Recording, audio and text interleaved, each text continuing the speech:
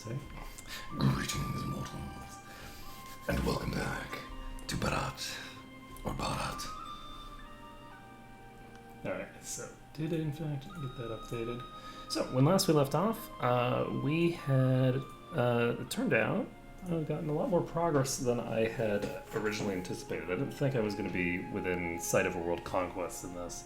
I'm actually probably not in sight of... Am I? Looks like we've got most of the world over here colonized, so I can start sending colonists over here.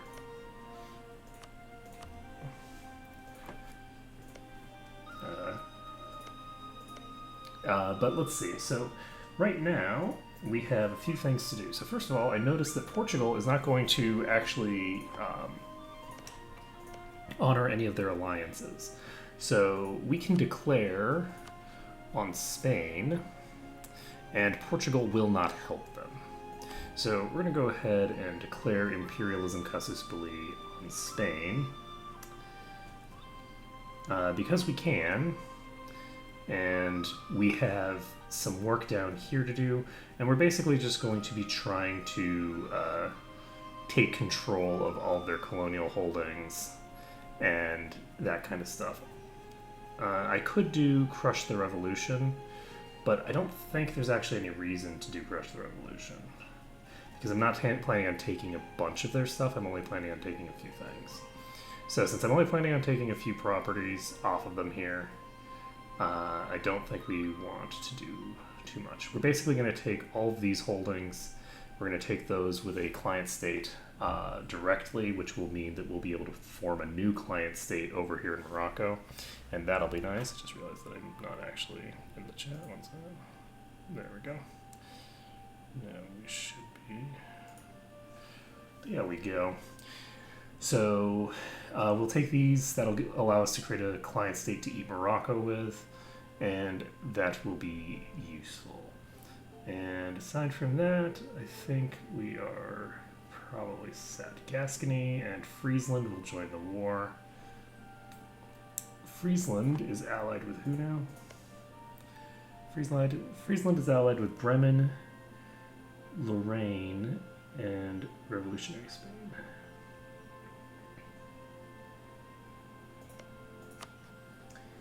I might take some of this off of them, but probably not. The dramatically increased costs. Oh, this is not a very fortified territory, actually.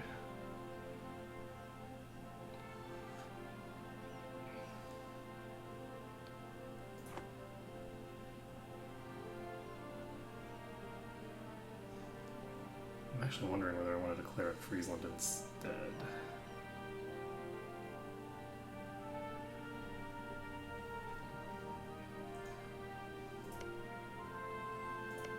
So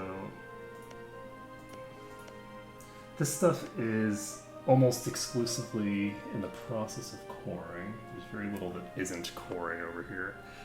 So it is actually tempting. I'm going to be expanding Ire as my as I go, because I can. I'm going to go ahead and grab this. And Rights of Man is soon. We have a lot of overextension. We have Rebel Uprising. We have Afghan Separatists. 0.4 years. So that is a huge amount of unrest. The reason we have that much unrest is because of the overextension events that I got earlier. Do we want to declare on Spain now? If we declare on Spain, we can then declare on Holland. Holland has these provinces here, which I don't think that these are starting things. I'm pretty sure that these are colonies. So since these should be colonies, I don't think these will give me any overextension. So once I declare on Holland, I can take them. So we're basically just going to be doing a long chain of wars here that don't actually cost us anything. So we're going to do imperialism on Minorca, and by anything I mean any overextension. And I probably shouldn't have declared on them first, to be honest, but that's fine.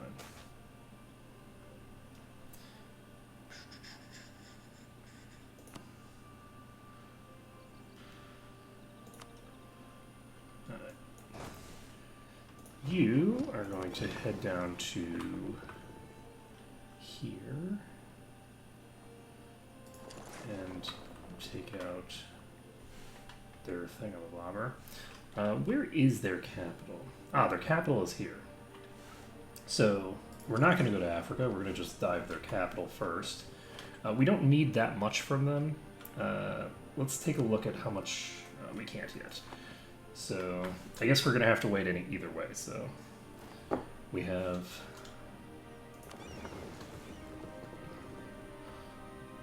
Friesland getting involved up there.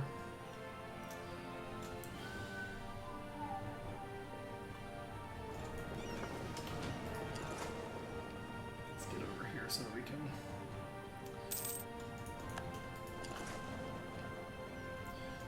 get all this shit done. Alright, so these guys are chilling here. This fleet should have picked up this army here.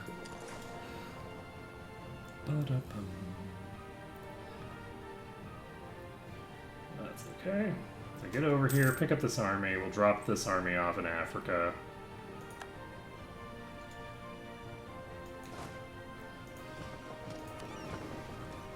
And we'll drop this army off here. Alright, so I should be able to piece out within an hour, rather, to check what we can do here. So we're going to take these provinces and probably these provinces as well. So this is going to cost more than this. This is probably going to cost about double this, would be my guess. And we'll have them concede all of their colonial holdings. And that is 59% war score, or more accurately, a lot more than 59% war score. Do they have any provinces that they control personally? Yes, they do. So, oh right, these don't cause overextension, I forgot. These are colonies. So since these are colonies that don't cause any overextension, I can take those as well. This causes...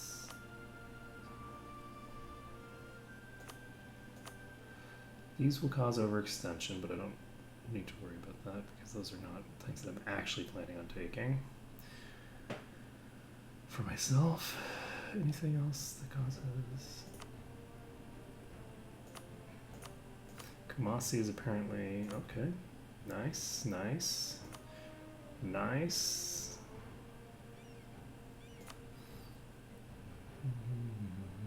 There we go. So... we have the ability to piece them out for that stuff, which will give me a pretty good amount of value. And we should be able to do that pretty quick once we take control of this fort over here and take control of some other stuff. But we now need to go after Brunei. So we can declare on Brunei here. Let's give these guys a general. We will give you a... I think we only need a 1 siege general. Let's put you in charge here. And we're going to declare on Brunei. They are guaranteed by Great Britain, apparently. So maybe not. Fine. We'll declare on Kutai instead. So, Kutai's next.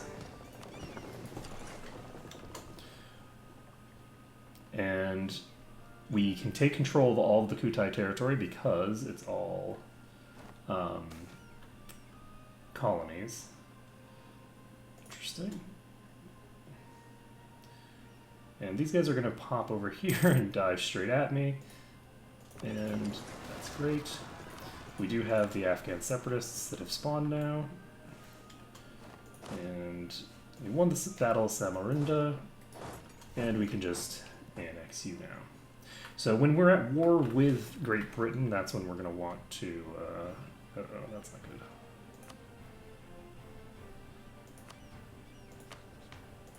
And by that's not good, I'm not actually referring to the event that just popped, I just had a bit of lag, and I don't like that because my performance has been very good or very bad, and so like one of the two. It's not like in between. I don't think this group of ships is doing what it's supposed to be doing. Let's just repair damaged ships. Okay, so these guys are sitting at 35%. I do not actually have a leader with that army. This army also I don't think has a leader because I'm cool like that. Do we have somebody to deal with these rebels over here? Will my vassals deal with it? It looks like my vassals are actually heading over to deal with the rebels there. So that's very convenient. And we are in the process of taking over forts over here. And once we have taken these guys out, we can actually, now I think about it. Da, da, da, da, da, da. Let's see.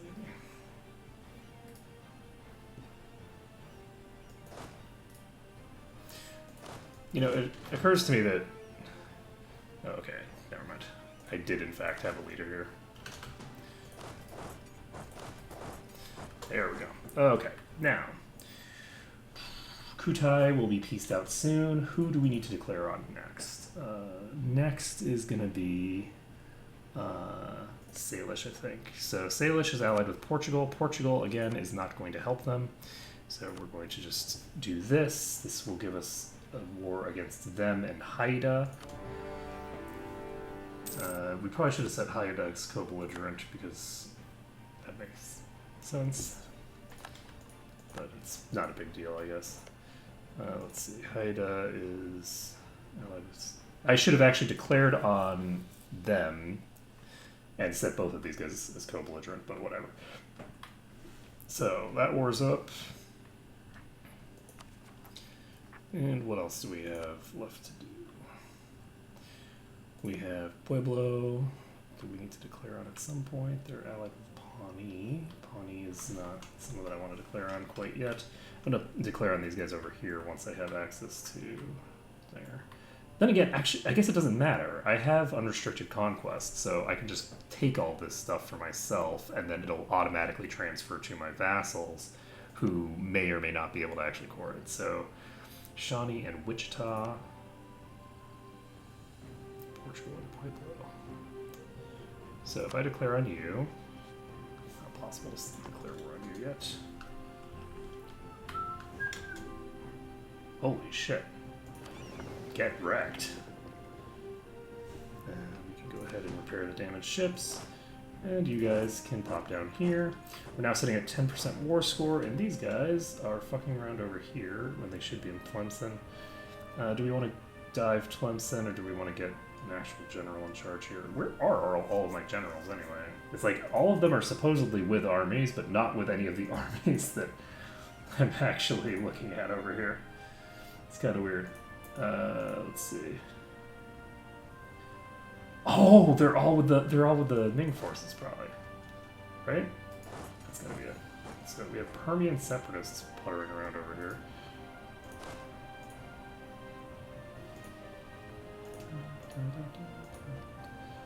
You guys should do this, yes. Okay.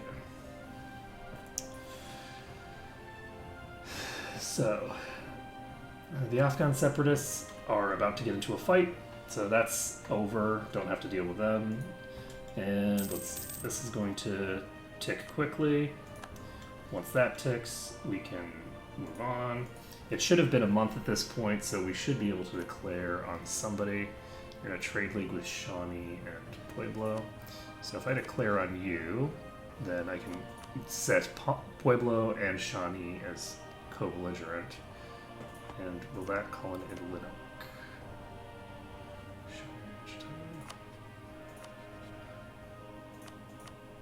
We're going to just do this. This should call everybody in here, and we'll have a nice little battle going here. I'm just going to just sit on Illinois.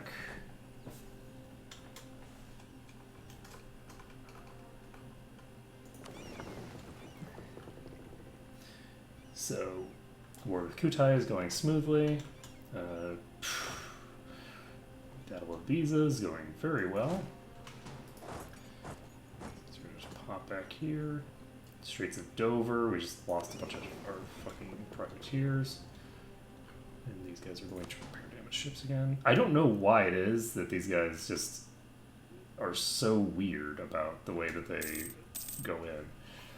Like, I'm winning all of these fights, and, I mean, admittedly, I am losing a lot of ships, but the AI is just really bad at avoiding fights that it's going to lose. When it, like, especially when it comes to, like, naval stuff, it's just not very good at it. And since we are building all those ships, we're going to want to increase our naval supply limit. Or naval supply limit, rather.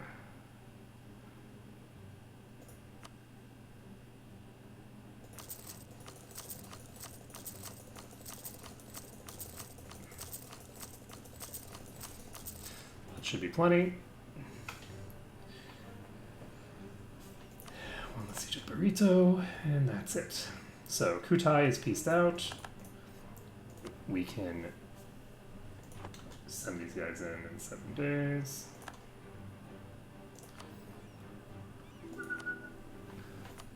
And we don't get any overextension from this, so we can piece them out. And we can core this territory ourselves.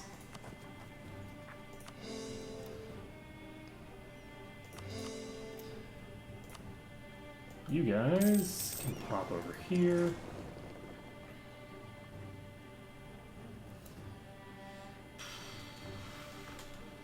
And what else do we need to do? Like, they're just losing their entire fleet. It's ridiculous. And by their entire fleet, I don't mean their entire fleet in this region. I mean, like, this is literally their whole fleet. Why are you, like, just suiciding your entire fleet upon me? This is very strange behavior. Let's see here. These guys, I did not move them because I was waiting for this to tick. Let's go ahead and put you in charge, send you over here. You guys should probably be given something. And let's see here. We've got the war with Salish, which is going fine. Are we ready to declare on Portugal? Portugal's allied with Pawnee. They have no other allies. They are currently in a war against Morocco. Are they attacking or defending? They are defending against Morocco. That's interesting. I can't declare on Morocco yet, so I think I'm going to want to declare on Portugal instead and carpet siege their provinces. If I just take control of all their provinces, then Morocco won't cause a problem for me. So are we ready to dive Portugal as well? I think we're ready to dive Portugal. I have no diplomats, so we're not ready to dive Portugal. We'll be ready to dive Portugal once we have diplomats available. Are these guys... Okay, these are normal folks. We don't need them to be... We'll send these guys over to Cuenca so that I can do certain things. I basically want to carpet siege with them once I get there. So these guys are going to merge up. They're going to get in the boats. They're going to head to Portugal. And where is my other fleet? Because I had 2 fleets here. Other fleet's chilling here for no real reason. We're going to move these guys over here. And we're going to move these guys to Siena to get picked up and brought over. So Gascony is apparently involved in this war in a way that I did not realize they were. Oh shit, you guys are just chilling here. Maybe we should get the hell out of here.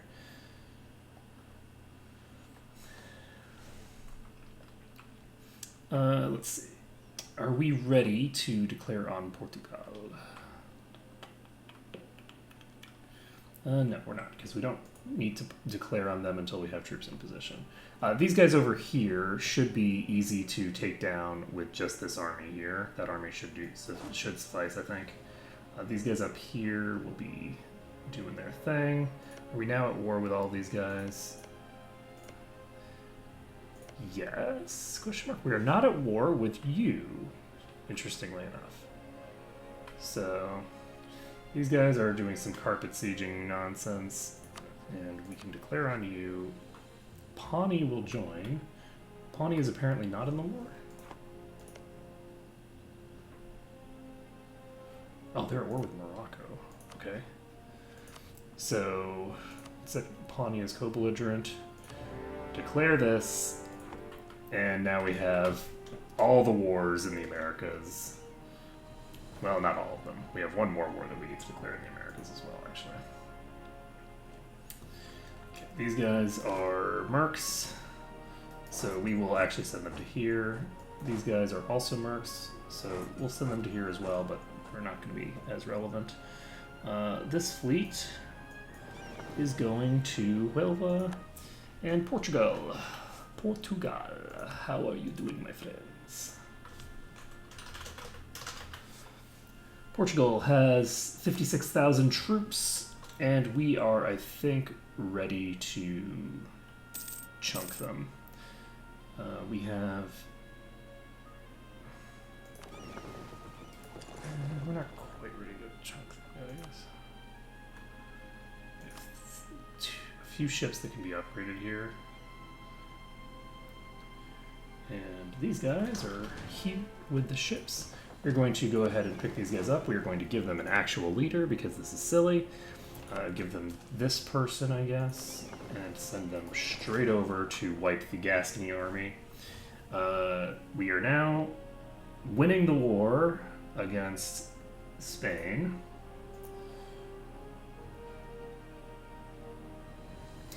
But it's important that I remember that I do need to actually occupy all of these provinces so I can give them directly to Ire. Because I need Ire to be coring these directly. I can't do this myself. And I can't give it to them after the fact. I have to give it to them during the war. We've won the siege of Tlemcen. So we can move to Ujda. Once they've moved to Ujda, look at that. That is a quick victory there, and we can pull these guys over to Porto.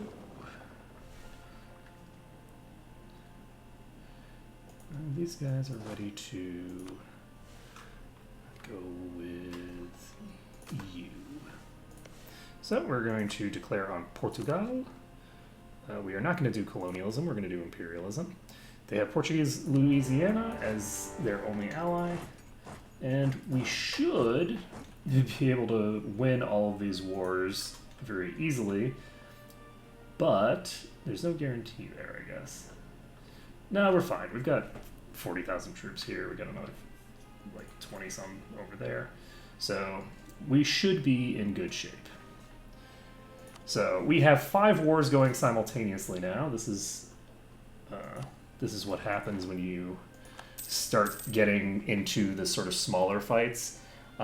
In the previous stream, I was going for pretty much exclusively the really major fights that I needed to get done in order to get my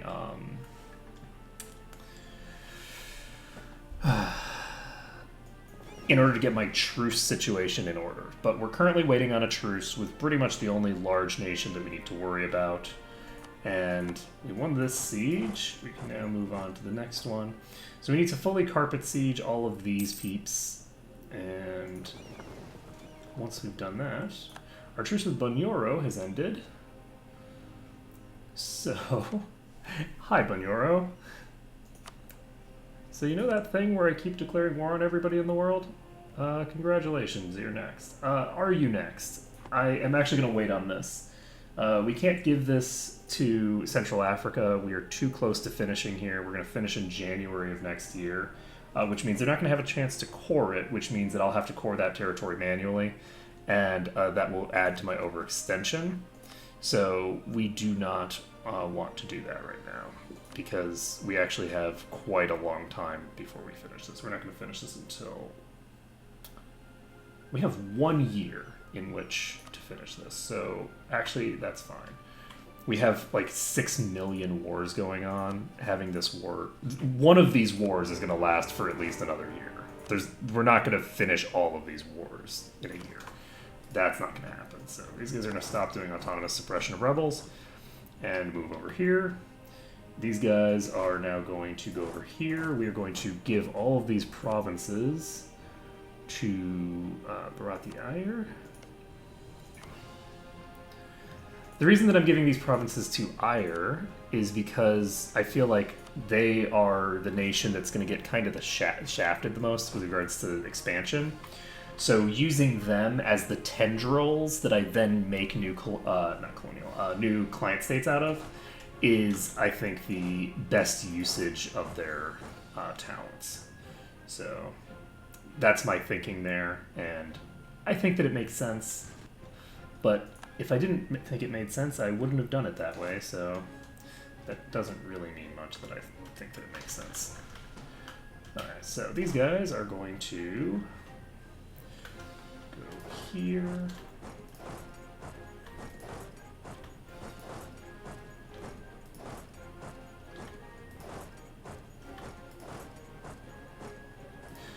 And that means that everybody is going to a different location. We can pull these guys out and go somewhere useful. Is there anywhere useful to go? I don't actually know. I could actually give this to my colonial nation as well, if I wanted to.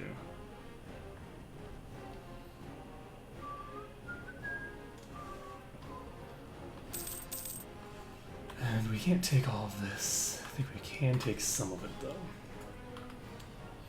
Now then, this war is going fine.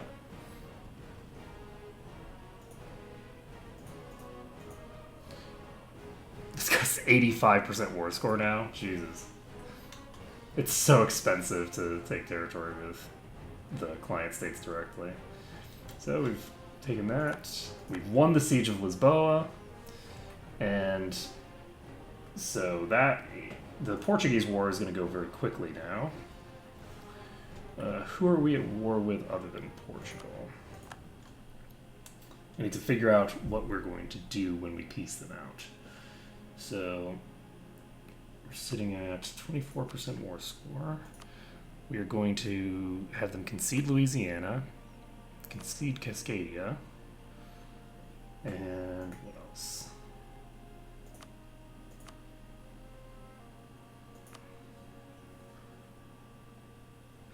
So, take a look at all the stuff from an overextension perspective, and we do still have other things that we can take from them here.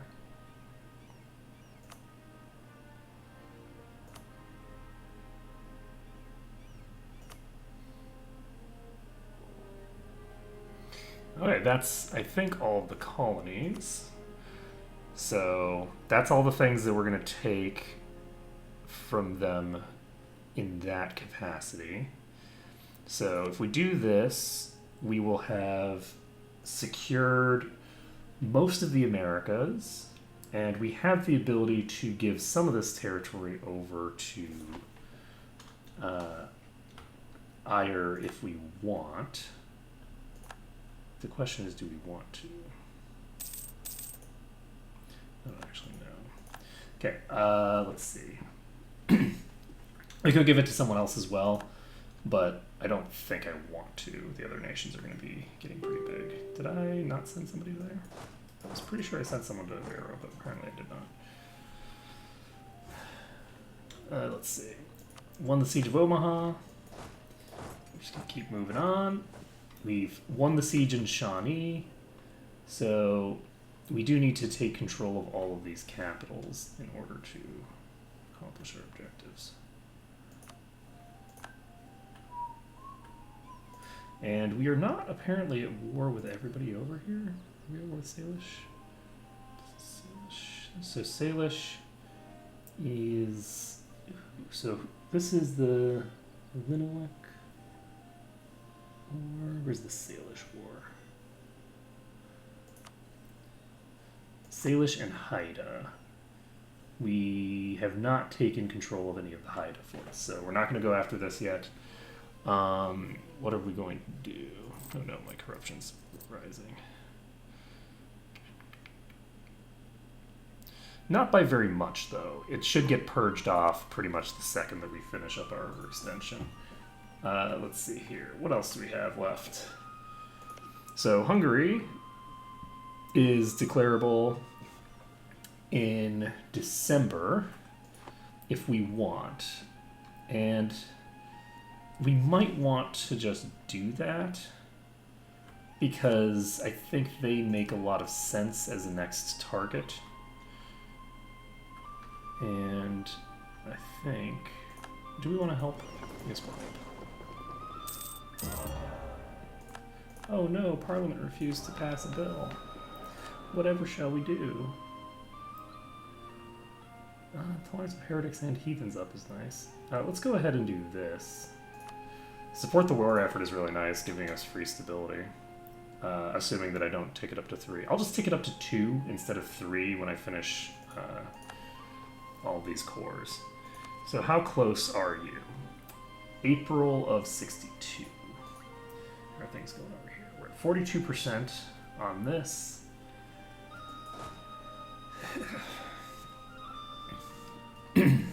They shouldn't have much of a military, so I think we are going to do this. Send 3 troops here, send 4 troops here, and we're going to send... I guess I could just check. War enemies, not war enemies named Portugal, just war enemies generally. And where are you? Not organized. They have 10,000 troops, so no, it's not a good idea to do this. They have 10,000 troops, and they're sitting in the fog of war somewhere. So I think I'm just going to chill here. It doesn't matter. I don't need to carpet siege them quickly. I just need to do it eventually. These guys are fucking around, so let's get them over here. I don't need them over here. This is going to be over by the time that's relevant, and there's nothing else in this area that's ever going to need to be done. We have Spanish La Plata doing its thing. Oh, we have Potiguara. We should probably declare on them. And France will not help them because France is too far in debt. So we can go ahead and make this declaration.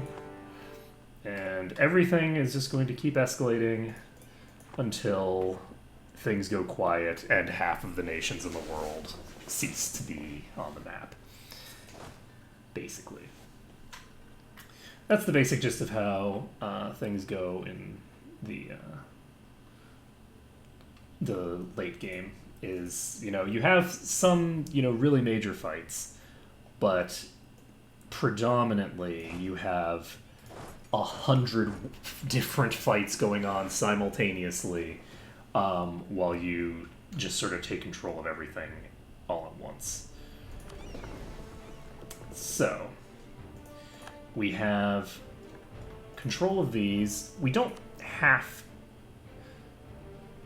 If we don't want to, we don't have to take all this with ire. Right? Like, this is a 94% war score victory that we don't need it to be. If that makes any sense? We don't need to take 94% off of them in a war that is like this.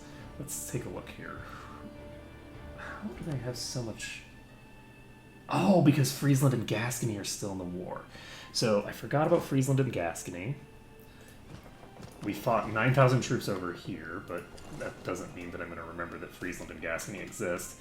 We're going to go ahead and grant a seat in Parliament. We have our truce over here. These guys are now going to just pop over here.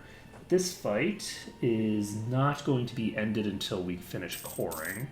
So that's important to remember, that this is a fight that is won by not annexing them immediately.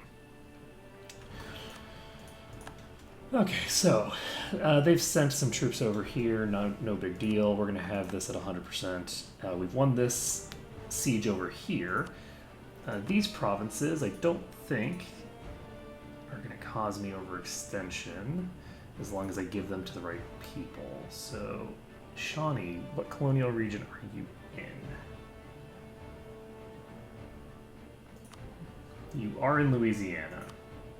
So we're going to give you to what is my colonial Louisiana called? I didn't actually make it last time, so I don't have any experience with it. So it's Kato Unufuku Lampu. So you are going to be occupied by them as well. Now, it shouldn't be necessary. It should automatically give these provinces to them, but I don't want the game for a day to think that I control these provinces and thus screw me over. So we're going to give them all these provinces, and they should be able to... I guess I can't give them some of them, can I? So Illinois...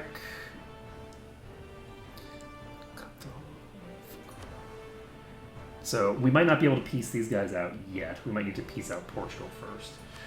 So this is only a 44% peace value, and they are still unwilling to do it, which is a little surprising considering the current situation. Like, why is it that I only have 35% war score anyway? Who else is in this war? Where are you allied to again? Pawnee. Where are you getting your war score from, friend? Oh, because I don't have very much of... Okay, I don't have the capital of Portuguese Louisiana captured. So let's go take the capital of Portuguese Louisiana. We also need to declare on you guys. You are allied with Haida. Haida is not going to join because they are already in a war with us. And Yarhu, we have another war starting. And that, I think, is enough that we can consolidate all of the Americas except the French parts. But the French parts are very easy. France is tiny. The only reason that I haven't done France yet is because they are guaranteed by Britain, and I don't want to be getting into a fight with Britain where I'm not taking full war score off of them. So, next on our agenda is to not do anything, because we have 41 days before we can do anything. So, truce with Austria has ended, but we don't need a truce with... Austria isn't relevant to us, not relevant to our interests right now. So, this is done, and we can now move this army. We can't move this army, actually. This army has to stay here to do its stuff. So, 48% war score with Spain, and that's not going to be enough. We need way more than that for Spain. Spain is just going to be stubborn. So, we now have 61% war score with Spain. Just from getting over here. We're going to just drop onto this fort. We have over 50,000 troops here. I don't think we're going to have any difficulty. So, these guys can also repair damaged ships once I finish getting over there. And let's take a look. We lost the Siege of Benin. Oh, Portugal is fucking around down here. I didn't even notice. Okay. Are you guys in the thing? Nope. When you're going to arrive, you'll arrive in the 10th, so we have a little bit. So we're ticking up, and we have a free diplomat. Our truce with Hungary has ended, and that's unfortunate.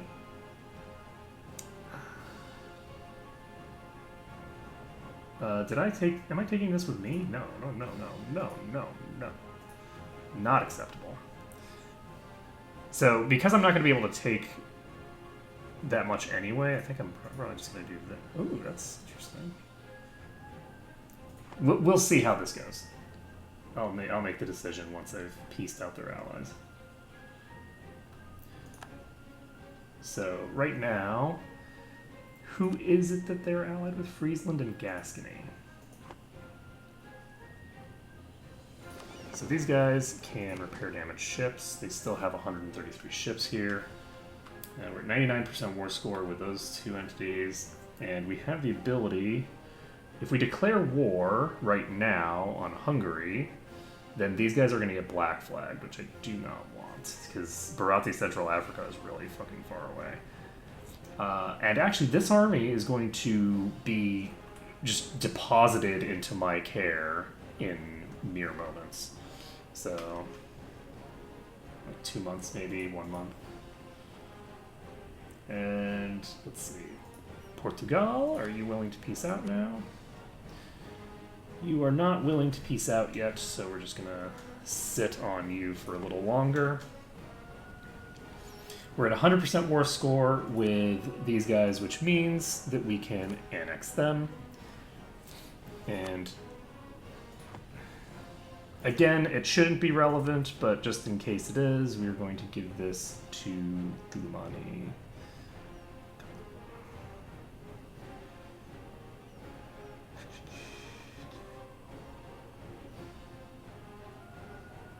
What?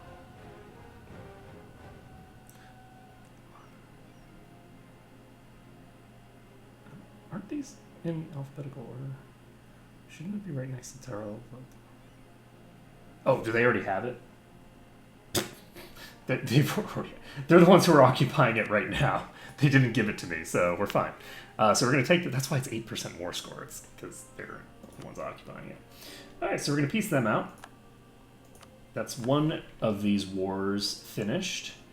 We have 57% over here. I think we're going to take this capital, and that should hopefully get us to the place that we need to be. You guys are fucking around, and we're going to do repair damaged ships. We have another free person over here. This is the Illinois Imperialist War. And who are you allied with?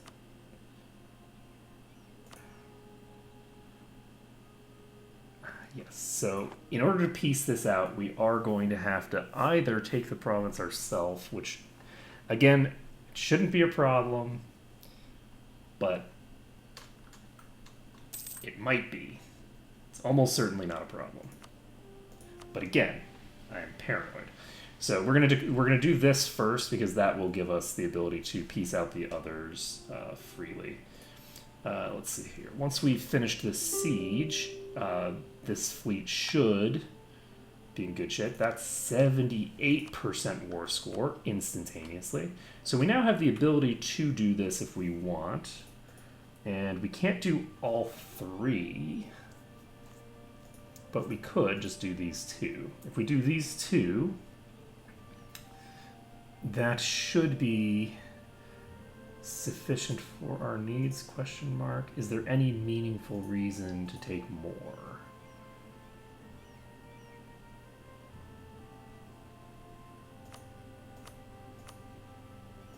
Because I am going to have to declare war on them again anyway. They're going to be within one war of this. So, I will gain 2.8% overextension because I'm taking something that I shouldn't be. So, what am I taking that I shouldn't be?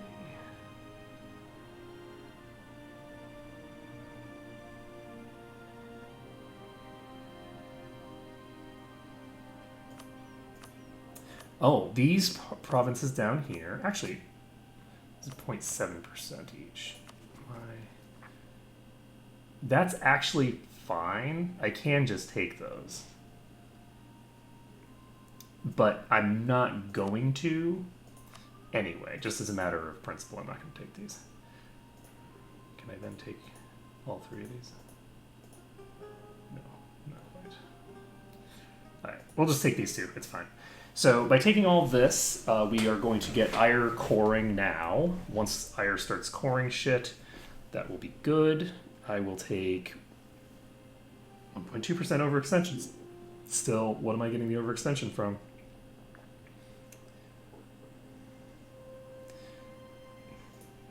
This province here. Apparently this province, I thought that these two were both not things, but apparently they are.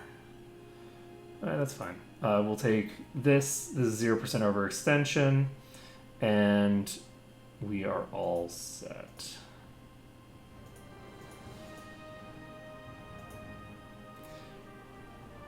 Anything else? There's nothing else that's on the list that's at 0%, right?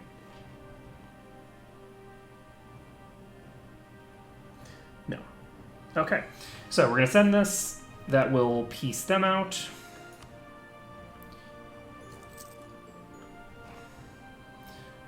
That is a decisive victory.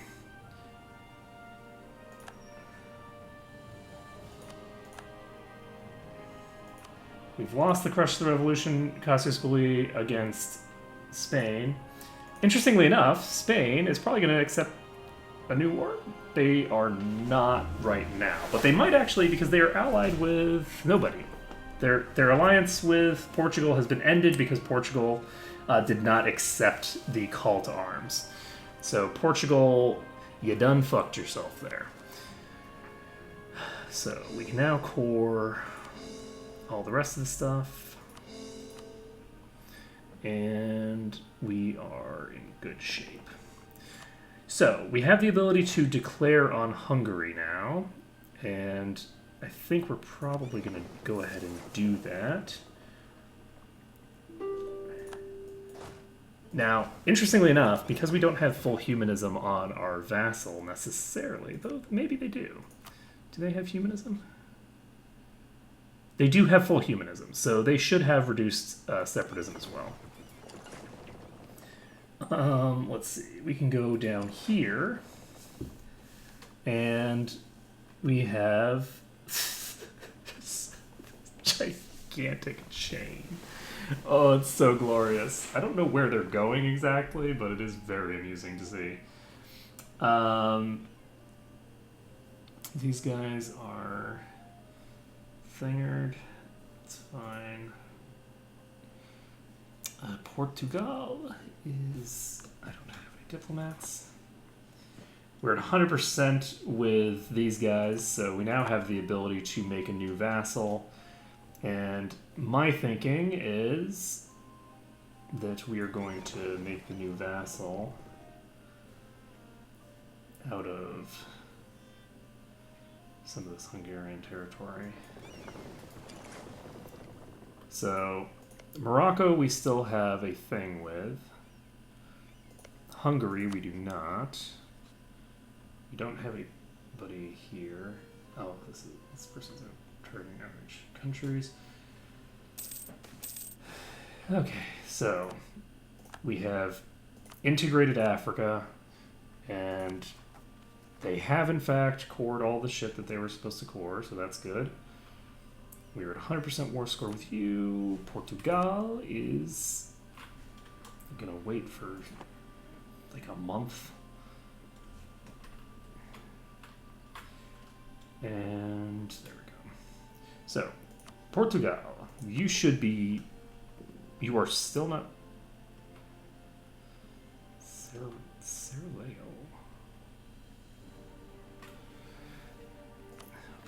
Oh, I have to take this forward if I want to do that. Okay, that's fine.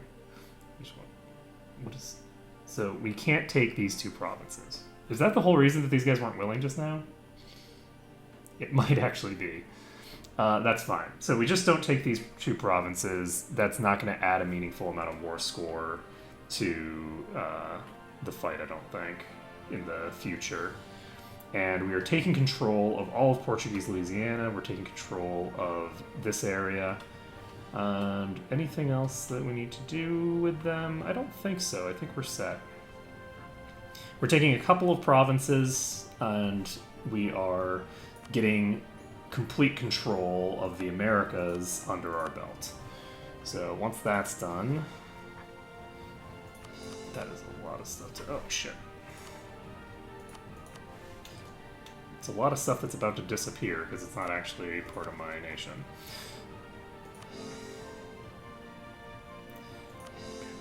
So we have two provinces to core, neither of which is giving us any overextension. Okay, we have the Bunyoran thing, which we're still not piecing out on, because we don't need to do that yet. We have this fight here, which they have low enthusiasm for, and we should be able to do full annexation. And is this the entire enemy? I think yes. So that's these guys pieced out. We take complete control of this, and peace your uncle. And now we have 72% war score over here. We're waiting 2 days for you guys to get back.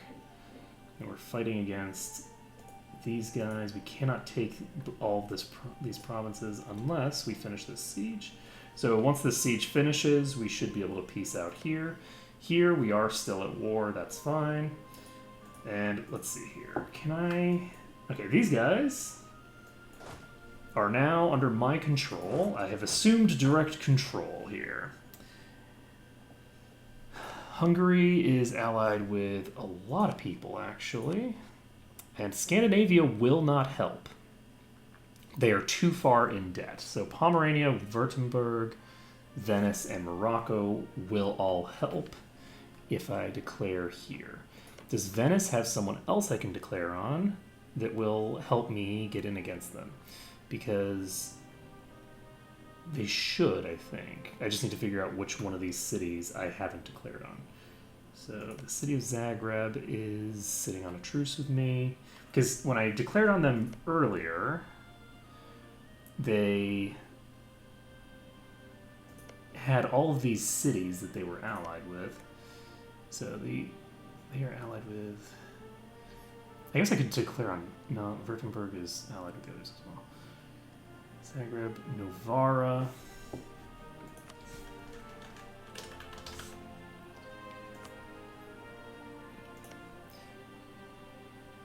I do not have a truce for the city of Novara. So if I declare on these guys, I get into a war against Venice again, because declaring and getting into a war with Venice is always a good strategy. And let's see here. Oh, you guys are black flagged. I need you to come back over here. Am I ready to declare, though? Venice has how many troops right now?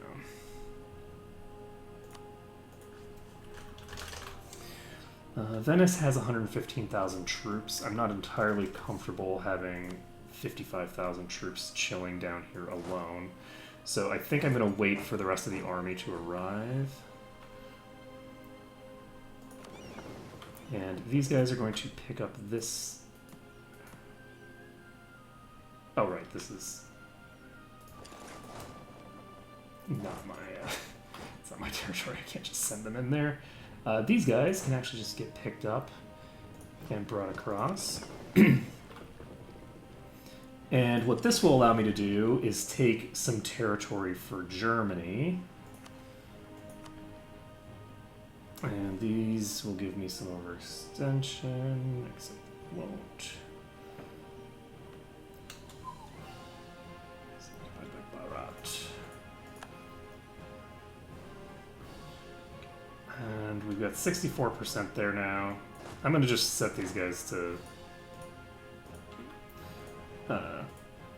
ping down rebels. I don't know how effectively my vassals are going to deal with rebels. So, oh, that's a weird looking area map. Okay. So we're at 98%. We're soon going to be very, very low.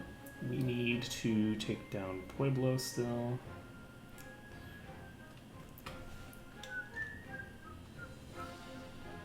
And let's see. I don't really want to declare against Hungary while my troops are sitting in Hungary because they're going to get black flagged. We do have 50,000 troops from the Ottoman Edict chilling here. So they are in Venetian territory though. So because they're in Venice, that's bad for us. I need them to get somewhere that I can actually peace.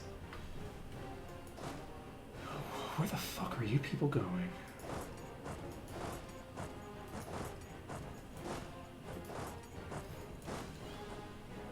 Where did I send these people? That's weird. Alright, so it's March of this year. We still haven't finished those cores.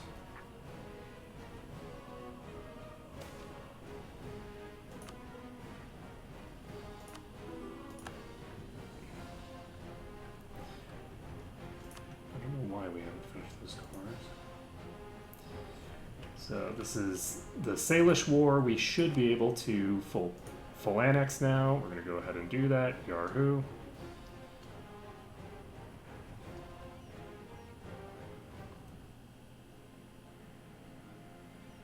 Okay.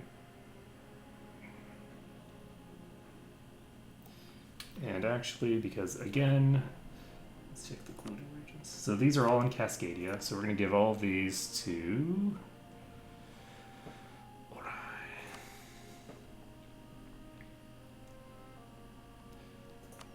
I have too many vassals.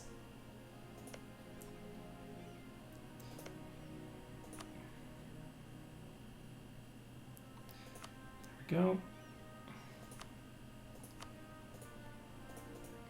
Alright, so this is 63% war score, and it is done.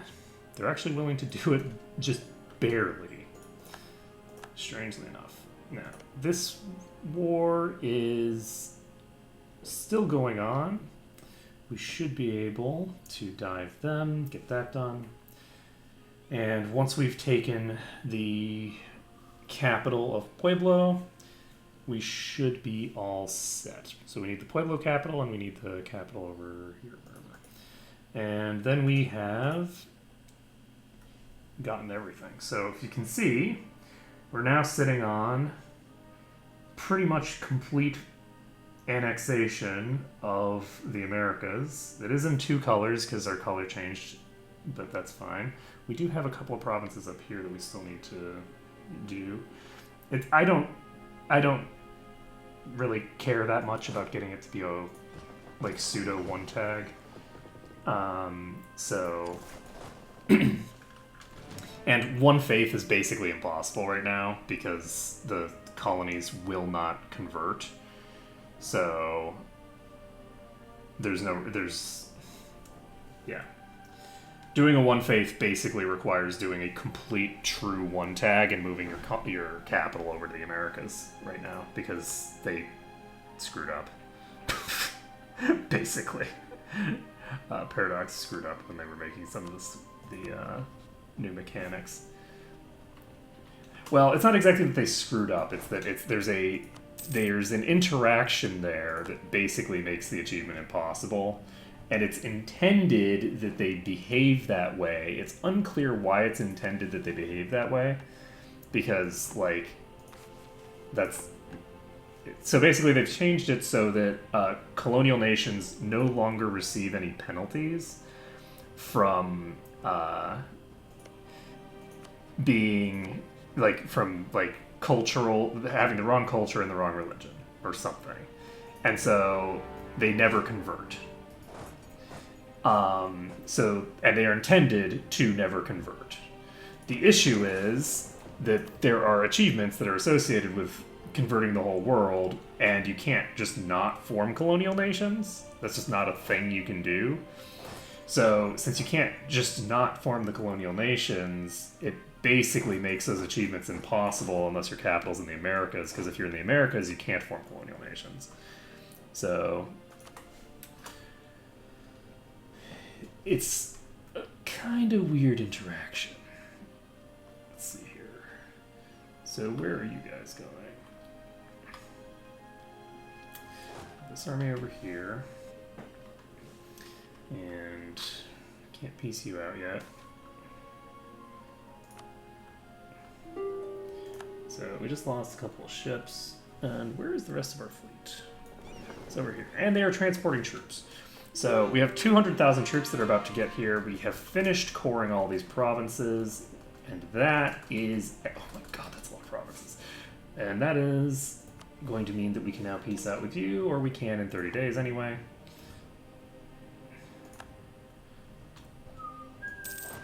So these guys are just chilling outside their capital here. I'm going to move these guys here. And this fleet is going to pop into here. And with this fleet over here, it looks like the Venetian army is nowhere near here. So can I get to here? Yes, I can. So since we can get to this province, we can just siege this down. And we'll be able to do our good business. Our truce with Morocco has ended. So that's Interesting. I could hypothetically set them as co-belligerent, but I don't see any reason to set them as co-belligerent. We're going to be expanding the Ottoman Eaters over here. And... Can we walk in here? Yes, we can. Okay. So...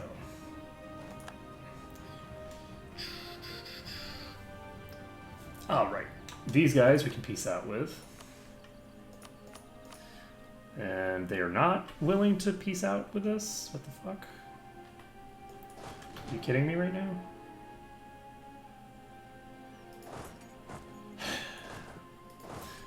So, I'm basically going to have to chase down this army, which is the last thing that I wanted to do. Hey, look at that! The Ottoman Eaters are going back home and wiping out that army along the way. We won the Siege of Novara. That gives us a pretty good amount of war score here. And we have a shit ton of ships. We have a ship ton chilling right here. I'm gonna move these guys over here. Do we? No, we're not. We're gonna move these guys over there. Move these guys over here. Do we want to do full carpet siege? I guess we'll carpet siege them first. We have plenty of troops here. What are you guys doing?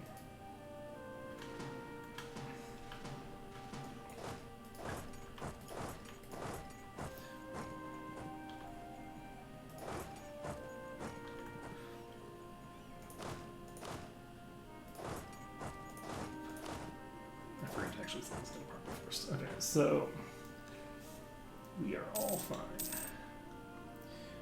So we have 270 ships here. Oh, can I just walk in here? I might just be able to walk in. Their fleet isn't here yet, so if their fleet doesn't show up, and they did, if their fleet didn't show up, we would have been able to just walk in. Unfortunately, that does mean that we're going to have to get our fleet involved. And the question is, are we willing to go to the streets of something or other? Do we want to dive this fleet with our fleet? I don't think so. There's no real reason to. We lost the Siege of Jerusalem. Oh, wow. Jesus Christ. I didn't realize that there were troops over there. I guess I should have dealt with that. Alright, so... we now have this fight going quite well. And we won the Siege of Milan. We're at 100% war score over here. We can go ahead and directly annex you. Yahoo! And we now have, I think, hopefully, question mark, the ability to piece you. We don't. We need to wait, I think, one more month. If we wait one more month, I think we can do this. So...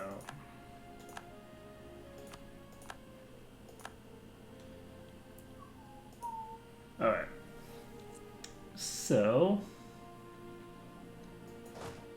did I not actually send anyone to either of these provinces? I'm super good at carpet sieging, you guys.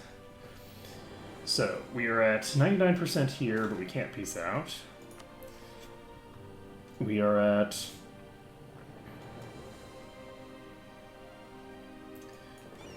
this fleet has actually retreated back into port, which means that I can just dive over here. Hey! The war took its toll on many, but after your meeting with the goddess, you find it strengthened you. You understood that the beauty of the soul or the divine does not reveal itself through external grace, but that a face stained with blood can also hide wisdom and courage. Yes. Kali's great. I like Kali because she's an interesting deity. She's associated with a lot of different things, and like it's very common for Westerners to think of her as like the blood-soaked like demon deity, but that is very much only a small portion of her.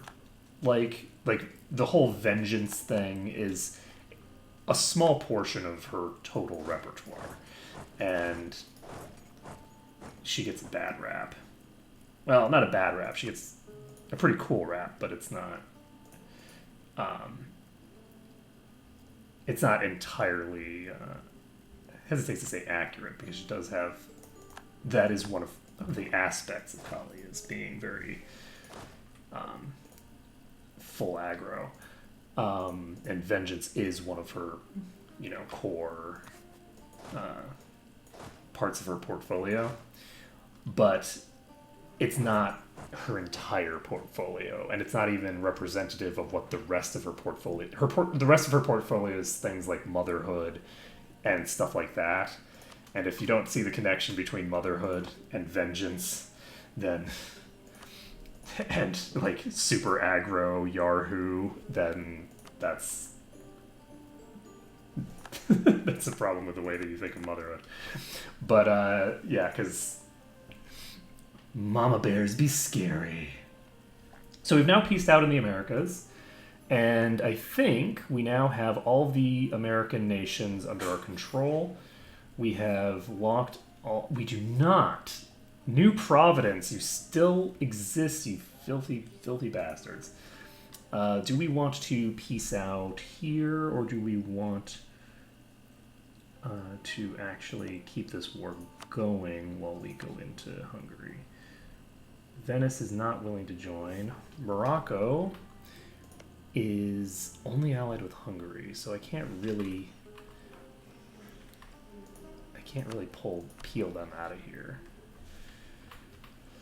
So I think we are probably ready to declare on Hungary.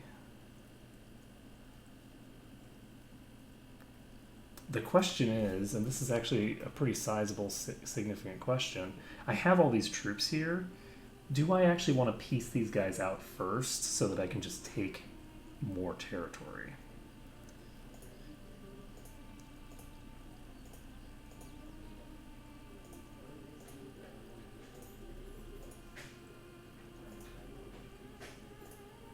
Oh, right, that'll result in their annexation. So if I just take a bunch of territory off of Venice instead... How long do we have on you? We have 5 years. We're fine. So if we take a bunch of territory just from Venice here and just give... I don't want to take the Holy Roman Empire province.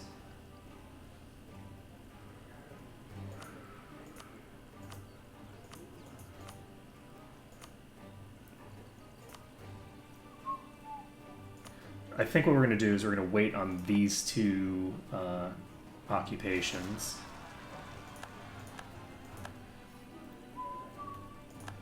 Because we're now at 52%. Each of these that we're ticking is actually giving us a lot of war score.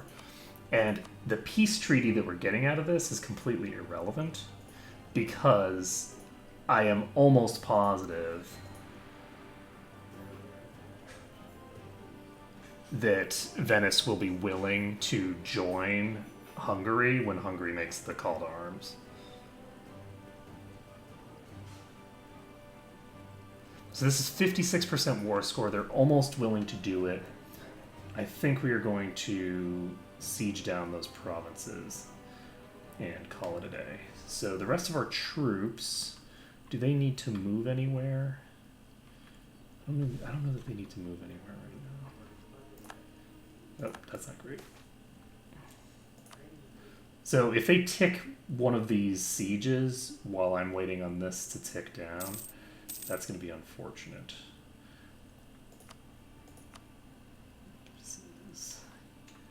Yeah, they have one less region now.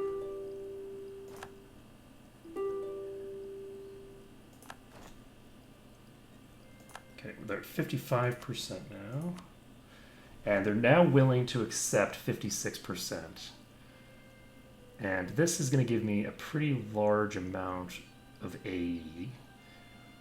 The city of Zagreb is going to join a coalition potentially, but they're not really going to have the opportunity to, is my thinking.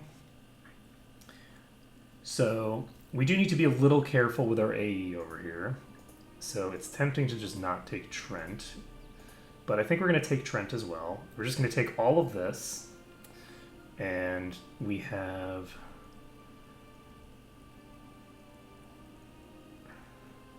shrunk down Venice yet again. So we're now going to give as much of this away as we can to Bharati, Germany. Give them Arezzo.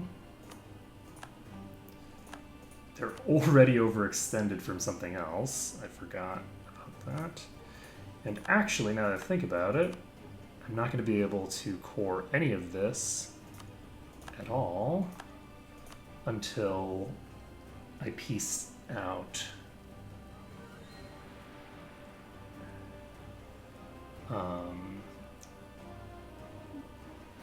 the next thinger. So we'll give them Pisa and Modena. No, we need to figure out which of these provinces is worth the most. Parma. Parma would cause them to be overextended. Cremona. Nope. Genoa. I already have this chord. So, did I check Modena? I think I did. I don't think I checked Siena. This is not Siena. This is Lucca. Lucca would cause them to... So I guess we'll just give them Modena. Is it Modena? Yes. So we're giving them Modena, and we have the rest of these to core ourselves. The question is whether we want to even try to core these, because we can't... I guess there's no reason to start the core yet, I don't think. Though, I could just make another... How many do we have right now? We have 2 client states available. I think now is the time. This is a very dense region. So we are going to just make a client state here. So we're making a client state. And this is going to be... I'm going to call this Bharati, Italy, because this is clearly going to be going into Germany, and this is not actually going to expand anywhere into Germany. This is just Italy. I didn't realize how ridiculously, like, how much stuff we were going to be taking here. But these guys will be able to do their business. We will piece Venice out with a white piece the second that we can. So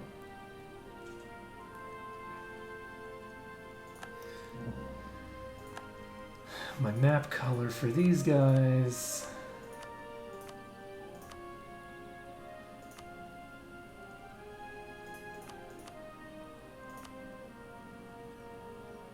let's clearly just make them indistinguishable from us. That seems like a great plan. Let's go with this kind of dusky green. Alright, and now we can just grant them Parma.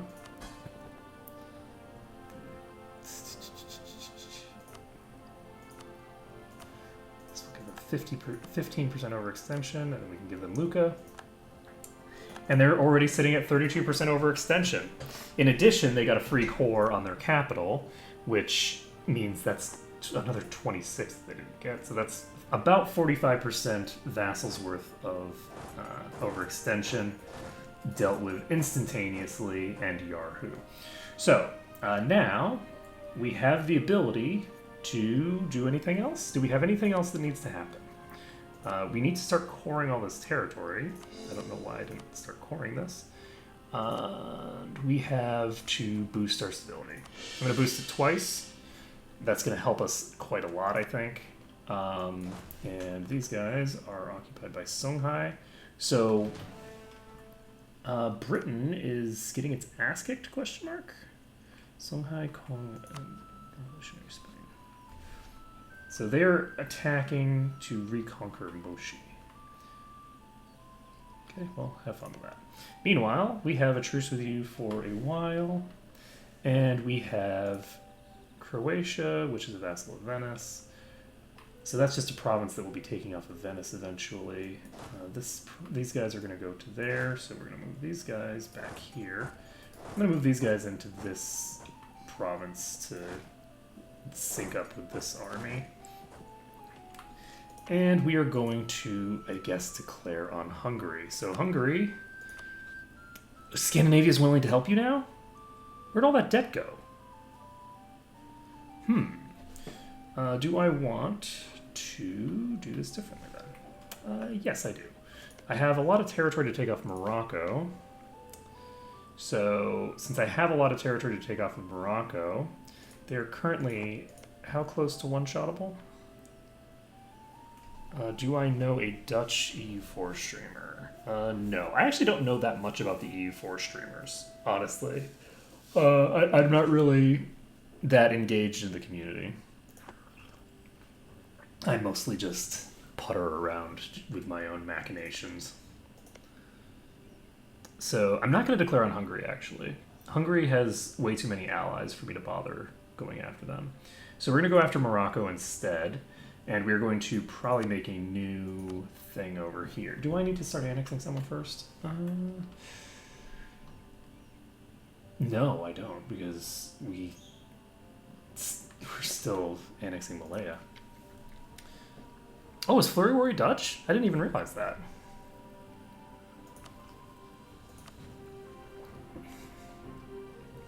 I certainly heard of Flurry Worry.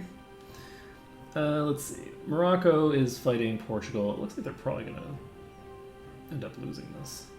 And we are going to just do this declaration. So this will pull Hungary into the war, and we can take a little bit of a chunk out of Morocco.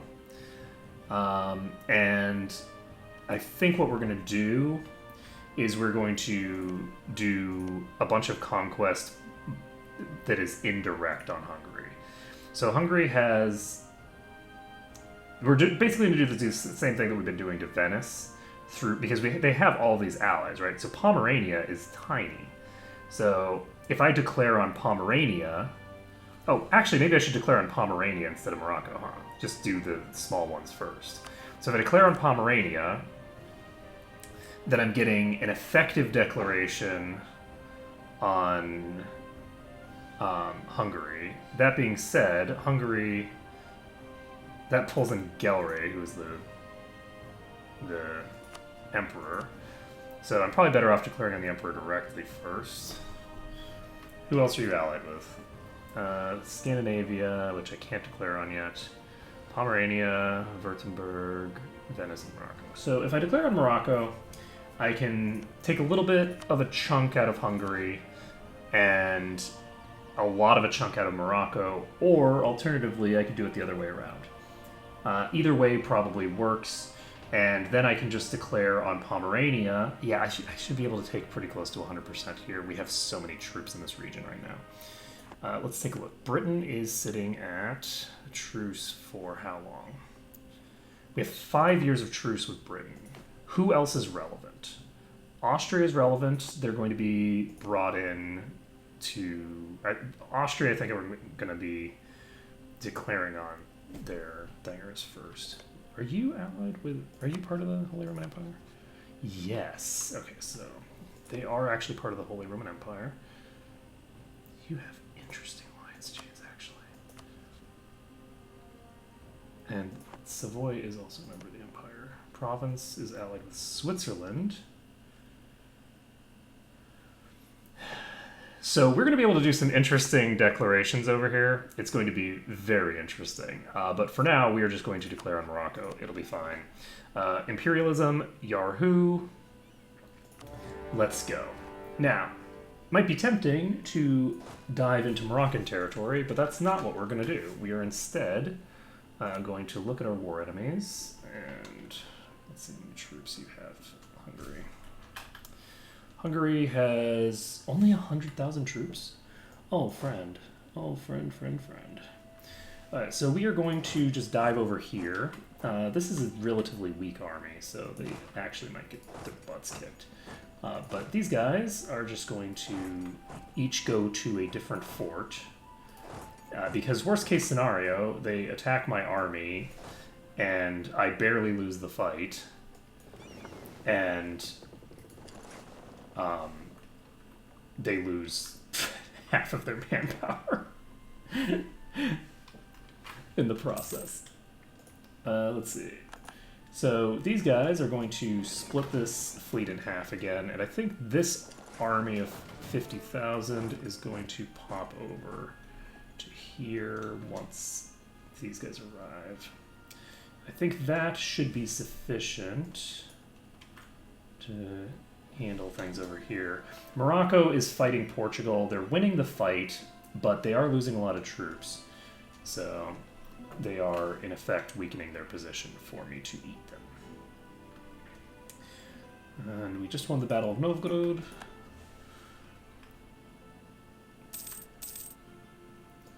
Hey, trading in glass.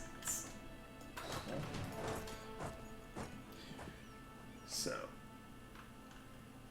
get these guys into Lucca, and we will get them a leader. Who are you? Presumably the 3 siege general. Are you just sitting around? Yes, you are. You are going to go up here, and we are going to... But yeah, things start accelerating very fast at this point, because at this point, we now have the... there's just not very many enemies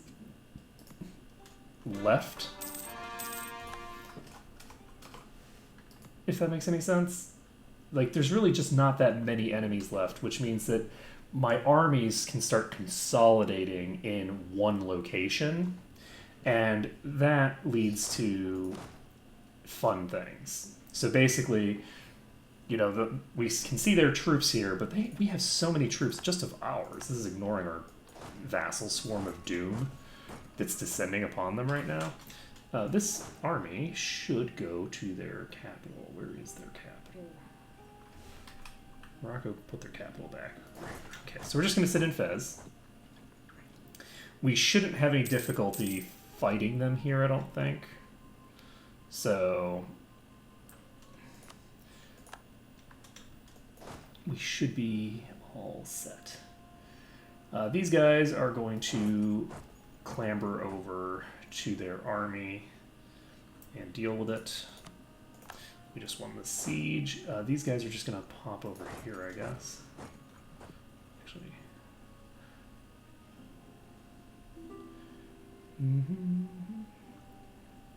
Oh, that was a disease outbreak, so get wrecked.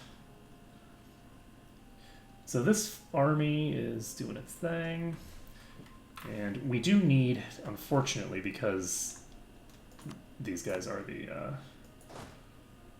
the secondary participants in the war, they're not the primary antagonists. That means that we're going to have to fight differently. This is really weak navy, so we're just going to pop over here. These guys are going to just walk onto the next fort, and let's see how much. I guess we can't. We can't see how much of Hungary we'll be able to take here, because we have to actually siege down their provinces first. So, where did they go? They went over here. So they're popping over here, and they're running away again. And that was more even than I actually expected. That's okay, though. This army, I think, because they did just win a fight,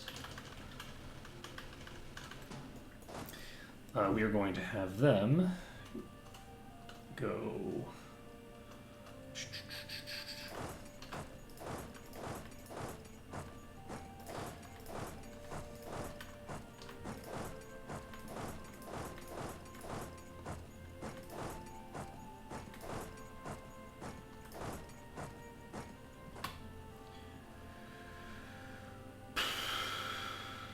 And these guys are just going to go to Nice. Did I send all of them away? Yes. I thought that I had pressed V one extra time. I thought I'd pressed 2 extra times, but that's fine. We can just send one of the troops that walked 1 tile away back. These guys are going to dive this siege here, and we should... Now that I can very... Oh! These guys are retreating very close by. So, we're going to move everybody here.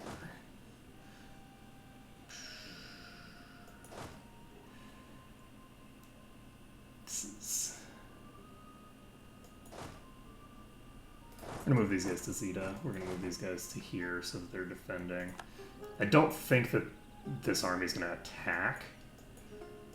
That would be very strange. I was expecting these guys to retreat way further away than they did.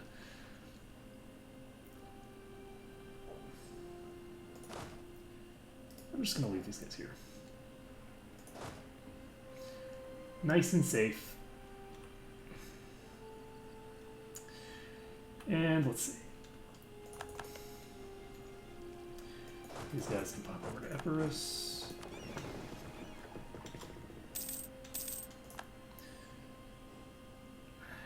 Yeah. You're going to Zeta, which is a strange choice. And they unfortunately did not lock in by the time I got here, so... we are now going to pop forward, pop forward.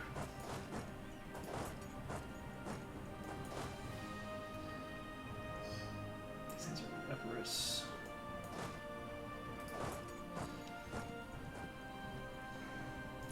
Alright, so as long as I keep an army on the field in this area, I should be okay here. Looks like they're going to dive over this direction, so we will help them to make the correct decision.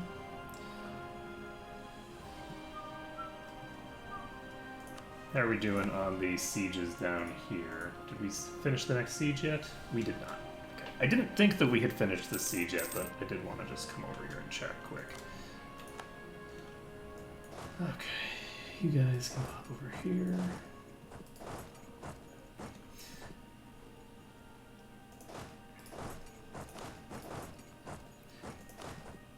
Now, the other advantage of carpet sieging, aside from obviously all the war score and war exhaustion and all the other things that you get out of it that are all nice, is that it prevents the enemies from being able to retreat toward you. So these guys I think are going to outnumber because I don't think we're going to arrive in time, but that's okay. We can pop into pests and we can hopefully get there before these guys lose. Are they going to lose? They are not. We're going to come in, lose basically no troops, and get this done. These guys are, I think, going to go over here, so we're going to just sit on this fort for right now. These guys are going to pop over here, and we are going to have this army move to here instead. Don't actually know where I've sent all these people, so I'm kind of just guessing. So we've won the Siege of Marrakech.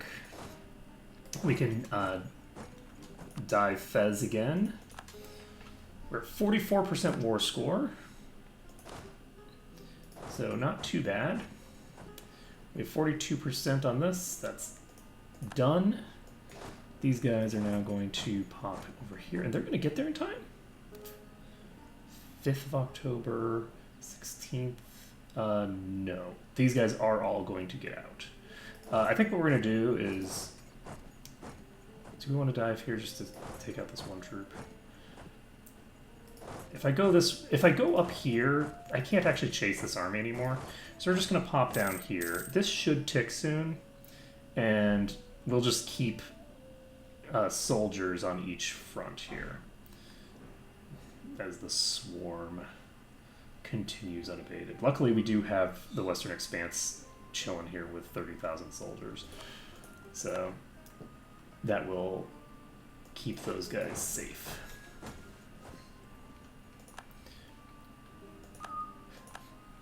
And I guess you also prevent them from reinforcing. It's just amazing to carpet siege. Carpet sieging, if you can get it done, is great. The difficulty with carpet sieging is, especially if you're engaged in multiple wars at the same time or with multiple fronts, or you just don't have very good vision. If you don't have very good vision, that can cause huge problems because you think that you're safe, and you're not safe, and then some of your soldiers get killed. Are these guys going to lock in? These guys are going to lock in, so we're just going to pop up here and wipe this. So this army, as an example, because I wasn't paying enough attention, these guys got locked in going the other direction, which means that these soldiers over here are all in a risky position, and we need to basically get these guys over here. So these guys are going to go to here, and this army is going to get wiped, I think. They do have medium war enthusiasm, which is really surprising to me, because while I obviously haven't taken that much from them, I have taken their capital, and I am currently blockading a good portion of their territory. So they are now down to medium. Oh, sorry, not down to medium. They're now down to where I want them to be. These guys are locked in going to here. We're going to dive them. And this army is going to dive in here. So you can see that this is, yep, these guys are in danger. And by danger, I mean that they are fucked. And this army, I guess I should have just sent this army west. Because these guys are now chasing, which means that they're going to be... oh, actually, can I force march? I can't get them out of here with a force march. I could have if I had remembered force march exists and then just done it, but I did not remember it exists. Okay, so here's a question. Before these guys get wiped, do I want to just do a quick little piece? Because 58% war score is actually quite a lot to be giving to the Ottoman Eaters. So this is 56% war score. This would give us 45% overextension. Except it wouldn't, obviously, because we're going to cede this over to our vassal.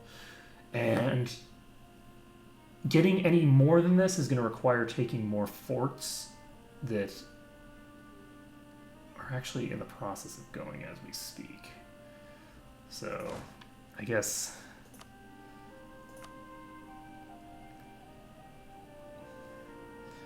Am I averse to losing a couple of mercs? I actually am. I am averse to losing a couple of mercs. I feel bad. I feel bad losing the mercs, you know? So, you know, when I screw up the carpet siege, I don't want my little mercs to suffer for it. We are going to just piece this out, I think. How big are the Ottoman Eaters now? The Ottoman Eaters are... They have 500 development, which is giving them 83%. The Ottoman Eaters have a capital in Asia, though, which means that I can give them an additional 25% reduction. So I don't need to worry too much about giving the Ottoman Eaters too much territory, I don't think. Okay, I guess that means that we are just going to do this. There's not really any reason for me to get those soldiers killed. This is 56%, and it allows us to start the next war. Babbling buffoons! Okay, so these guys are just going to pop down here. These guys are going to join them. And these guys are going to head over to the west. These guys are going to head to the south. And are we ready to declare on Pomerania? No, we're not. We're not ready to declare on Pomerania. We'll declare on Pomerania once the stuff gets finished coring. So how is my overextension? Very low, actually. I have very low overextension. So I need to do some more wars where I'm taking territory myself. Let's see. We have... Where are you at? Ottoman are in the middle of my list, of course. So... Their overextension, it will increase by 4%.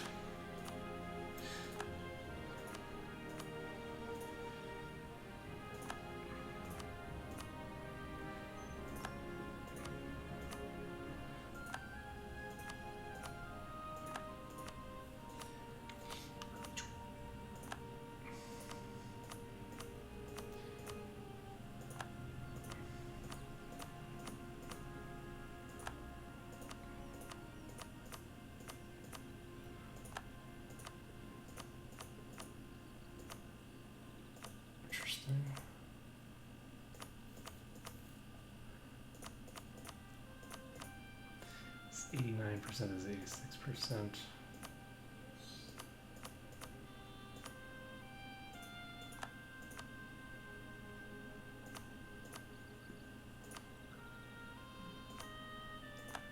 One of these provinces would have caused them to become overextended back when everything else was getting them to 85%. So I'm curious what's going on with that. Which province was that even? And actually, this turned out to be really not ugly at all. Is it this province? It must have been this. So this is 26. And I think now is the time to make...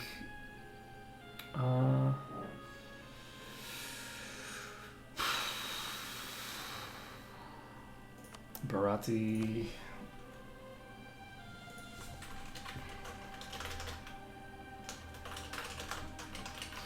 Bharati Eastern Europe. Because that's a 26 finger province, and we can get this all set. We will give them a nice color. And I can give them this color if I want, but that's overlapping a bit with Germany in their field of interest. I could give them this nice blue color, but I do want to keep the green going. I do have a couple of non-green ones, but...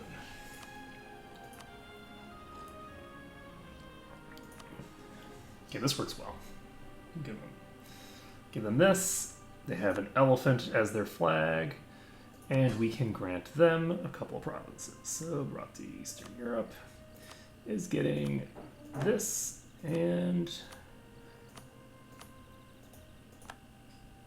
this and this, and that's rep. So the Ottoman Eaters have a pretty large amount of our extension. They're sitting at 99%, but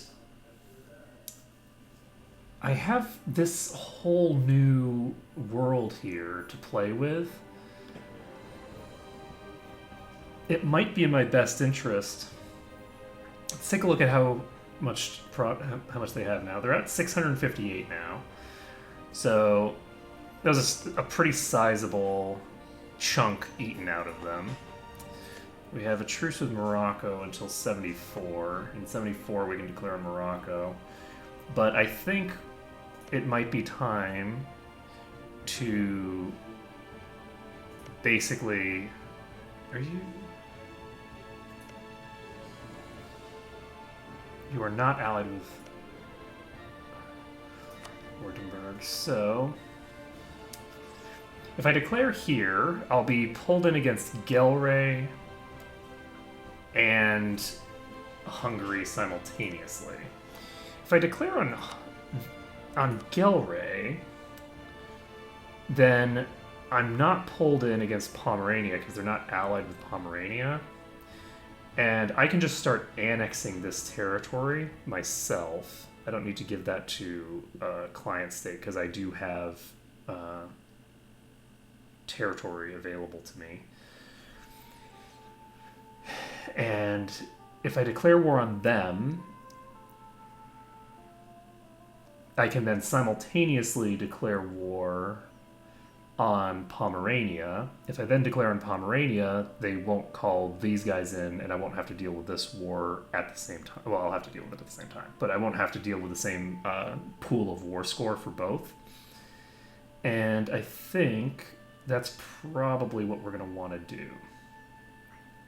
Because this will pull us into a war against basically the whole Holy Roman Empire at once. Because between this war here and then the war against Pomerania, we're going to have a lot of friends to deal with. And we could try to dismantle the Holy Roman Empire. I think I already have Ruina Imperii. Do I already have that achievement? I'm pretty sure it starts with an R. Pretty sure it's Ruina Imperii. I do not have this achievement. I don't have this. So I think we're going to just go for Ruina Imperii here. So we're going to take a look. Who is an elector? We have Bohemia, Brandenburg, Augsburg, Salzburg, Magdeburg, Trier, and Burgundy. So we have to, I think, have all of those provinces all of those capitals simultaneously under our control in order to do that. So, I guess technically speaking, I get Ruina Imperii automatically if I conquer the world as an Asian nation, because there won't be a Holy Roman Empire then. The time that I conquered the world as the Holy Roman Empire. I usually just don't finish. My Byzantium run must have been so close to finishing Ruina Imperii. I had this whole thing covered. I had like 100 years left or something ridiculous like that, and I just didn't. I just got bored and walked away. I didn't even get the Rome achievement, I don't think. God, I just get distracted so easily. I'm glad that I'm at least finishing this run. Let's see. So we have Switzerland available to declare on.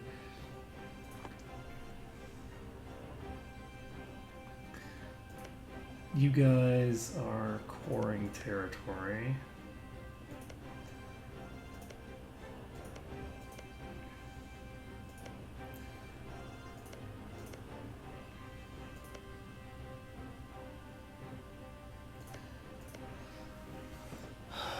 We have Bharat, Italy as well. I completely forgot they existed. So with Bharat, Italy in play, they can... I guess it's not terribly easy for me to expand them because I've got a truce with everyone that is involved there. So like Switzerland as an example is no, it doesn't have any provinces that I can take until I take these provinces away from the Venetians. So, this is Salzburg. Salzburg is an elector, right? Okay.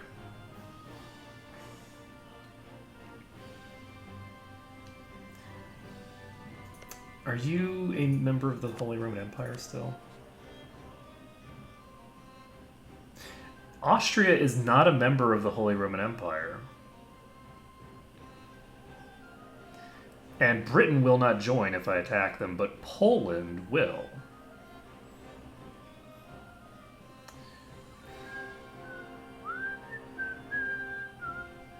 Alright, you do not have any cores here, do you? No, Austria does not have any cores here. So I could actually just declare on Austria, and I could core this myself. And this shrinks one of the large nations here. This shrinks actually the largest nation that we currently don't have a truce with.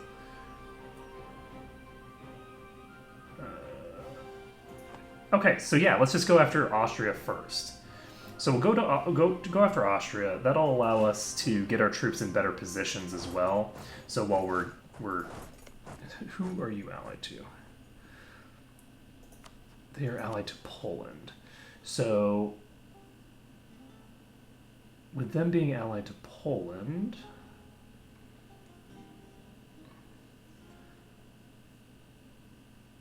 oh, no, Gelre, they are a member of the Holy Roman Empire. They just hate. Okay, that's. Let's see. Let's see. Yeah. Hey, wandering off is fine. You get distracted and you go do something else. But I have a tendency to not finish Civ games as well. I enjoy the early into mid game in Civ, and then the late game is just kind of like, oh, okay, this is fine. It's kind of fun to do, but at the same time, it's not like something that I feel like coming back to. Whereas with EU4, I feel like coming back to it. The only time that I don't feel like coming back to it in EU4 is when I feel like I could have done much better. I want to do it this way now. This time I want to do it this way. And that's when I tend to not want to come back to it. And that's what's happened with my Byzantium run as well, is that I felt like, oh, I really fucked up because I didn't know about the territories mechanic. So the too many territories mechanic caught me by surprise in that run, and I didn't optimally prepare for it. So anyway, we are going to move these guys over here. That's 100,000 troops to deal with Austria. And then Poland is... Do we have a truce with you? We do, right? So we have a truce with you for 6 years. So if we can piece you out within a year, then we won't have even lost anything in terms of truce. So let's try to Let's try to truce out Poland within a year. These guys are going to... They're going interior instead of exterior. I think we're just going to declare here. This is the Western Expanse. They're very close, actually. Very close. And we have... This declaration is set. So Province will join. Augsburg will join. Frankfurt will join. A bunch of people will join. And that's fine. We can piece out anyone that we want to declare war on again soon. And let's just get this done. These guys are the largest nation in the world that isn't us. I guess technically this is the largest nation in the world that isn't us, but by like 10 development. It's not terribly... they're not terribly dissimilar. So we can do this. We've got the declaration going. We've got 30,000 troops here. So let's just take a look at our war enemies. Austria has 125,000 troops. Poland has 67,000 troops. So the Polish army we can deal with these guys. We have 56,000, 100,000 here. So these guys should be fine, but I need to bring my troops home because they're just chilling over here for no damn reason. So these guys, I think, are going to just go to deal with Province. I think they're just going to sit on Province's capital.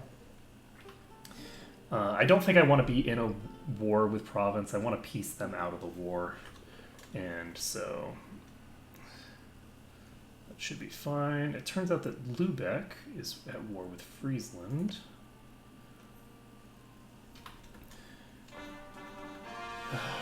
Bengkulu is now cored. We've cored some other stuff. And these guys will all do their thing. Hey.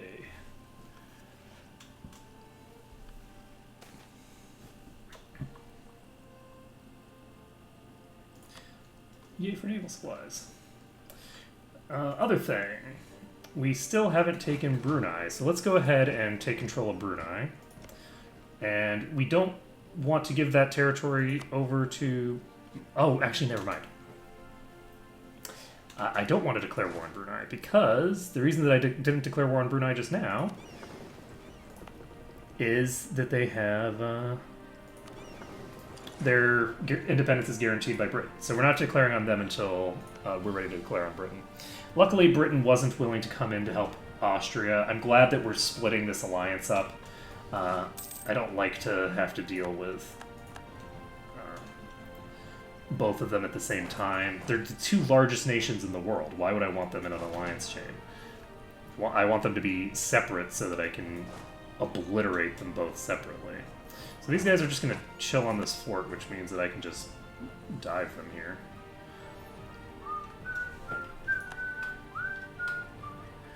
And Poland has an army over here. And it'd be kind of nice to catch that surprise by... Or catch that army by surprise. Catch that surprise by army. I can do the talking. I was good at the talking. Let's see. This tree, this game has like a tech tree or an achievement tree.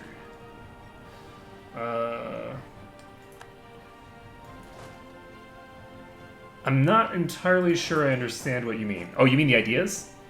Okay, so the idea groups are that I have are expansion, influence, administrative, offensive, diplomatic, humanist, and espionage. So I'm going to go through each of them in turn. The first idea group I took was actually exploration, and I took exploration so that I could get the Horn of Africa, but I eventually removed it in favor of humanism because it was past the age where exploration is meaningful. There's no reason to have exploration when there's nothing left to explore. So we got rid of exploration. We don't need it. Let's see here. So, but it was useful and very important when we got it, but we had to get rid of it eventually. So expansion allows you to get colonists, but it also gives you an increase to your state limit. The state limit is very important for preventing the too many territories modifier from stacking up. At this point, that state limit is just giving us a little bit of a bonus.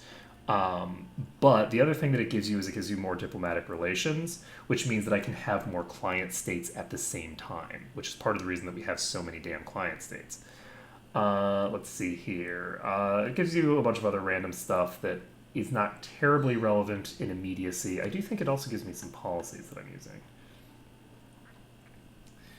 Does it give me anything that I'm using? Foreign aid? Commercial embassies? I don't actually know.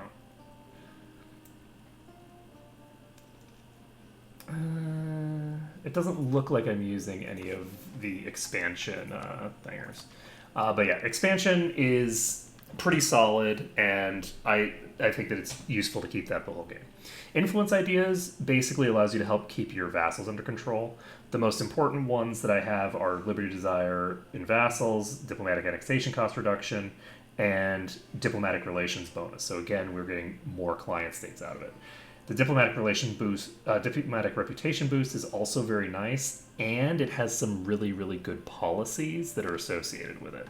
So, like, you get extra diplomatic reputation, and as an example here, we have another additional diplomatic relation slot, though obviously it's giving us a diplomatic relation slot, but it's costing us a diplo power to do it, so why did you even get a new diplo relation slot? Whatever. There might be bad events associated with being overextended in terms of your diplo relation slots, but I haven't seen them. I don't know if they exist. Let's see here.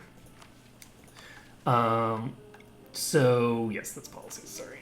The next one is administrative. Administrative has core creation cost minus 25%, which is extremely powerful, and it gives you more states, and it gives you a bunch of other benefits that frankly are completely irrelevant. The mercenary cost is irrelevant for me right now. Mercenary maintenance cost is irrelevant. You get the entire tree just for the 25% reduction to core creation costs. Basically. The plus 5 states is also. Administrative does have some good policies that are associated with it as well. Offensive is, I think, a really good thing to get because offensive comes with 20% siege ability built right in. 20% siege ability is really nice, and it gives you some discipline as well. It gives you a bunch of other modifiers that are nice as well. It has a lot of good benefits, has some good policies. Offensive is a solid choice, but the primary thing is that it makes all of my sieges faster. Diplomatic ideas gives me 2 extra relation slots, I think. No, it gives me 1 extra relation slot and gives me 2 extra diplomats, and that allows me to do more things like annex vassals, improve relations with my vassals, get people out of Thinger. Like, having extra diplomats is really useful. It also allows you to break royal marriages without losing stability, but that's not terribly relevant by the time I got it. Then you have humanism, which basically makes it so that rebels don't exist, and espionage reduces corruption, and reducing corruption is excellent, and that's really all that I got the thing for, is just to make it so that my too many territories modifier plus overextension was not going to be sufficient to get my corruption going up indefinitely. Corruption is really, really, really bad. Corruption increases all of your monarch power costs, and you don't want corruption. It's not good for you. It's not good for your society. Just don't take corruption. Let's see here. You guys are going to just pop over to Plock, I guess. Yeah, we're going to keep these guys together for now. And let's see here. We have 100,000 troops down here. Got 50,000 troops about to dive onto there. These guys are heading toward my provinces, so I think I should just pop over here and take these guys out. They have 160,000 troops in this region, which is unfortunate. But these guys are not going to be able to get this siege, because why would you even try? I have so many troops here. So you can go ahead and get wrecked. And you guys, are you going to be able to escape? Can you escape me? You cannot escape me, fools. Your death comes. So Austria has moved its troops. They're going to be running past me to go do other things. These guys are going to pop up there. That's fine. These guys have actually retreated away because they're like, oh shit, this is a bad idea. And these guys are going to move to here because they need to be ready to reinforce just in case the rest of that army comes back. But they did not, so get wrecked. Now then, this army is actually a really trash army to be fighting a bunch of fights with, because it turns out they are a manpower army. I didn't even realize I had those left. So the Austrian army is going to be chasing the Ottoman Eaters over here, and we are just going to be sieging down their territory. So my hope here is to piece Poland out within the first year. I don't know if it's going to be feasible to do so. But that is what I would like to do. So we'll see how it goes. Alright, so you guys are... Oop. You're dying. I guess it doesn't matter. It doesn't matter now. Because the rest of that army has already gone away, so... Oh, never mind. Not the whole thing. So we need to get you guys over here because you're going to get outnumbered, and I don't like being outnumbered. That is... a lot of troops. We're gonna pull this army back. How long? They're not even locked in yet. I'm just gonna wait this out because I think I can win the fight. Do I want to win the fight though? This is mountains.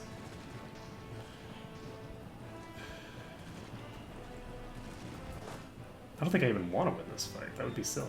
Winning the fight would imply that I'm going to fight the next army as well, so that's silly. Look at that, though. Holy shit. That is a 3-to-1 casualty ratio right there, with us on the defensive. Holy shit. So you guys are just going to pop in here and wipe this army, because you can. And let's take a look here. So it turns out that there's actually much more of a enemy force than I was anticipating over here. There's no way Poland's going to peace out from this, right? No, they're at about the halfway mark. These guys are a lot of different people, and they are all going to walk away. So the thing is that I don't actually know how many troops there are in the enemy army. So let's find out. There are... Is this the total number of regiments? They have an army total of about 250,000. We're going to send these guys up here.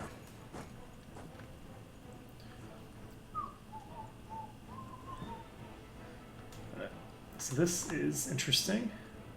This is mountains that we are defending in, but we're not going to be defending in for long. So these guys are retreating away. We're going to retreat with them because there's no reason to try and fight here. We're going to be hopelessly outnumbered. Just get out of there. We won the siege of Avignon, and that is the capital of Provence. And Provence is willing to peace out. So we're piecing out Provence. That pieces them out very quickly. And I really, really wish that you could separate the pause and the unpause button away from each other. I'm so sick of an event popping up and auto-pausing at the same fucking second that I'm trying to pause the game and having myself unpause the game. It's just irritating as hell. And it happens all the time when I'm doing interesting things. And it makes me sad. And it's so easy to fix, and they're never going to fix it, and I'm sad, and I already put up a suggestion on the forums, and nobody cares, and life is sad. Did I mention that life is sad? Okay, you guys are going to go ahead and consolidate, and you guys are going to pop up here. You guys are going to pop up with them, and we have 90,000 troops here at this point. They have 90,000 troops. They're going to be attacking into hills, and their allies have run away. We should be able to fill up the full thinger. Oh boy. We should be able to fill up the full line, so this should go pretty smoothly here. And these guys can just pop up here if they want. We're going to just send these guys to Tyrol, I think. So that is 30,000 to 13,000 casualties. Not too shabby. In addition, these reinforcements that they're sending in are going to be trivially wiped, and that is another 4 grand. We just won the Siege of Plock, and let's see here. You guys have sent 64,000 troops over here, so Poland is probably going to get their capital back, and that is a yes. So I think we're going to just move over here for right now. We don't have anyone like carpet sieging them right now, which is too bad. So these guys are just going to chill here to reinforce. We have lost the Siege of Warsaw, and these guys are going to pop here. We have the ability to fight against the Polish army over here if they decide to try and take this. It looks like Lubeck is at the very least going to try to take this.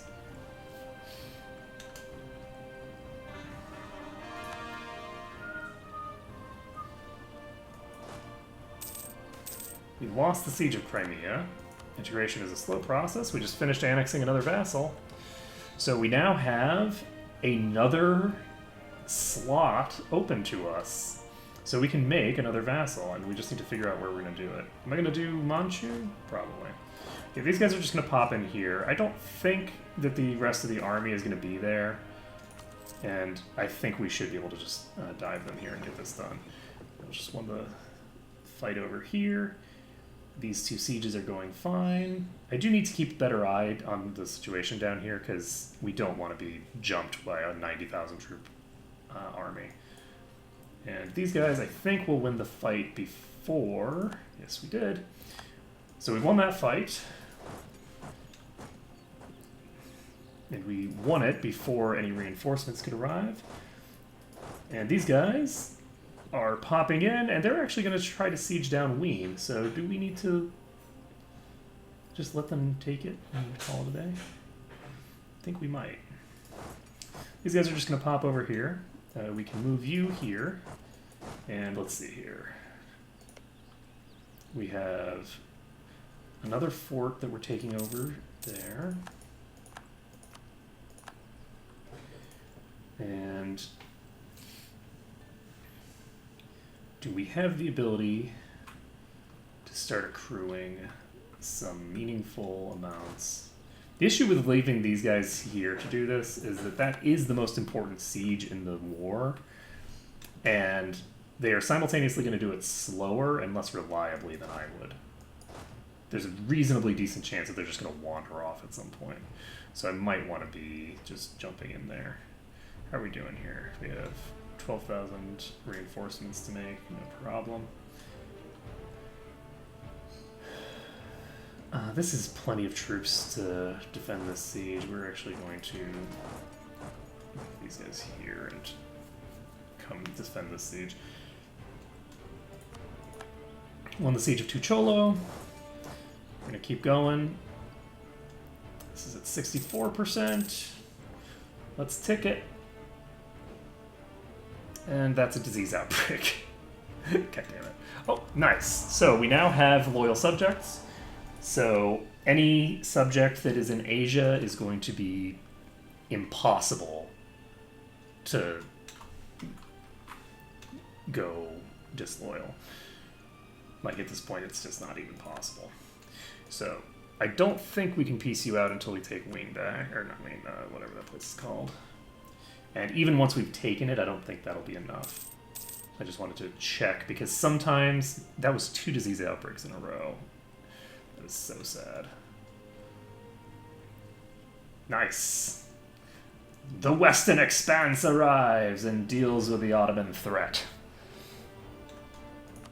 So we won the Siege of Tyrol, and we can move down here.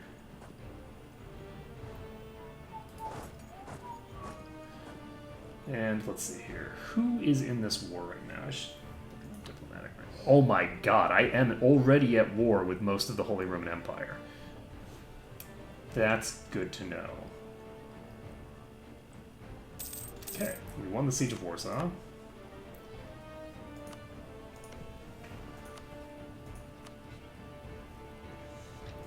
So they are at pretty high, pretty low enthusiasm. They're not done yet, but we'll be able to piece them out soon. And once we've pieced them out, we will have... Oh, nice. So we just won the Siege of Wien. And these guys are heading to Linz. Is that it? Yes, it is. So these guys heading to Linz are going to a grasslands province. And they are not going to lock in, so my life is sad. And instead, I'm going to have to dive them or go deal with... Oh, Jesus. What's going on over here? That is 19 carracks. Okay, I need to get... Will you people please repair? You are retreating, so never mind. Okay, these guys... For whatever reason, they decided to lock in going to Wien. So, you guys have fun with that. And I think we are going to go over to Lubeck. Where is Lubeck's capital? This is not Lubeck. Lubeck presumably has a capital. Where is your capital? There it is. It's in Lubeck, shockingly enough. Let's see. We can go down here, and we are actually going to, because these fleets do not need to be here. We can just move both of these fleets to go deal with this problem over here. Also, you guys are going to go privateer in the English Channel. Because you can.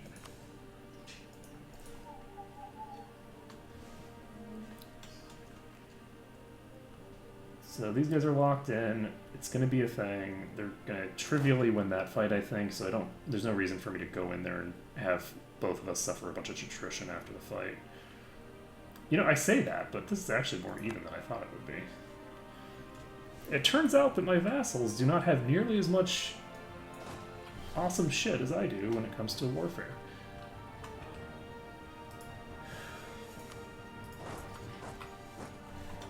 Okay, so we've won that siege. Poland is pieced. We can piece them out of the war. We can take a bunch of territory from them if we want. But I don't think I want to. How big is Poland?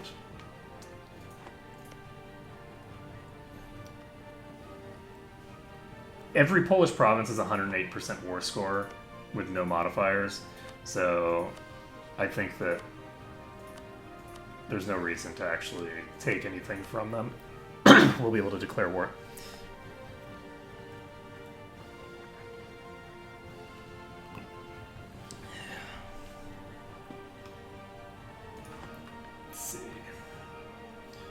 We ready to piece you out? If we piece Poland out of the war, we're going to probably lose war score. But maybe not. They actually have a lot of territory over here. This guy's just chilling here. I should probably get these guys involved in these wars, huh? Let's see here. So I want to piece you out.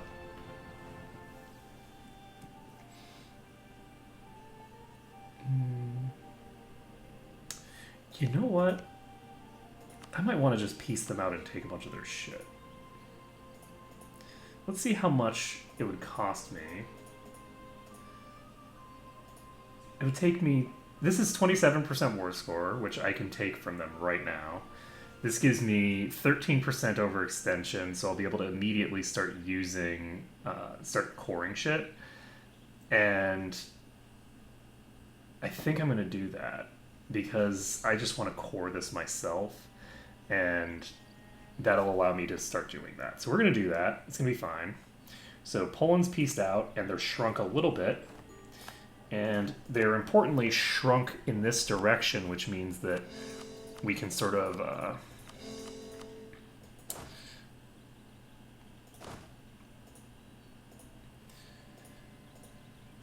we can basically get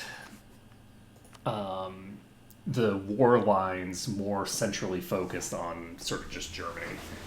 Because the closer the fights are to each other, the better that is for me, because it means that I have better power projection, where I can just project my power throughout the entire battle, and not have to worry about whether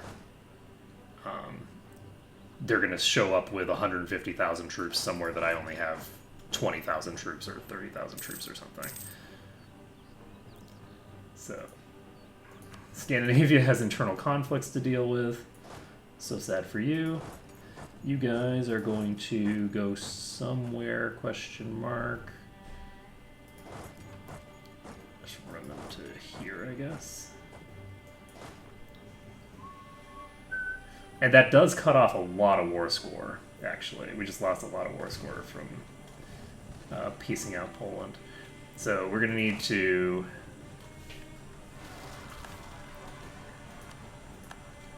deal with this.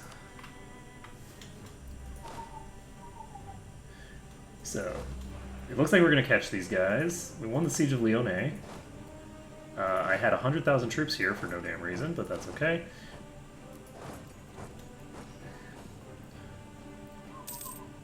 We're not going to be doing any shenanigans with... Oh, I'm at war with you? I'm at war with you? Oh. Well, that's... nice. That means that I have a whole other nation to sit on. Explains quite a lot, actually. Okay, we have 20,000 troops here that we're going to just melt through. Reasonably sure that this is going to be fine. That's a 95,000 troop army.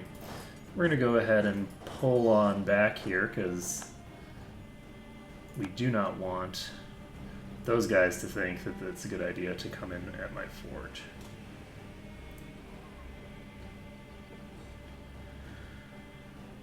Let's see.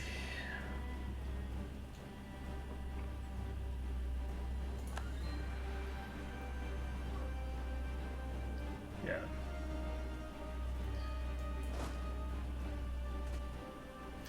So...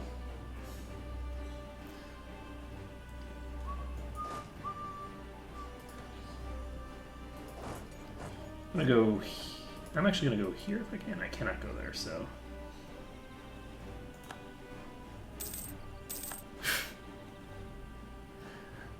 Well, yeah. I actually don't outnumber them as massively as you would think. I do now, because I've pieced out multiple of the enemy armies. But if you look... I guess I have 800,000 troops somewhere, but these troops are not all in Europe. So I think I have about 300 or 400,000 troops in Europe itself. And I'm only outnumbering them maybe 2 to 1 at this point. With my actual European troops, obviously. I have all these troops just fucking around all over the world. Just sitting around in places like fighting rebels that don't exist and things like that. So, but yeah, at this point, we can basically get into a war with the whole world and be able to successfully take them on. All right. 1 second, folks.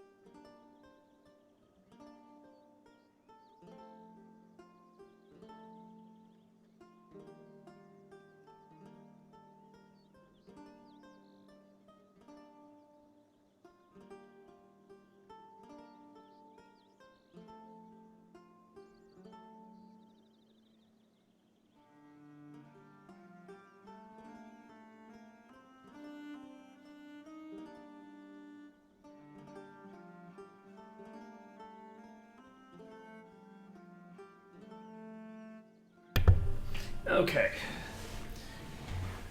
So, let's see here. You guys are gonna go... You know what? You can join up with this army. No, you can't, because this is some filthy non-merc army that I don't want you to join up with. I don't want to mix the mercenaries with the non-mercenary rabble. And I am very curious to see how how they're going to change things like manpower in the upcoming patch, because they're changing the way the mercs work, and it's possible that that's basically all they're doing, and they're not going to change manpower at all. I mean, there's the changes to the addition of Marines, but I don't think the Marines are going to have a particularly meaningful impact on sort of the late game functionality of your army. But where the hell did that army go? There were 100,000 troops here. This is the thing, man. They're wandering around somewhere. I want to get these guys back with their army, but I can't. You know what? We're going to dive on this. This is sitting at negative 14% because we have some... Oh, there they are. Found them. Let's see.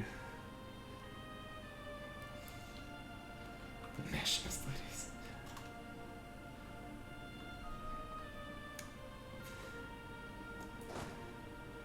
Let's see. Ooh, that's not great. This is actually not an amazing thing for me. I do not know. They are going to just dive me here, and we do not have a great presence here. I could set forced march and walk away, and I will not get away in time. The 14th, they will arrive on the 10th. Turn off forced march, and we will just try to help them out. We'll see what happens. We're pretty close to the engagement width, and we do have... They do have a general. He's a 5/5 general. So I really wish that it would show the 5/5 general in charge of that army as opposed to the useless guy who's in charge of some tiny portion. Okay, so here's the question. Can I take enough to give me full overextension at this point? Because I think I can. Also, do we want to take Rights of Man? No, we don't, because we're about to core a bunch of shit. So, we are currently sitting at 13% overextension. So what I'm looking for is about 80% overextension. I don't think I'm going to be able to do it.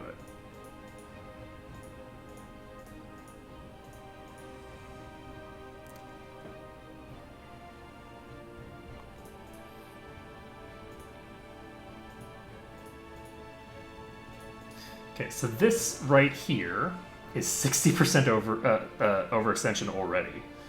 And this creates the possibility of our first actual like coalition where we have people who are not currently in a peace treaty with us who are like, oh my god, we need to join a coalition to deal with this huge problem here. The issue with that thinking on their part, however, is I actually have an extra Diplo relations slot available. Do I want... Is Lubeck a thinger?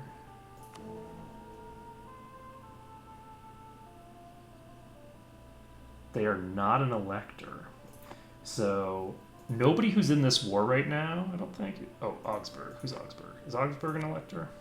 I didn't actually read all. Augsburg is actually an elector.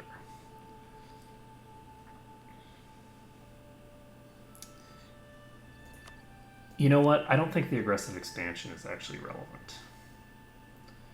I'm going to not take this province because there's really no reason to take 2% that's in the Holy Roman Empire over 2% that's not. So I think we're actually going to not take these provinces over here, and we're instead going to focus on the French territory that is probably not part of the Holy Roman Empire. Yeah. So if we take this stuff over here, God damn it. I don't understand why it does that. Let's see. Take this instead. Then we have a substantially smaller amount of overall aggressive expansion. Wandered off to Quora. This gives us 57% overextension. And if we take this, we cannot. If we take this, we can. So... this is 61% overextension, and we can peace out right now, which allows us to immediately start coring literally all of this. And this gives us some aggressive expansion with a bunch of people that do exist and are not intrusives with us.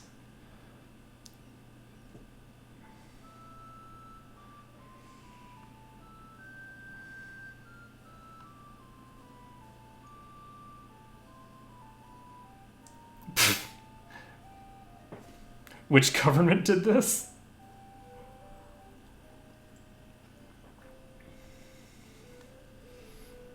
Okay, we are going to...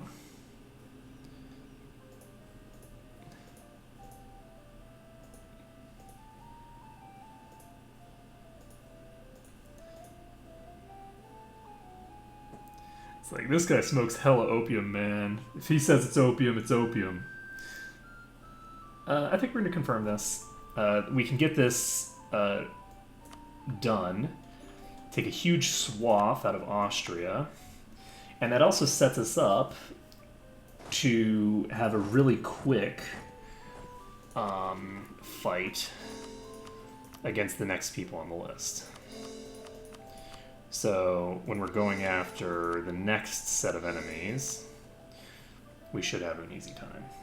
I just didn't want to let them get that fight out where they would probably win the fight, we'd lose a little bit of war score, and we would have to deal with some problems. So, this is controlled by Venice. Do we have an opening on Venice?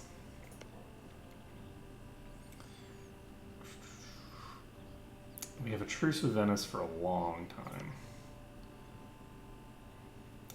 You know what I should have done, actually?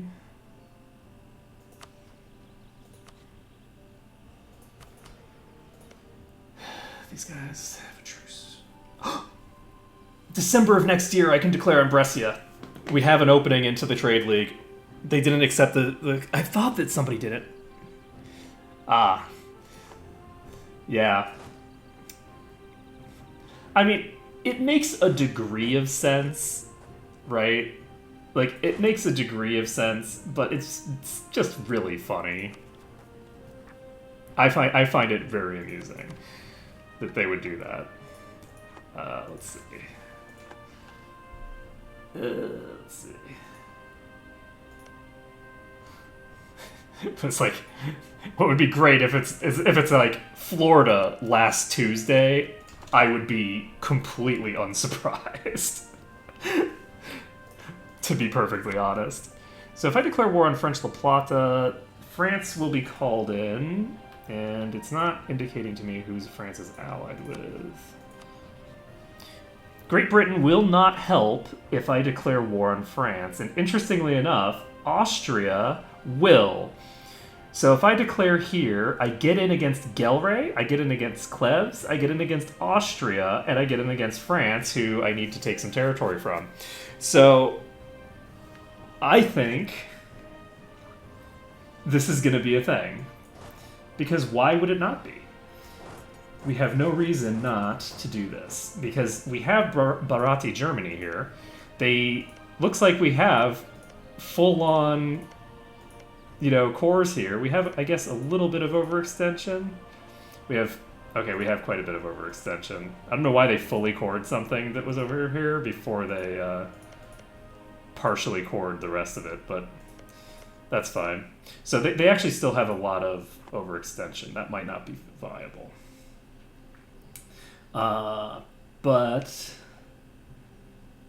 And I'll be at war. I'll be at war with Austria again, which will mean that I'll not be able to do the thing. I'll not be able to finish my cores quickly. But that's okay. That's actually fine. I'm not that concerned about that. How likely are you to peace out soon? You are losing a war right now that you should probably be winning, friend. So in 2 years, I can declare war on Britain again. And let's take a look at the list of people. So Austria now has 399 total development. That puts them below everyone else. Hungary is at 658. Scandinavia is still on this list, and we have 3 years before we can declare on Scandinavia. And let's see, who else do we have? We have Morocco, who is still pretty large. They're going to get a little bit larger as well, because they're going to win this war against the Portuguese. Pretty sure. Never mind, they have a -1 against Portugal. I don't think they can actually get across the ocean. Let's see. I think that this is a stalemate, but it's a stalemate where they don't control the capital, so they're going to lose. These guys are popping down here. So we'll have 100,000 troops here, we'll have 100,000 troops here, and we will be fine. Actually, we're just going to go here, I guess. We don't need to go very far. You guys can pop to Liege, and we can now make our declarations. Question mark. Oh, actually, Brunei. Haha, Britain will not help you. Okay, we're going to take Brunei. Great. So we're going to declare this one first, because this one is Totemo Taisetsu. And we are going to get this done, and that will be useful.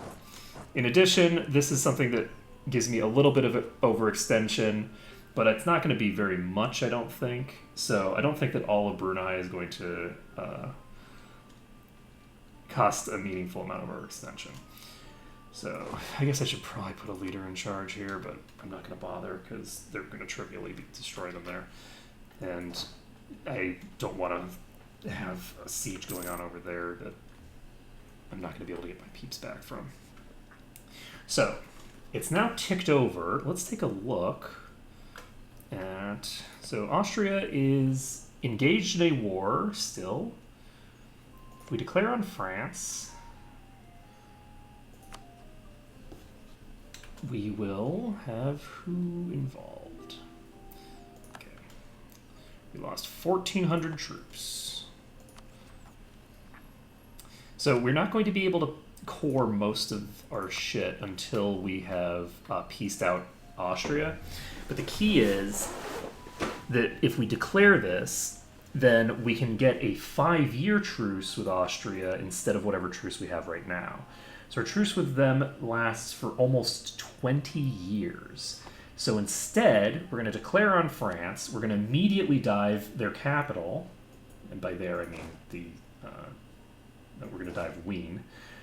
And we are going to basically piece Austria out of the war pretty much immediately, and then we can do good business. So these guys are apparently just wandering around here for some reason.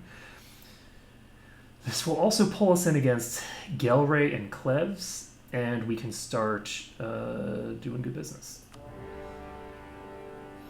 So the declaration is made because we have enough troops that are ready to go ahead and do that. We do not have military access here yet. We're going to have to wait a second. And there we go. So I forgot that Gelre was in this. So these guys are actually just going to pop onto... Actually, can you just go to Gelre itself? Yes. No, you can't.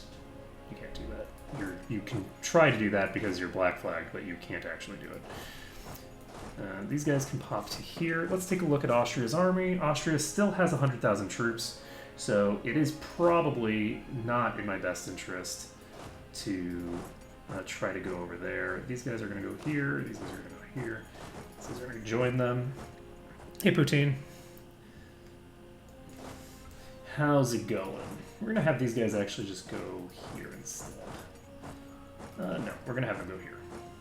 These guys will go here. These guys will go up to this this fort, I guess. And these guys are going to apparently walk right into me. Nice.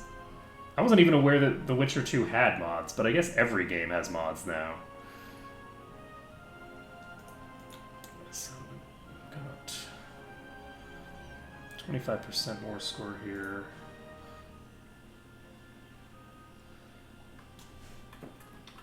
And we're toasted. And what do we need to do now?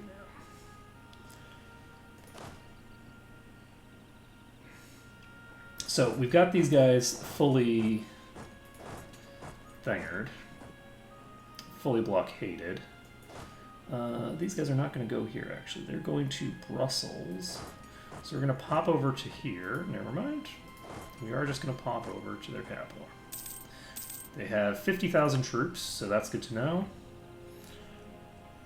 It would be really nice to eliminate the Holy Roman Empire from the field as an entity, but I feel like we're going to get Ruina Imperii by doing it the hard way, by literally just annexing them. I think that's actually the easy way now to think about it, so maybe don't call it the hard way. These guys are now pieced out. Or not pieced out. They are now sitting on their capital. So we are now going to split this army, have these guys go to Bali, and then we have these guys in Tarakan, and then we'll be done.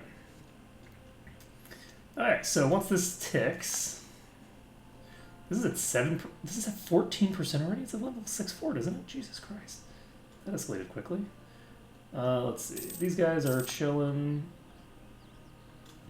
I don't want to chill here because I need these troops to be available to support each other. We just took out their flagship. Speaking of which, I think I lost my flagship too at some point. I should probably rebuild that. Won the siege of Antwerpen. We're going to just pop over to Gelre, sit on their capital.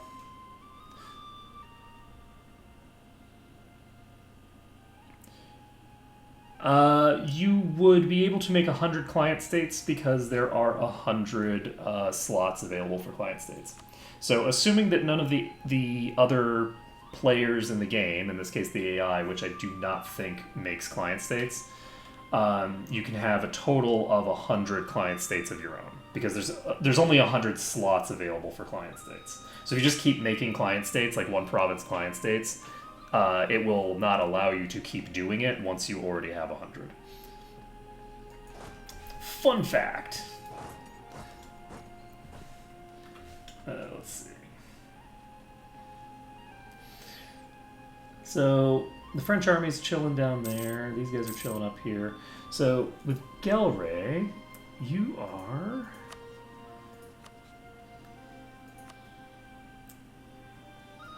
Wait, I could make them a vassal? I could vassalize the Emperor right now. That's funny.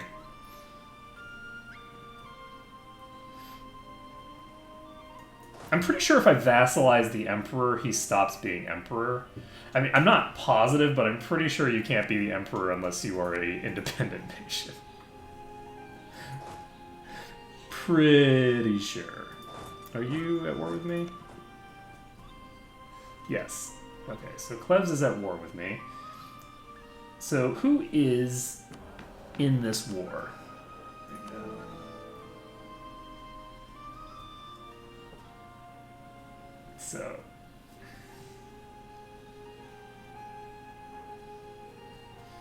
So I need to take all of these electors capitals all at the same time.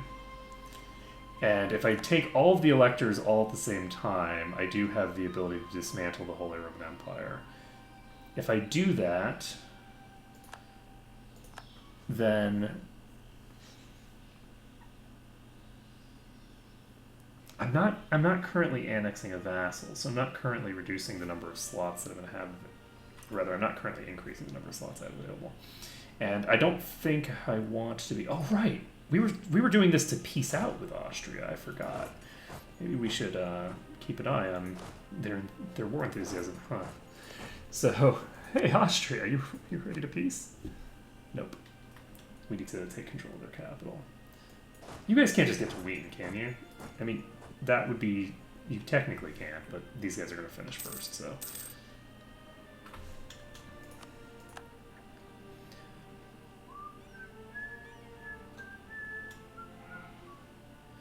Okay, these guys are just going to wipe this army.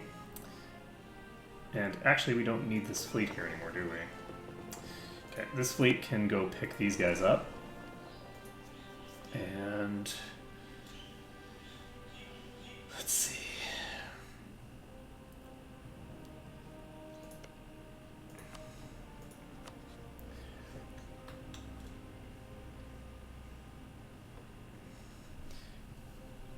How much territory does Gelre have?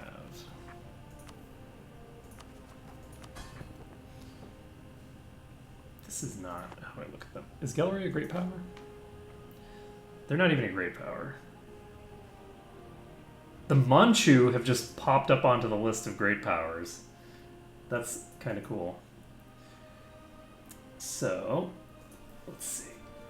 Over here we have some sieges going.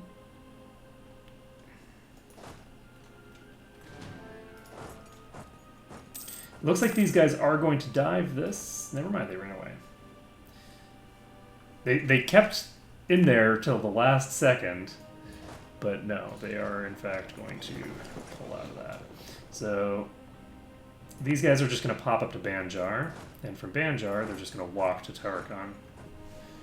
And that will get us this fight won. Actually, we're done. So this is full annexation? Yes. So we've got full annexation coming out, and we should... we're going to wait. We're going to wait until we take this army out. Because we don't want this army here, which is going to trigger problems for us, to do the things. So we just won a couple of sieges. We can piece out you now.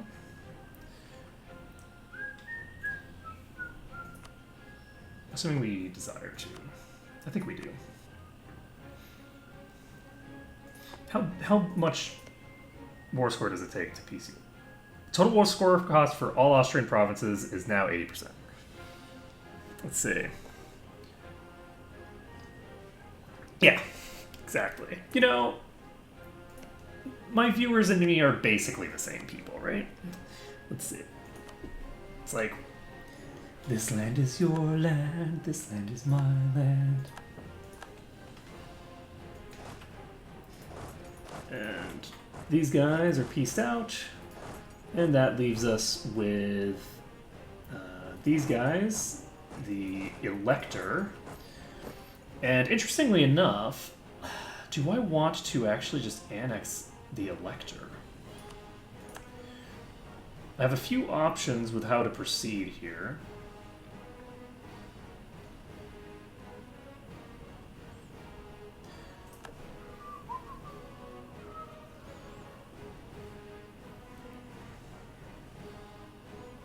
We're at 65% war score.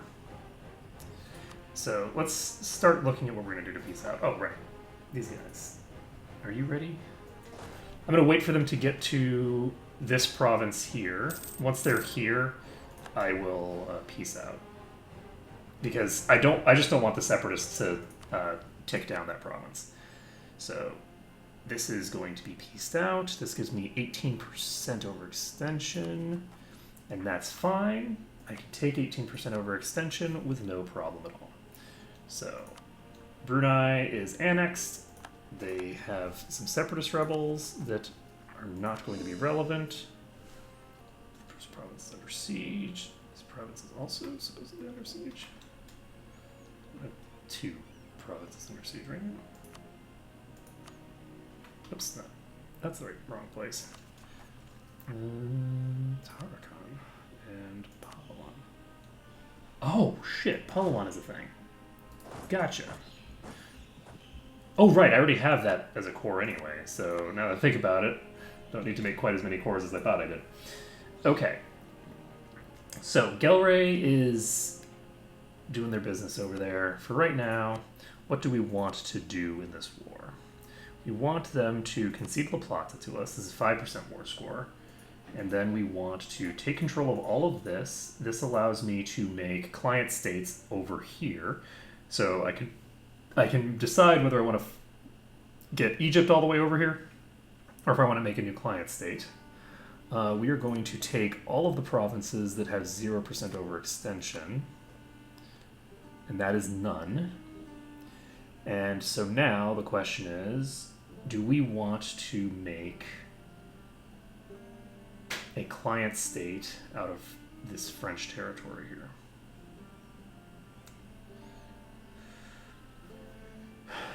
So if we fully annex France, this is a fort. I have a fort here apparently. But if I were to do this, we have 28% overextension out of this. 22 aggressive expansion. And it looks to me, at this point,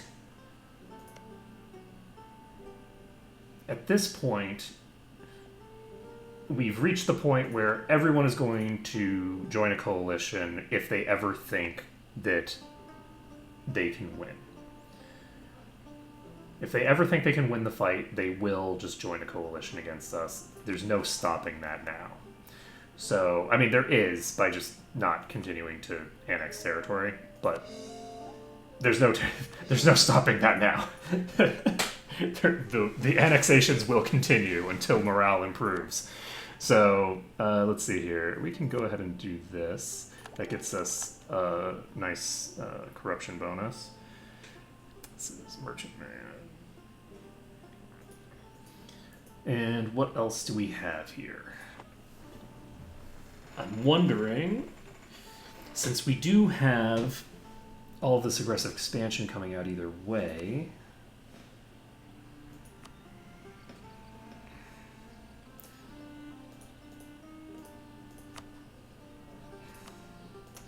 do I want to go all in and just start declaring on anybody who dares to try to join a coalition?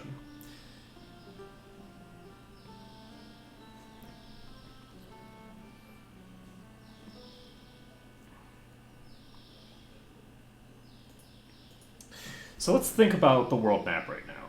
As soon as I take La Plata, it looks like I missed this. Never mind. This is controlled by me, that's why it's a different color from everything around it. If we go...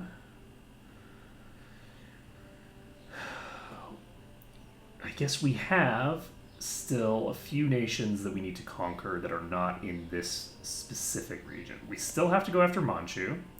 Manchu has no aggressive expansion, and they're not going to get any aggressive expansion. We have Ming to destroy, and we have 100,000 troops here to do either Ming or Manchu or both. We have a truce with Ming for 6 more years. So I think what we're going to do is we're going to send these troops north to go fight the Manchu, because why are they chilling down here when they could be fighting the Manchu? We can deal with that. Question mark. Yes. And over here, we basically just need to be truce bombing everyone if we want to be doing this. So, who is going to get all this territory? Do you have... You are still coring shit over in Ireland, apparently. So... You're going to be unreliable. But, do I have another? I have another slot open. So, I can make...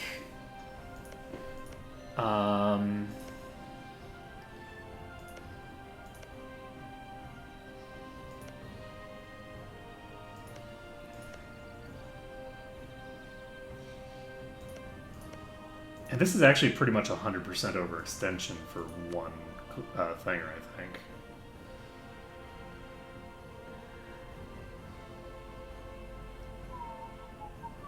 But if I do that, that's going to require that I give Gelray itself to someone specifically, which is not necessarily in my best interest. So, how do we want to handle this? Because I can't make these into client state right now. To make a client state over here, we're going to need to connect. We're going to need to give a province to a client state. So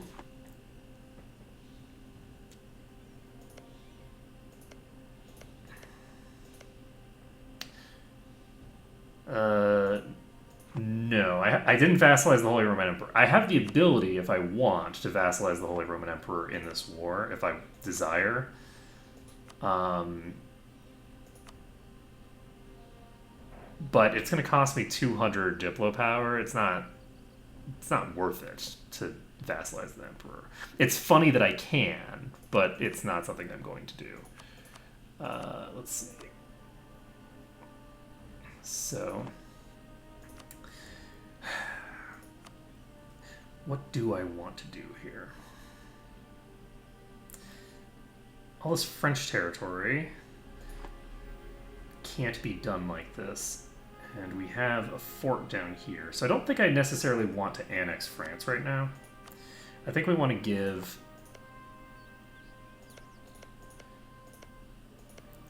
this province to someone that will not be overextended by getting it. And I think that's going to be... I'm going to do Bharat the Ire again. I think we're going to do Ire. It's going to be great. Have you cored all this shit yet? They've cored most of this shit, it'll be fine. So they're going to take this province. Do they want to take this province? It's kind of crazy. Why would I give them this province when this province is higher development? But no, I'll take this myself. This province will go to Ire. And that will allow me to form a colonial nation. A vassal Thangar here. We're not going to take these two provinces because they're not connected. We're not going to take this because it's not connected, so that's not going to be able to be done. And up here, we don't have the ability to do all this shit because if we take all this shit... Do I not have the fort there? The board. Okay, I need to take the fort and the board if I want to take this. So I don't think I want to do that. So what that leaves me with is a shit ton of... a shit ton of war score, but nothing I want to spend it on right now.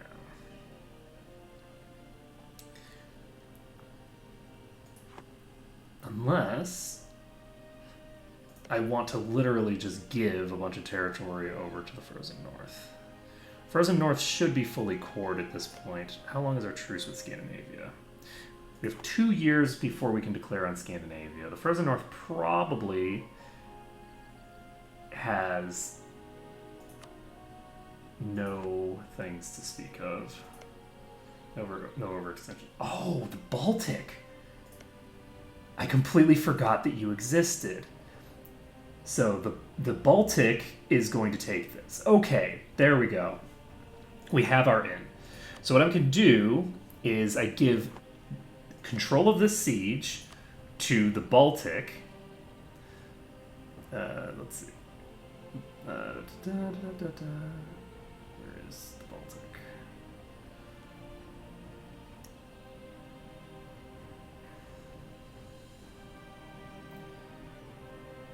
What's it called? This is... I'm an idiot. This brought the Ire Baltic. I thought that this was a completely separate thing. I'm a dummy. Hey, Petro. Things are going good. We're in the process of hopefully annexing the world. We'll see if it goes there. Can Egypt just take this? Can I just give this to Egypt? Can I just use their coring for this? I think I might be able to. We'll find out. Can I? They can core this. Yes. So Egypt is just going to randomly have this. It's great.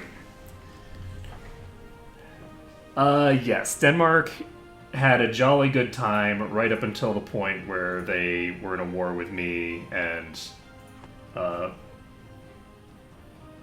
made sad. Okay, so this would be pretty close to 100% war score. This is going to cause everyone in the world to call for my head, which is fine because I have truces with all the large nations and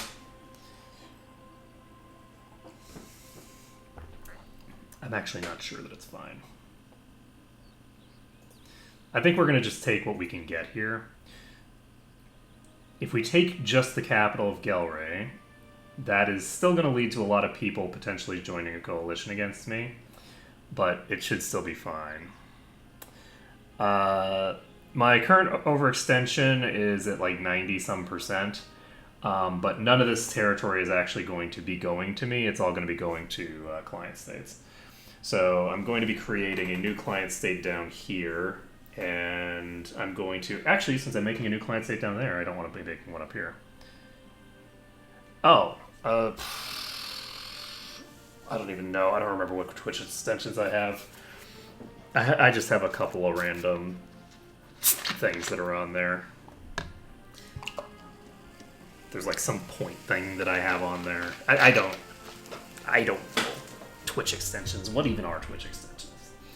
Let's see. I think we're going to do this. This will give us a foothold here that we can then exploit later on. We will have taken their capital, which is, whatever, and we're all set.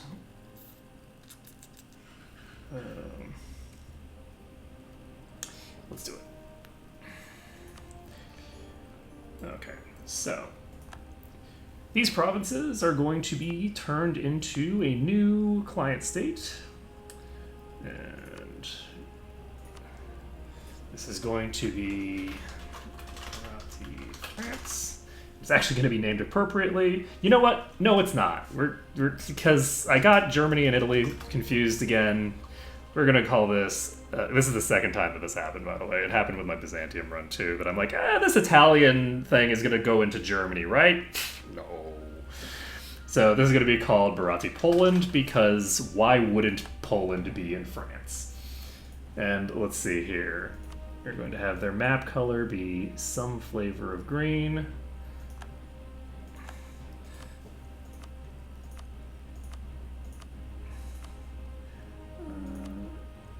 That's good enough. They're going to be around a lot of other nations, so I want to make sure that it's... doing fine. So we're gonna grant them Angomor. This, and is there anything else? Yes. So they have very little overextension here, which means that we're going to want to expand them further the second that we get access to it. So we should now be at...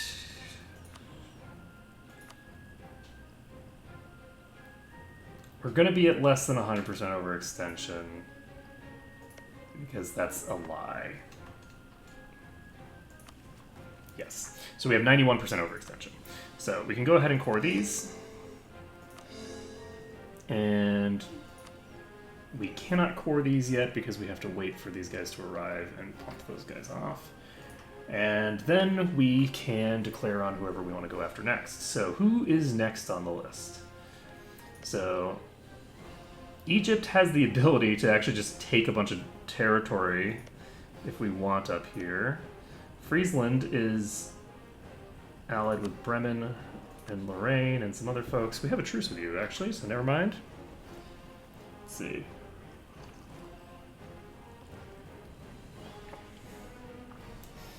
What are we gonna do?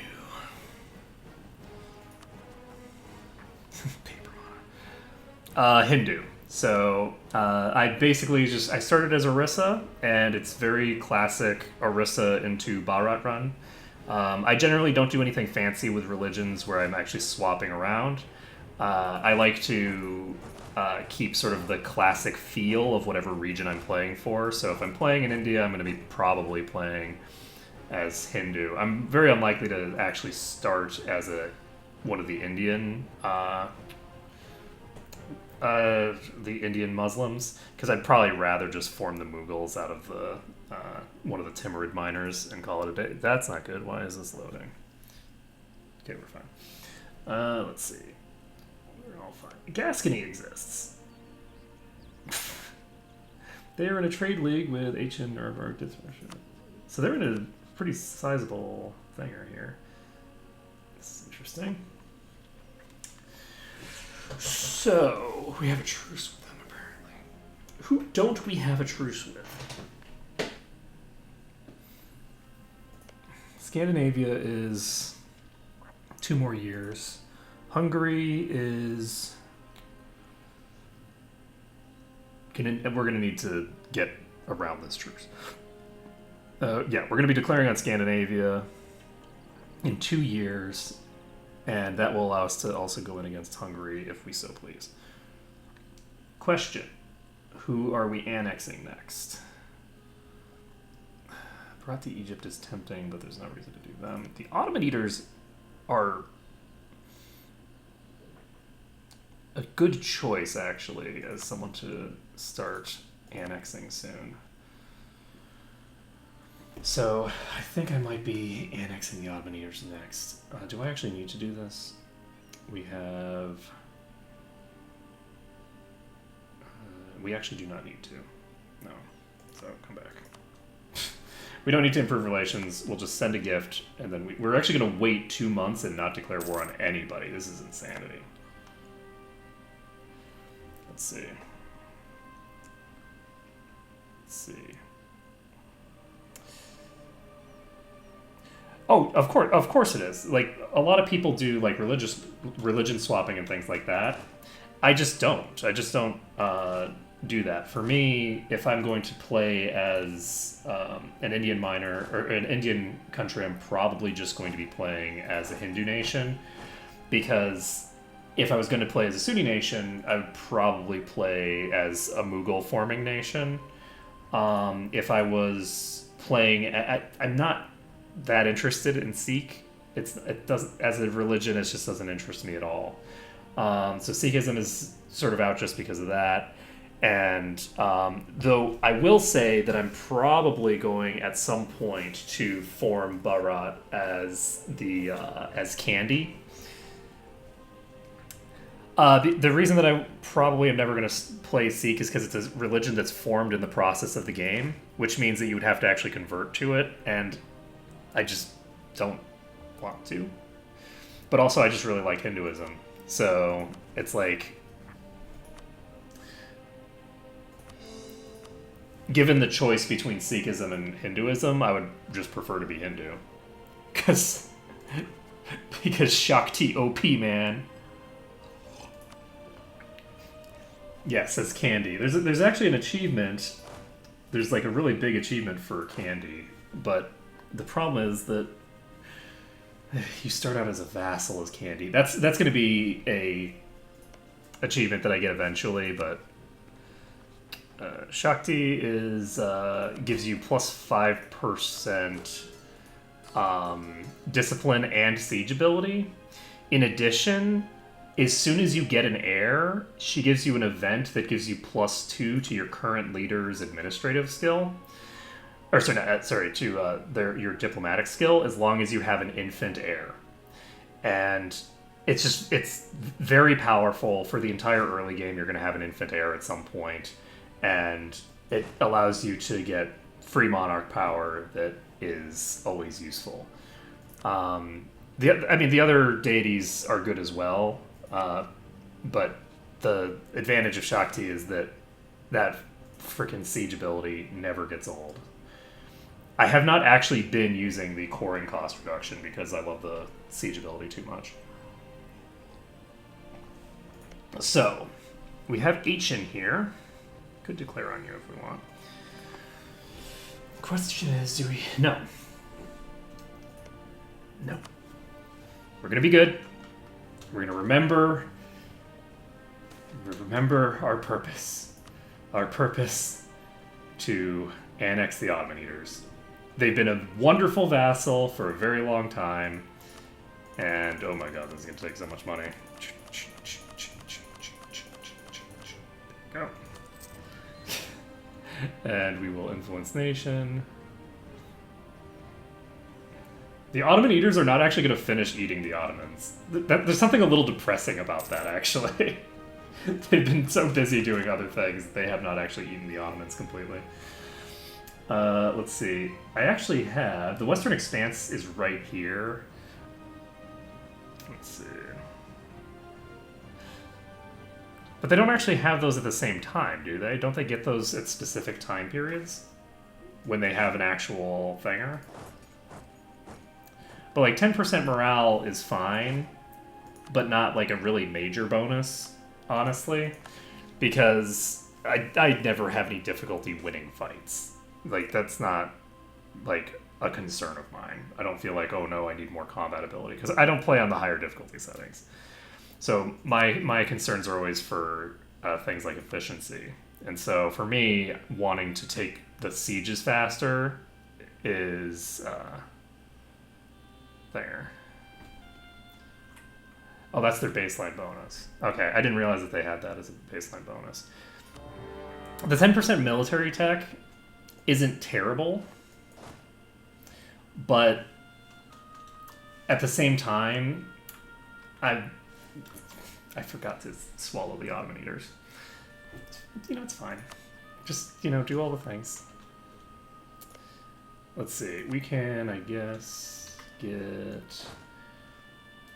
We should be able to get over here pretty easily and just dive their forts. And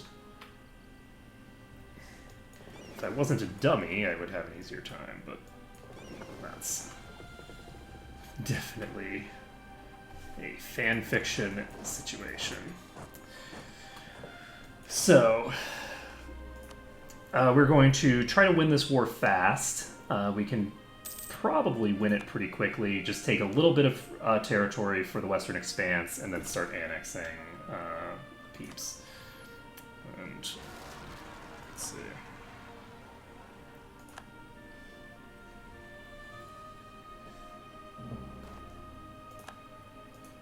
Scandinavia has insulted us.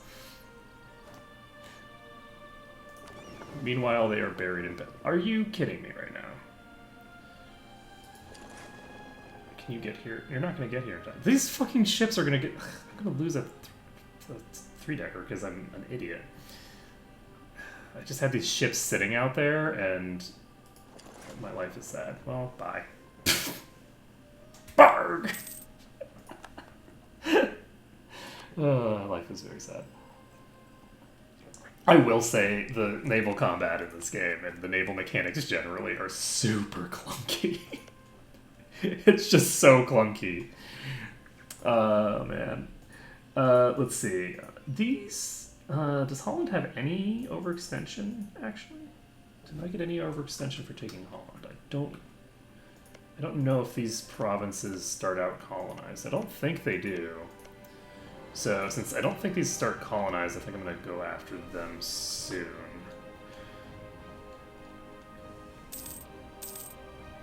So once I take this fort, I can dive their capital and deal with that.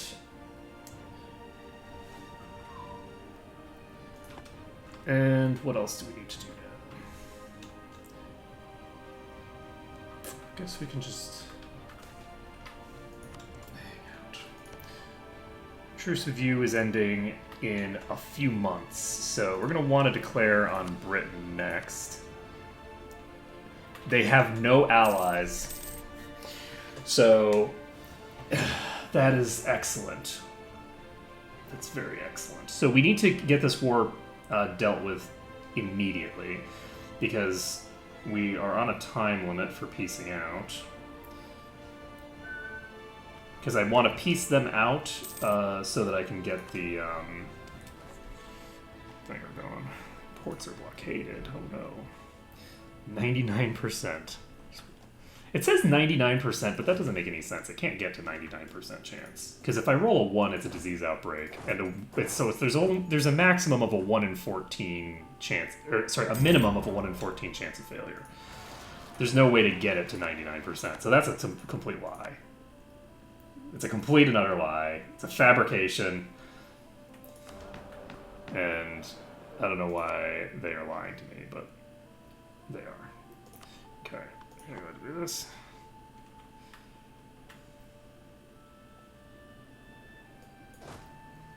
Oh, I just mean that the battle mechanics are clunky, and well, there's actually a lot of bugs with them too. So, like, as an example, as far as I can tell, they still haven't fixed the bug where ships with 0 morale stay on the front line until they're destroyed.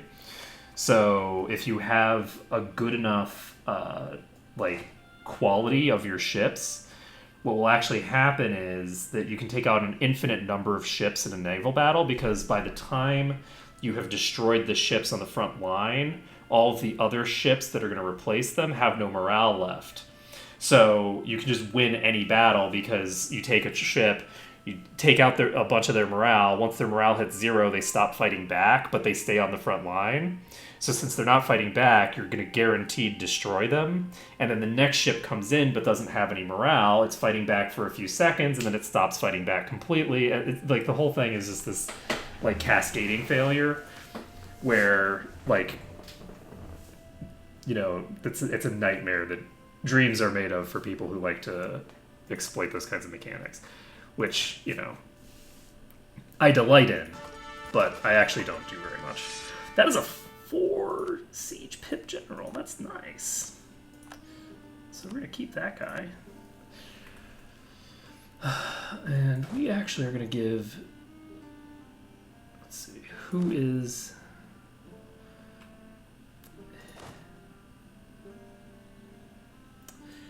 Well, it depends. Like, in a naval battle context, it doesn't really make any sense to think that, like, in, like, the open sea, you're going to be able to just completely lock in, like, a ship and just destroy it, and there's nobody...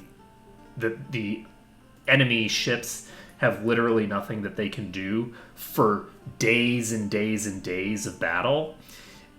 It's not a terribly sensible thing, and it's not intended. Bear in mind, this is a bug. This is a bug that they put into the game that they didn't realize was going to happen when they introduced the concept of a naval limit. They did not intend it to happen. They said they would fix it, like, a year ago, and it still hasn't been fixed as far as I can tell. I never saw an update indicating that they actually got around to fixing it. Right? So, like, that's something to bear in mind, is that this This is not like a design decision. This is a bug.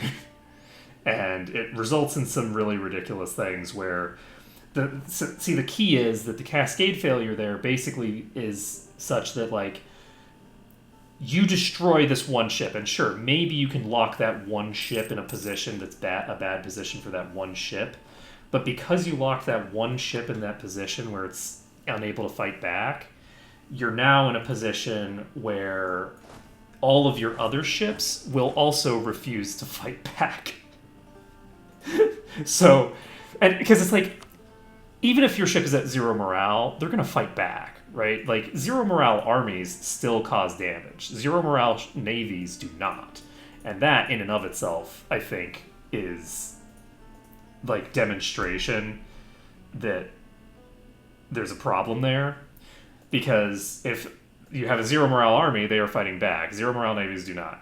Because they're intended to just retreat out and be no longer involved in the fight. But when they added in the limit to the actual size of the thing, it caused... Basically, there's a lot of problems that were caused by the introduction of the mechanic. It's a good mechanic. I'm glad they added it to the game, but they fucked up on implementation, and as far as I can tell, they still haven't fixed it. Right? Maybe they have, and they just didn't actually document that they fixed it, but I doubt it. So they just lost 40,000 troops. We've stack wiped the Ottomans. That's great. And now we can peace out, take control of all this. This is actually, no, this is quite a lot of overextension. I was thinking that this would be basically nothing, but you know what? It's fine. Mamlukian separatists? Okay then. Are we ready to peace out? Yeah. Worst case scenario, I have to give them a little bit more territory than I would like. We're gonna actually take this province and give it to the Ottoman eaters, and whether they want it or not. I don't know if they're fully overextended. I don't think they are. So we're gonna peace out. Take this. It's 33% overextension, but it's not going to us, so it's probably fine. So, our truce just expired with Great Britain. What timing? So, first of all, you don't have enough relations with me. Why don't you have enough relations with me right now?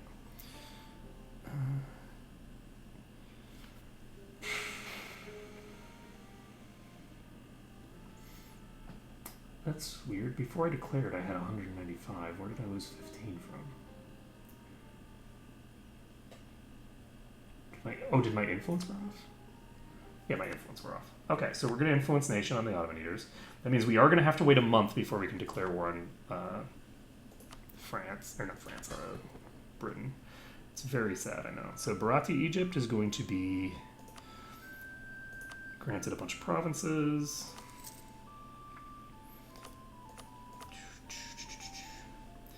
So, I'm going to give them... Actually, these provinces are not the provinces I need to give them. Because I think those are actually provinces that I started with. Oh my god, that's a lot of overextension for Rosetta. So Algarbia, and Damietta.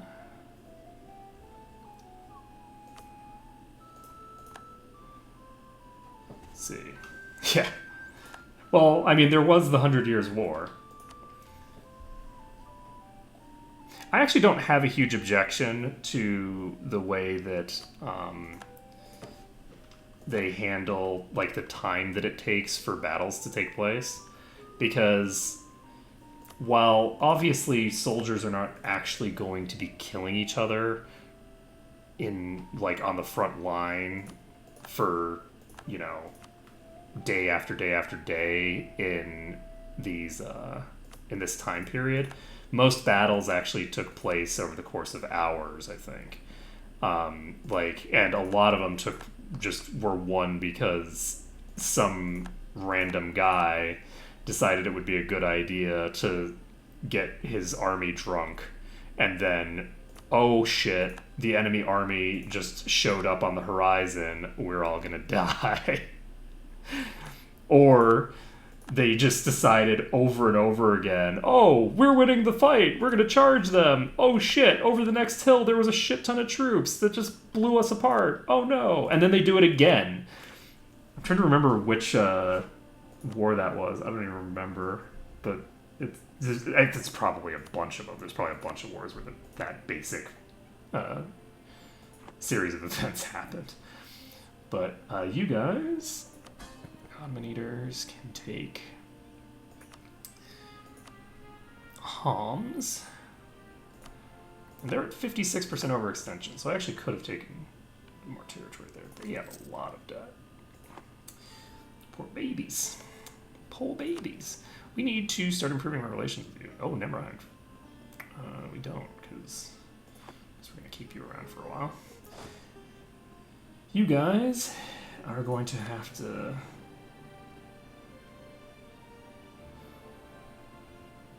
get on the boats at some point.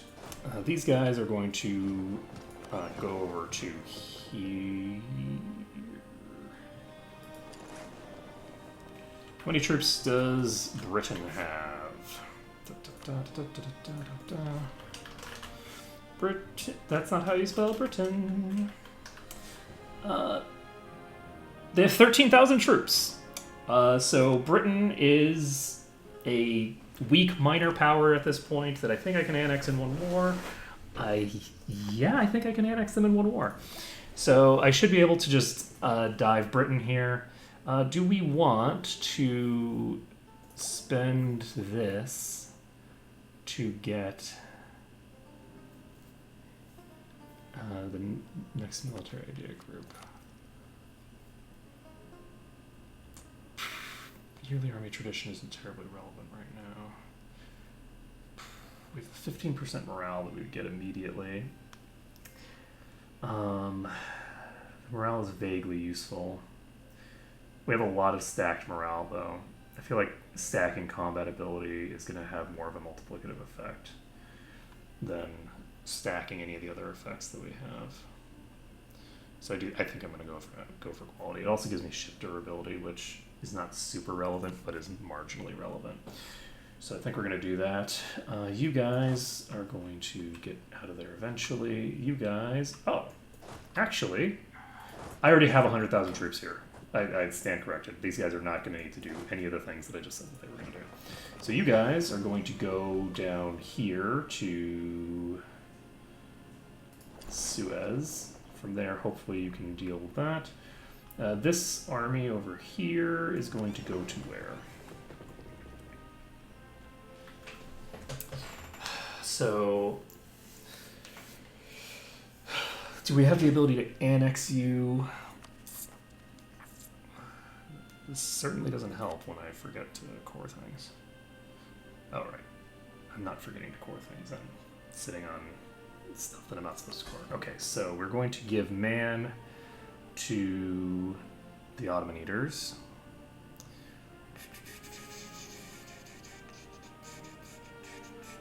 Ottoman Eaters, where did I put you?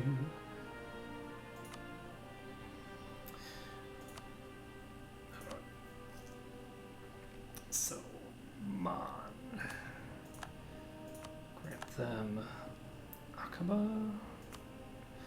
And grant them Sinai. Okay, these provinces here, I already have a core on, right? Yes, these are all cored provinces. So I think that's everything that I just took from them. Yes, that should be everything that I just took from them. I don't think I took anything from other sections. So this is Venice. We can deal with them later. So who exists and needs to be annexed? Hungary is a primary concern, and Great Britain needs to be... I'm going to see if I can just fully annex Britain in this war. They are going to cause problems for me if they continue to exist. We should be able to take a huge amount of thinger here. And did we start annexing you yet? No. Let's do it. Okay, so we need to wait until April. We are going to confirm that we're at 90% overextension. We're all set. And we have you guys ready to annex. So on the 3rd, we will do that. These guys are just going to pop over here. Ire can deal with Cork. There aren't any colonial things that I need to worry about, I don't think. So this should go really, really fast. And we might not want to take 100% war score off of them. Because... Why?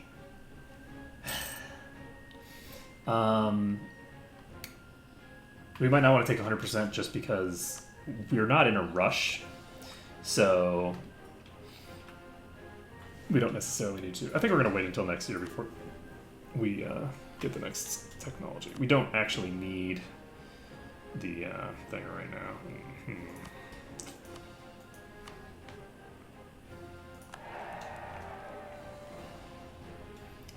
So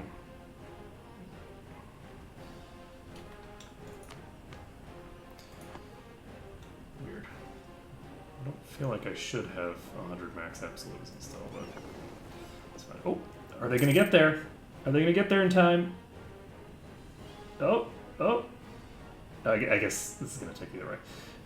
Okay, get to Suez.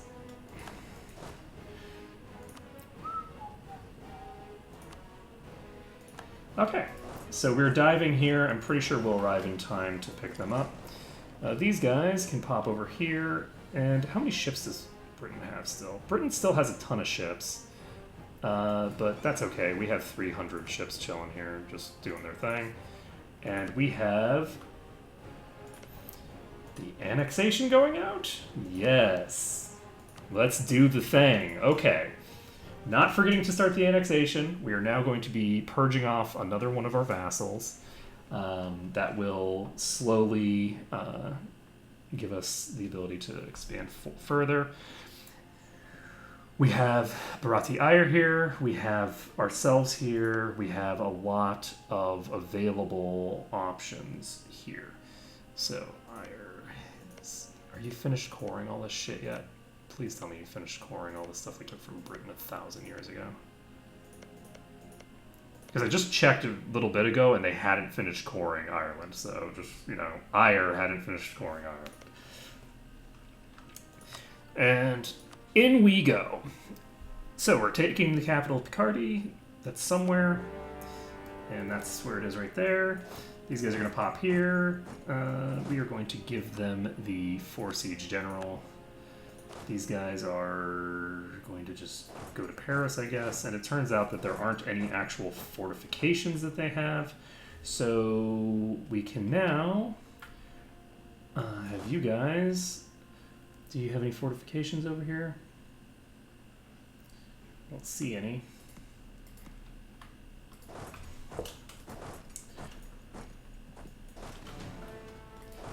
So these guys are just going to pop over here, and it's all good. Oh no, we're down to 96% power projection. So, over the course of... What the hell?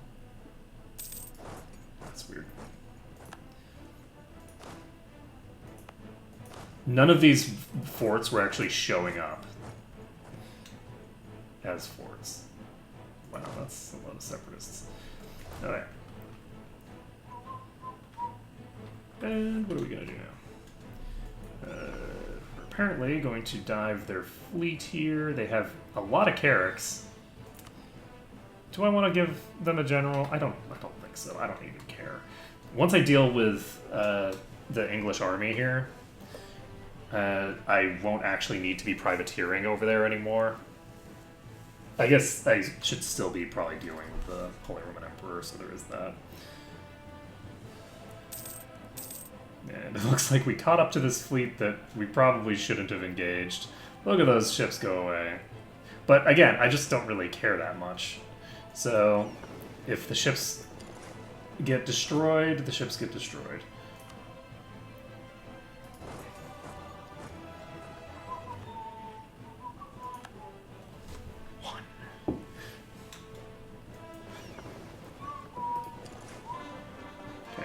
So we have cored a bunch of shit. Won the siege of something or other. And we can now go to their final fort. We're going to wait for these guys to lock into here. We're going to go here first, and then we're going to pop out to do our other stuff. So how are things going down here? We are sieging this down. We're already at 15% war score, and we haven't taken their capital yet. In fact, we've only taken one fortification. So, do you have forts here?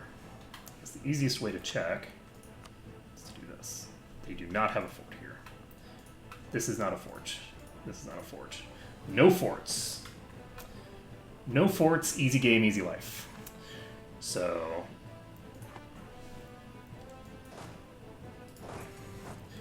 these should both be 0 overextension.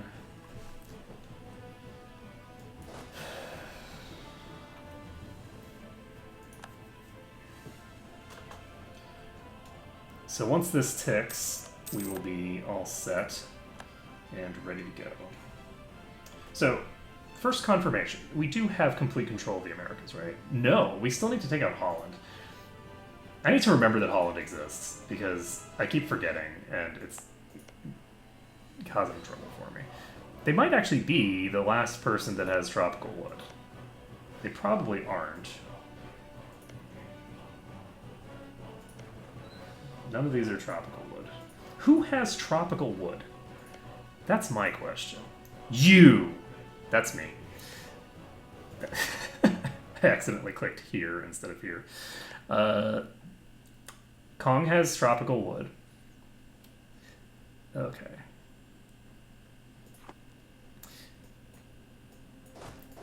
We can't actually get to British Niger from here because we would need to go through these guys.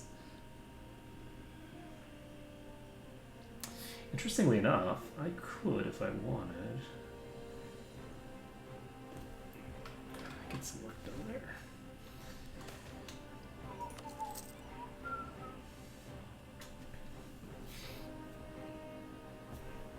Okay, Picardy and Anjou have both finished. We're at 49% war score now. And I don't know where their fleet went. I thought their fleet was here, but I apparently am a crazy person. So we are going to go here and here. You know what? We're not going to do that. We are going to do that. We're going to send these guys here. Send these guys to Artois.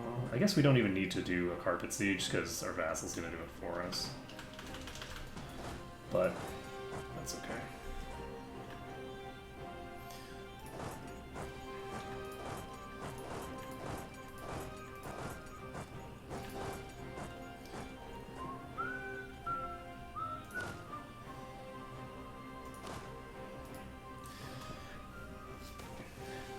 Oh no!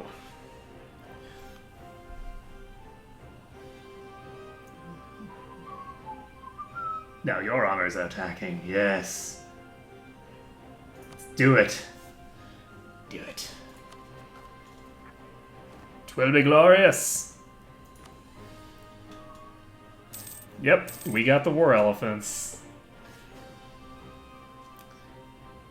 That is the Indian cavalry, so... War elephants are interesting, actually, as a sort of war technology, because they're not super good at being used as war technology because they're too smart.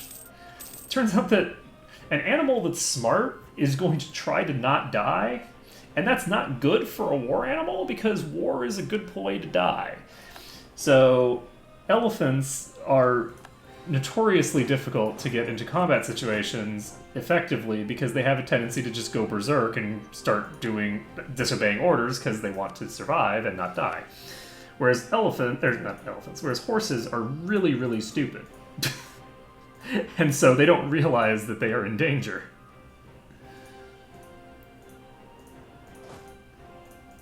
So this is 95% overextension, just taking this. It's 102%. We're going to need to wait for some of our stuff to core. before we can take this. But can we fully annex you?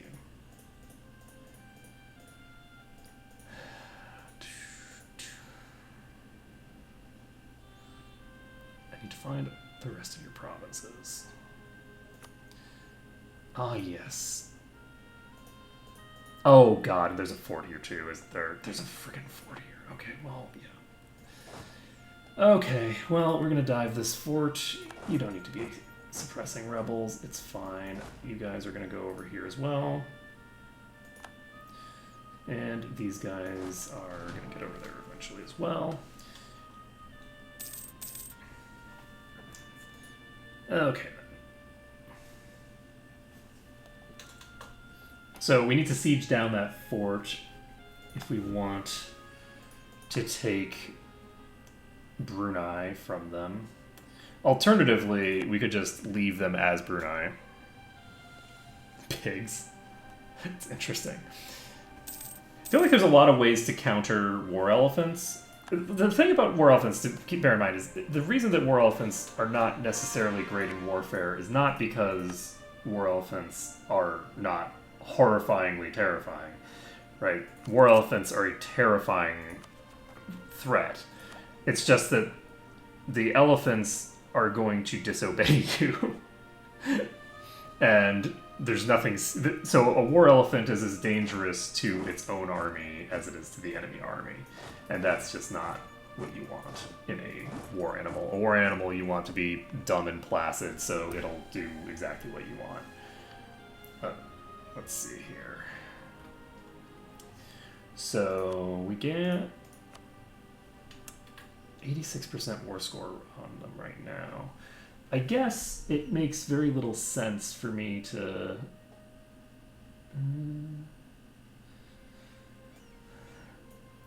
That said, this is already at 7%. Okay, we'll try it. We'll try to siege this down. Oh right, we need to wait for the cores anyway. So since we need to wait for the cores anyway, we can just do this. And let's see. We have... This is going to cap. So do we want to spend some admin power? I'm going to spend the admin power. So we're going to then take a new thinger just to prevent military from capping, and I don't really want to get the thing that early. So we'll do this. We could do 3 of them, apparently. Was not expecting that, actually. And we could fill out this whole thing if we want, but 10% artillery capacity is not nearly as good as the other thing, so it'll depend on whether we can get it cheap. It probably would have been more efficient, honestly, to just take the next military tech, but because that would give us, I think, a +2 to artillery fire. Does it give us any?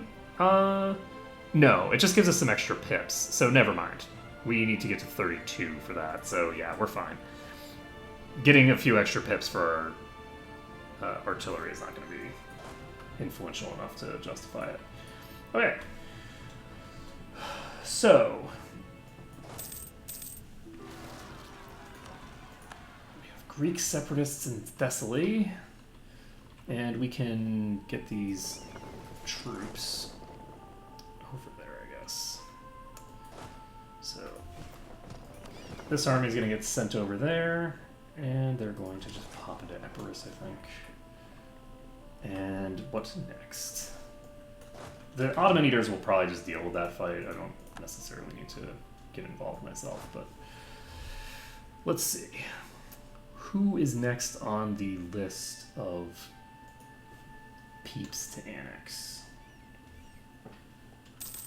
I did not actually give a person with siege to take control of this because I'm a dummy, but that's fine. These guys are going to be able to dive. I guess we'll dive places like Yao next, maybe? How much overextension do you have now? Have you finished any of these? You haven't finished any of these. You haven't anywhere near enough time to finish any of this stuff. We only have 68% overextension right now. So we are probably going to core most of the stuff that we take from them. This is going to give us a lot of aggressive expansion. This is the point where the Holy Roman Empire could potentially start getting into big coalitions if I allow them to. But I can put a stop to that just by making them cease existing. I need this to tick. Once this ticks, we should be fine. There was some fight going on somewhere, that's why they had high enthusiasm. Scandinavia has had their truce expire. That's perfect. I didn't realize that I was ready to declare on Scandinavia. Okay, do we want to just declare? We have Savoy, a bunch of other Inna people. They're allied with Hungary. Hungary's already in a war. Sorry, I wanted to check the truce duration. Truce duration here is for 6 years.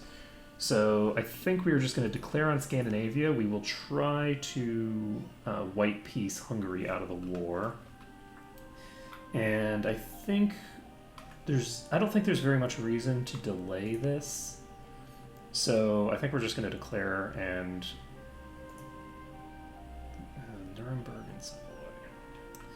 So Savoy, I can probably just annex during this. We're not going to do diplomatic insult, because that would be sad if I accidentally did that. Savoy is a member of the Holy Roman Empire, so I don't want to set them as co-belligerent. It's fine. We'll just do imperialism for Shaeland. Declare this. And we now have 150,000 troops, and Savoy is chilling right out on doorstep. So, just realize that this means that we can't peace out with the other people. I'm an idiot. I need to peace out with both nations simultaneously because I need to be able to give my stuff away. So, mistakes were made. We are going to go ahead and go here, I guess. Can we just walk to here? No. So since we can't just walk to there, I think we are going to just have these guys move over. And we have... Actually, no. We have Hungary in this fight. We want to get Hungary out of the fight ASAP. They have a lot of level 8 forts now. It seems they have invested in... that.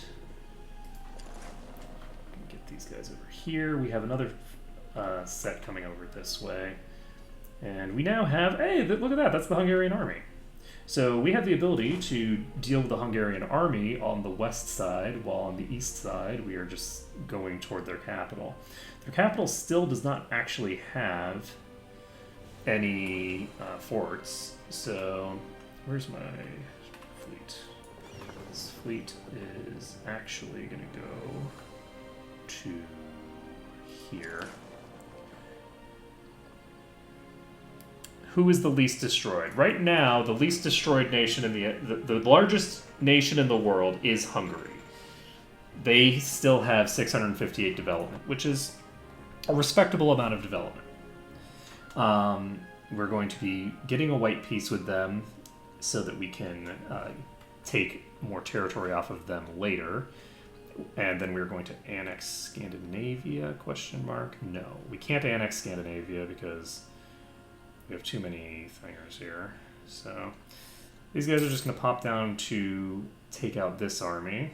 They have quite a lot of troops in this region, but they don't actually have enough troops in this region to outnumber me. And I think I'm going to be able to, yep, I'm going to catch them here. And we won this siege of Jesselton, finally. But, well, we did win the siege of Jesselton, which hypothetically allows us to peace out with Britain. We still can't peace out with Britain because mistakes were made, and I can't peace out with Britain without causing problems for me. So let us take all of the things.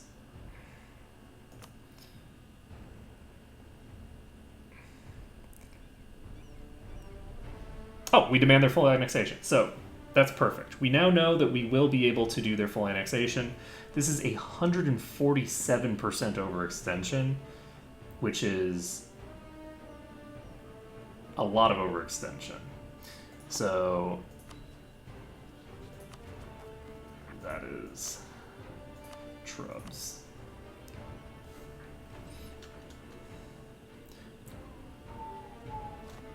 Okay, so this is done. Oh, land fire damage increase. That is a really, really powerful effect to get this late in the game.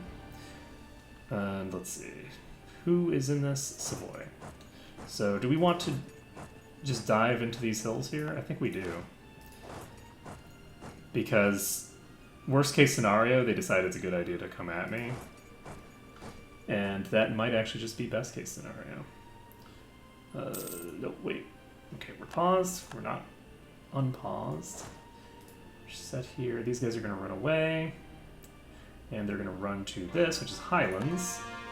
Which is not where they want to be. They want to be on those mountains. But they're not going to be on those mountains. So we're going to dive them here. And we will deal with that. And they have 45,000 troops fighting me up here, which is unfortunate. So let's go over here. Yeah, let's deal with the peeps over here in Epirus first, and then we'll head into Hungary. So the first thing that I want to be doing is just getting Hungary pieced out of the war. These guys here can just start sieging down Scandinavia without any trouble, I think. But the key is that we want to be piecing out Hungary as fast as we can. And this should be pretty one-sided, I think. Yeah, we have a pretty massive boon here.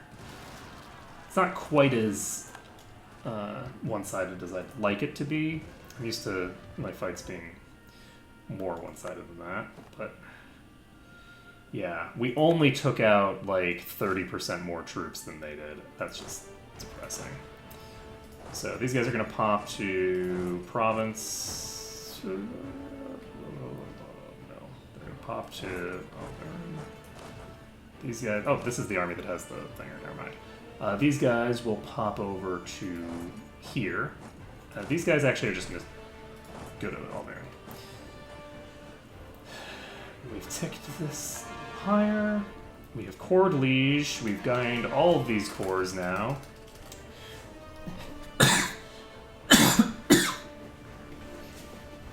Okay, actually, serious talk, friends. We've now gotten all of those things cored. We're only at 14% overextension. We're about to hit 0. I think what we're actually going to do is we are not going to take all of England. I think we're going to piece out England for everything except what would put us over our overextension limit. And is that how I want to handle this? Actually, I can give them...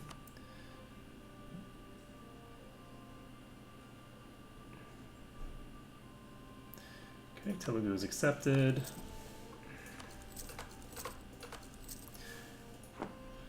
And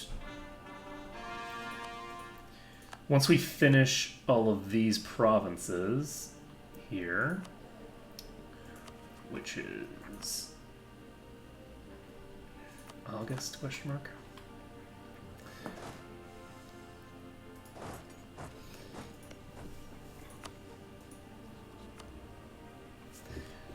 Okay. Their military strength is actually giving them a positive modifier for this, which is a little surprising considering that they just lost such a big battle. Okay, we've now cored all of that shit. We need to wait for these guys to finish whatever fight they're in. And there we go. That fight's over. And now we can say, look, 147% overextension is too much overextension. Instead, can we take less than this? So, if I were to give Anjou to Bharati, Poland, directly.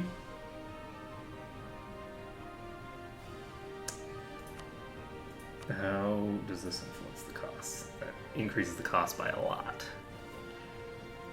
I'm not going to be able to take very much if I give these provinces to Poland instead of myself.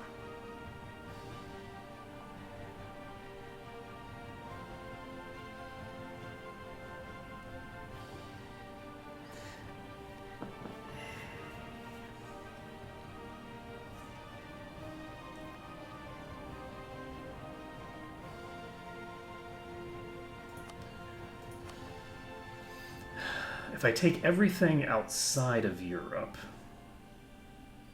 for myself,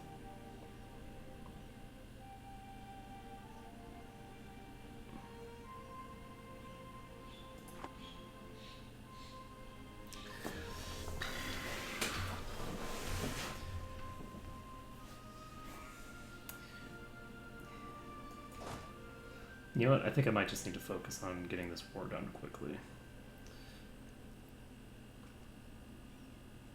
How quick can I finish this war? Savoy is...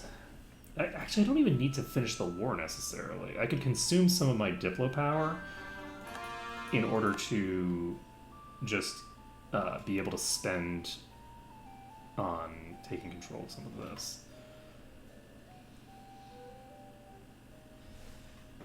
But each province that I give over to Poland instead is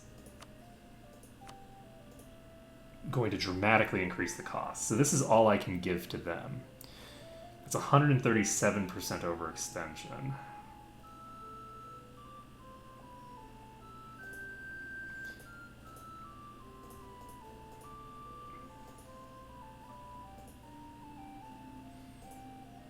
So this is 99.3% overextension, but obviously that would be the dumb way to do it.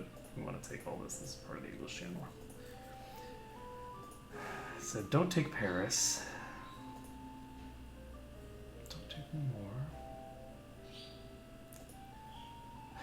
Actually, now that I think about it, for each of these provinces that I'm taking off the list of provinces that I'm going to take, I have the ability to have a cascading effect there, because each of those that I take off reduces the amount of war score that I'm spending, which means that I can then give more territory to Poland, which thus allows me to take more overextension. So we can actually get to 100% war score while giving Poland as much of this as possible. So this gives us 95% overextension, 100% war score, and almost exactly the right amount of admin power to core. So I think we're going to do this. This will basically make Britain's navy cease to exist because they are no longer going to be a coastal nation. So we'll take all of this, and we do have the stuff available. Yes, we do. And we are at 99 here.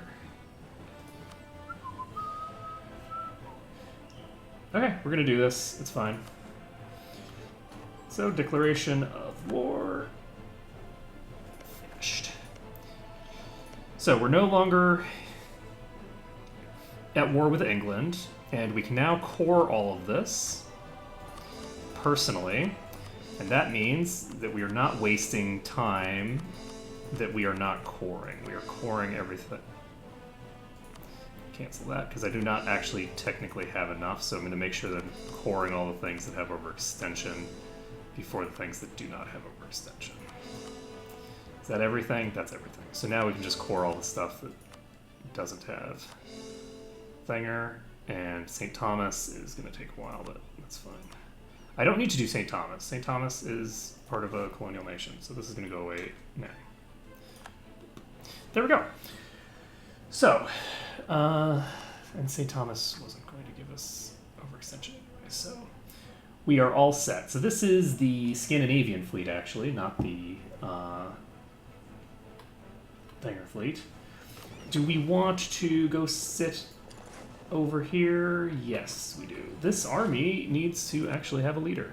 So we're going to assign this person to chill here, and we can send the rest of my fleet over there, I guess. Okay, we're going to go ahead and upgrade the fleets, hit repair, and then send these guys up. The repairing fleet is probably going to die along the way, because trying to get back, it's just going to get wrecked, but that's fine.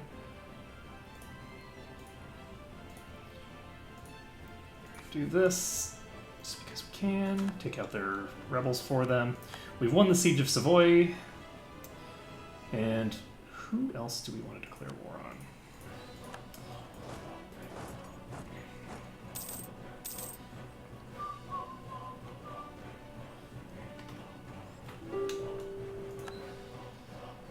So Battle of Elsborg is won. Let's take a look at our current war enemies. See how their armies are doing. So Savoy has no troops and is fully sieged, so they're not going to be a problem. Scandinavia still only has 52,000. Nuremberg has 16,000. So let's take a look at our diplomatic map, and we can dive Nuremberg here. They have a level 9 fort here? Jesus Christ. That's unpleasant to deal with. Okay, we're going to go over here, and who do we want to do what with? Can we piece you out now? We are very, very close to being able to piece them out. So once we tick this, we'll be able to piece them out. We'll have a 5-year truce with them. We won the Siege of Elfsborg. Just pop to Shaland.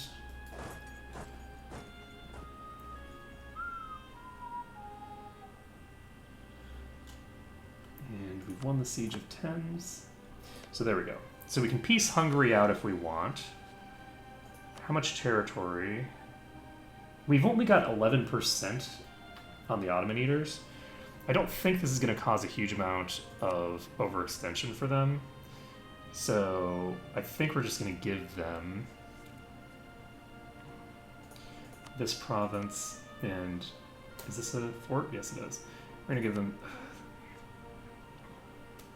I'm a little concerned about giving them both of these forts because these are the really easy forts to piece out. Like, these are the easy forts to do, so... This is 20 Diplo power to do this. It's so cheap, so we're gonna do it. No, we're not. That's silly, because we're just looking to...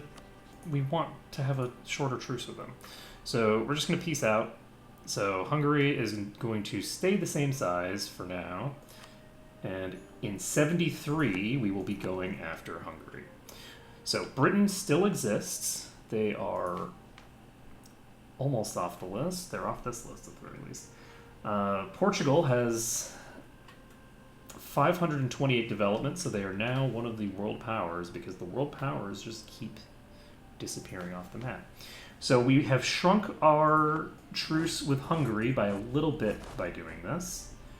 And now we just have to finish off the thinger. Where are you? There we go. So we're going to just dive this capital fort. It's a rank 9 capital fort. Like, Jesus Christ. These guys are going to go here, I guess. This is the Siege 4 leader. We're doing it. These guys are actually just going to walk to Colding. I already have sufficient fleets heading into that area for good business. And we actually have the Eastern European force that needs to be expanded. So we're going to stop increasing these guys at all. Sharing is caring. Yahoo. Let's see. You guys are sitting on a truce with us until 73 as well. And we now need... Where's my fleet? Are you guys going to arrive at some point? I need you to arrive. Okay, you know what? Since the fleet's taking a long time to arrive, do we have someone else that we want to go after? Do we have anybody who has exclusively territory that won't give me any... Oh, right, but I need a navy for that. My fleet is otherwise engaged right now. Is this mine? Yes. Okay.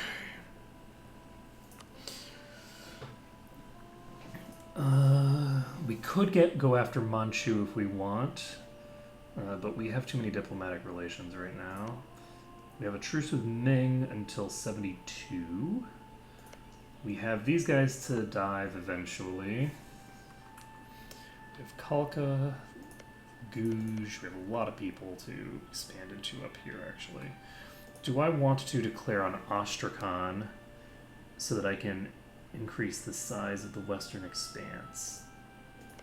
How big is the Western Expanse at this point?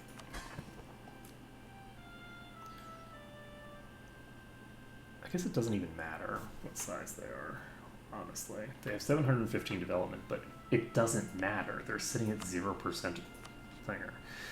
So this would allow us to declare on them, Transoxiana, and Fars. And I guess we will just do this. How much does Astrakhan have? They have 74%. You guys have 26%. So I could actually full annex Transoxiana and them at the same time. Transoxiana is only allied with Fars, so I guess we'll just do it. Just make this declaration and set Transoxiana as co-belligerent. We're not going to set Fars as a co-belligerent, I don't think. Because I don't necessarily want to take their provinces. Oh, maybe I should. I could give these provinces to Bharat the Egypt.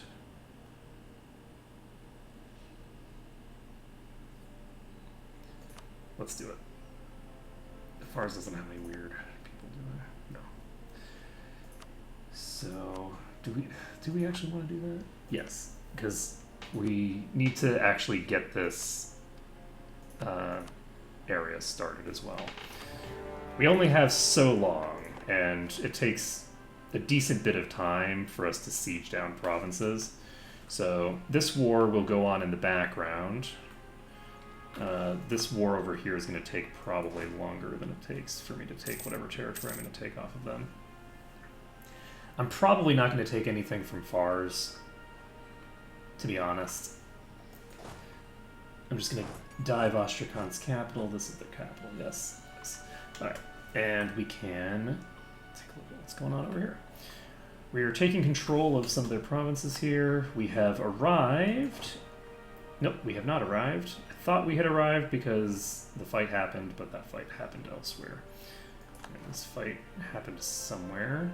Presumably that was the repairing ship coming back. So I shouldn't have tried to repair my ships because nothing good comes of trying to actually heal. Turns out. You guys are black flagged, so that's not going to be terribly helpful to you. So we need to pull you back, I guess. Oh, right, because I declared war while I was in there. So, we're still at 95%. We're going to finish this in about 2 years.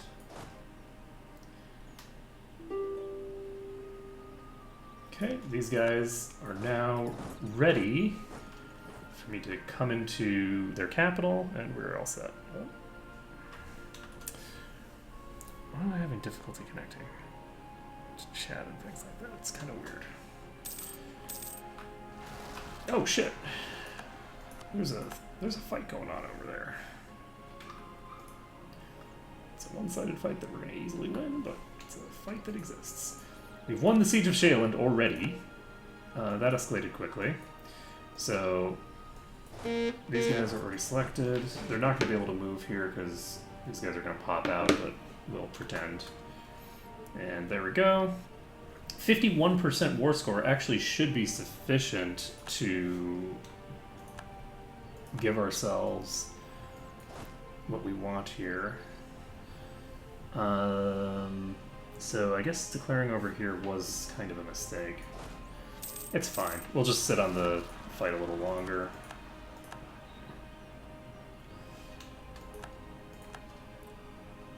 We're coring our stuff, and that's sufficient.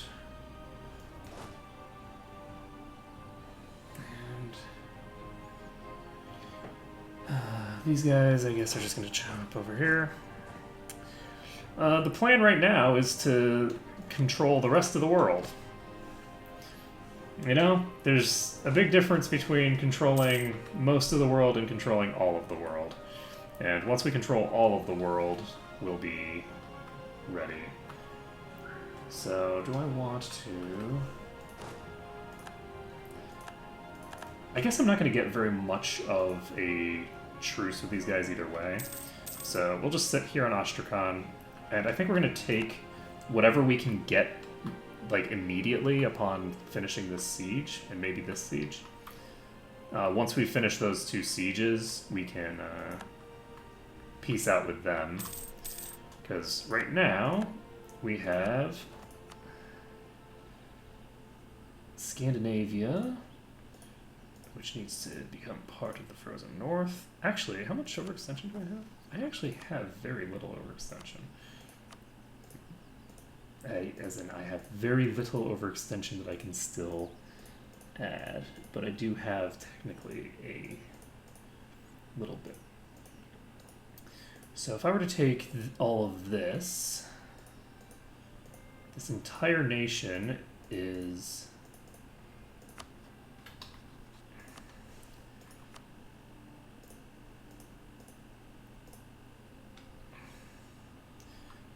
less than 100% war score, I think.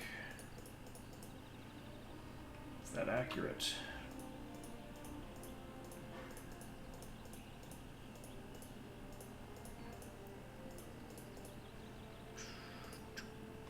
Okay, still up. Seed. So what else do you have? Ah, yes, so you still have these.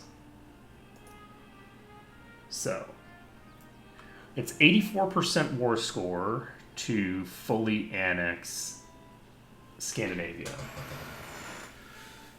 So fully annexing them is something that I could do conceivably in 2 years. If I wanted to just finish off Scandinavia completely, I could finish these cores and call it a day. So I think I might want to do that. And in the meantime, I have this set of wars going on over here. So I could piece Fars out of this war and just give most of their territory to Bharat, Egypt if I want, but I don't really think there's much reason to do that. So I don't think I'm going to piece them out. I think I'm just going to take Ostrakhan, but we're going to wait for them to be carpet sieged, and since we'll be waiting for them to be carpet sieged, we'll be able to just transfer all of this to the Western Expanse, and the Western Expanse will handle this. Poland is something that I could get my peeps over to. Our colony has become self-sustaining.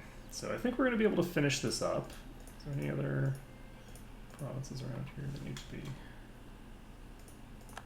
moved over? Yes, we still have Greenland and Iceland.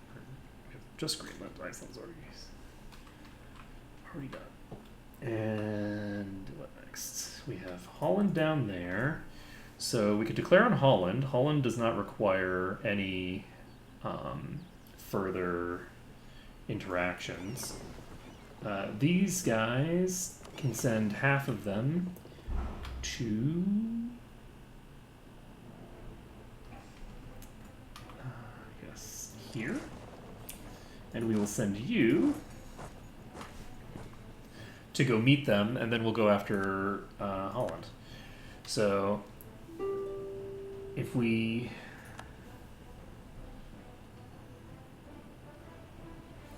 want, we could do a full annexation here, even though... Oh, unjustified demands. Minus... That's nice. Let's see. You guys can... I guess... just split in half. I'm not going to be splitting them too much because I'm I've already got my vassals doing the carpet stage, and they're not in a huge rush, I don't think. Though, actually, now that this is already at 37%, maybe I should just do the piece and call it a day.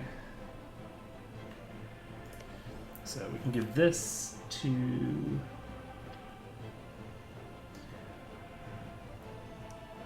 The problem with doing that, though, is that then we get a much longer peace treaty with them than I'd like to have.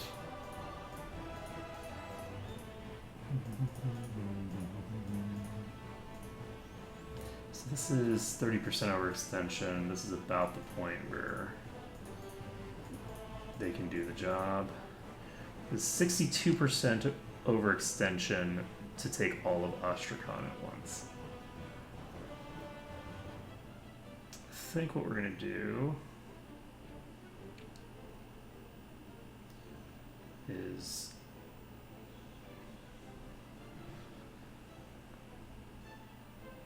we don't want this much overextension because this is too much to give to the peeps over there.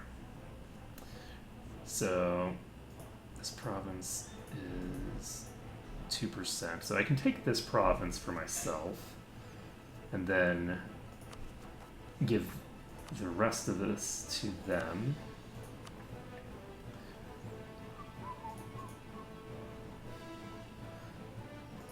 The other thing that I can do, now that I think about it, I can just force feed them after the point where they don't want it anymore. Oops. What? Oh, am I still at war with Savoy?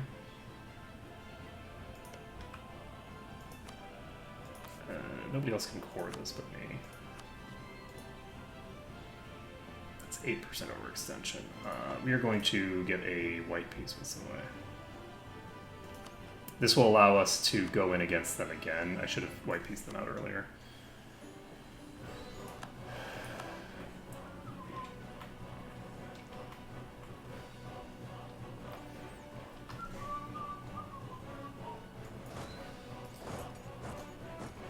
Okay, we're going to take out the Transoxiana army here.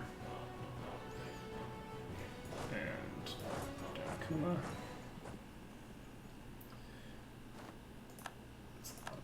Down. And Transoxiana just lost their entire army. So sitting at 44% war score, and as far as peaceful right now.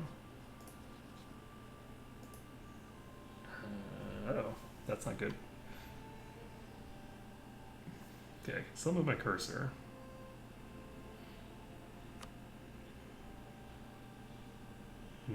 That's a problem.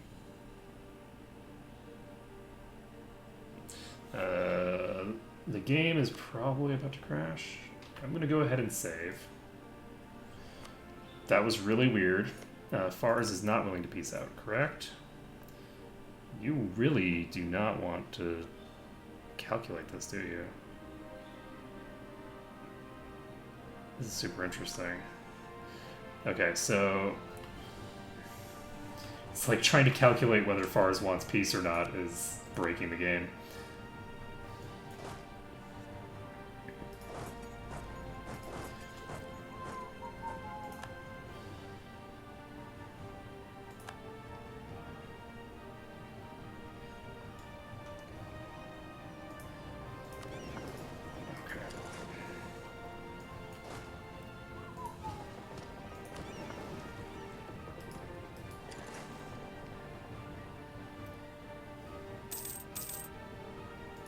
Yeah, one of the great things about client states is that just the fact that you can just force feed them if you need to.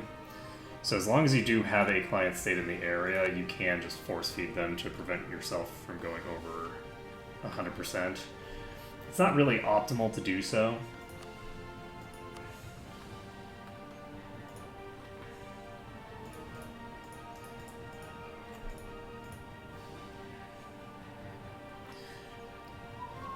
75% overextension. We're definitely not going to be able to take that much. So I think what we're going to do,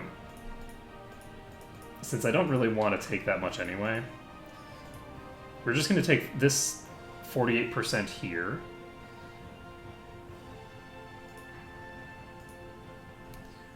Send that. That gives us 53% overextension. Oh, actually, do I want to just piece out Transoxiana first? I can piece out Transoxiana separately with a white piece. That way I can declare war on them in 5 years. And we can... It's Fars. Every time I try to sue for peace with Fars, the game breaks. This is funny. Let's see. We can try to sue for peace to peace them out, but we don't really need to, I don't think. We can deal with them with just normal peace. So we can do... Oh, we actually can't do nearly as much now that we have lost those sieges. Okay, then. Because we had sieged down Transoxiana's capital, which was giving us war score. So I guess that was a mistake then. Like, we can still get this, hopefully, this tick. Nope. That did not tick. Oh, we just lost an advisor. And there's our admin advisor, who is going to give me what I want. You are not an accepted culture. You are not an accepted culture. You are not an accepted culture. You are not an accepted culture. Nor you, and nor you. Okay, fine. Then we're going to take you because you're rank 3. And I can't promote any of you because you're all the wrong culture. Maybe this is the advantage of being the Mughals. Once you're the Mughals, everything in your empire becomes an accepted culture. This is... Well, everything that you've already conquered. It becomes an accepted culture. Okay. So, you guys need to finish the siege. So one of these sieges needs to tick this month. If not, I'm going to be sad. So don't make me sad. You're not appeasing them. Come on. Do it. Do it. Tick. Tick. None of you are going to tick.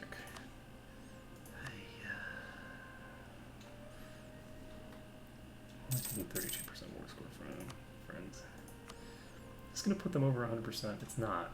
It's only 34% overextension.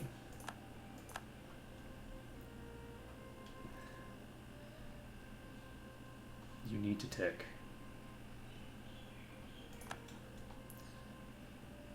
Thank you. Okay, there. So that's 64% war score now. So they're willing to peace out. We can take this. We have 3 free diplomats. So we can peace out with you. And we can peace out with you. We're not going to take all of your provinces, because taking all of your provinces is too expensive. Instead, we're going to take most of your provinces. And I might even give myself an extra client state over here. I think I'm going to do it, actually. I'm just going to do this with a couple of client states. What is the range on this? We've got a while yet. We can give a bunch of territory to these guys.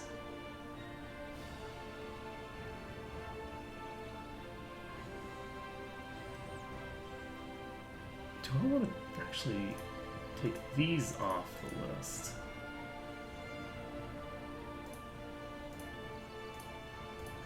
Okay, so if I take these off the list, instead, I can't send a demand on the same day that I sent a peace offer to someone else, I think. So if I do this, then Scandinavia becomes a landlocked nation over here with 1 fort that I have to deal with. And I think I'm going to do that. There's 100% overextension. We're going to make a new client state in addition to feeding everything that we can to the client states that we already have. So, waiting a day. So we've done that. Send this. Let's take a look at our overextension. 240% overextension. Yahoo. Okay, so Western Expanse needs to take its territories. So Western Expanse can be granted. I wish I could just drop all the things that I have cores on off the list. Like, that would be a great toggle.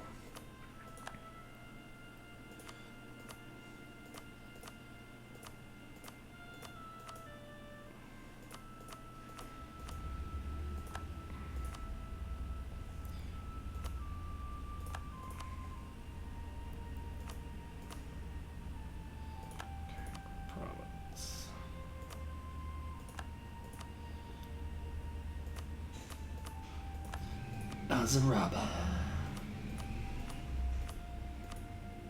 Circassia.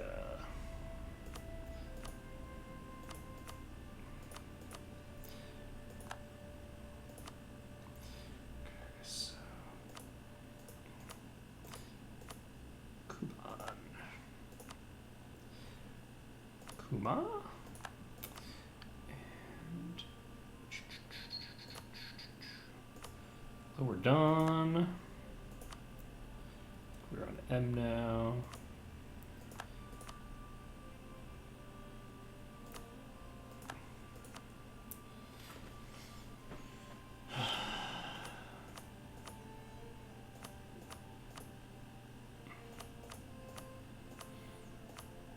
Okay, so 10.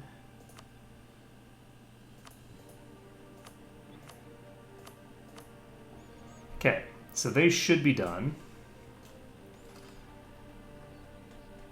And I can actually, if I want, give them these provinces over here, because I have cores on them and won't give them any overextension. And then... Oh, actually, never mind, I didn't take any of this, so we're fine. Interestingly enough, they are almost completely controlled by rebels now. So that's going to reduce our overextension by a bit, but not by nearly enough. So we are going to go to the Frozen North. The Frozen North, not just Frozen North. Ostergotland.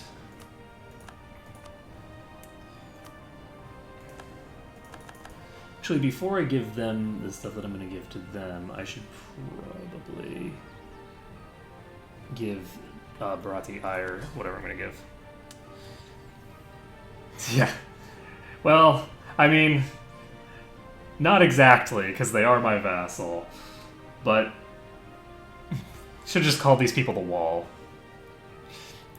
Let's see.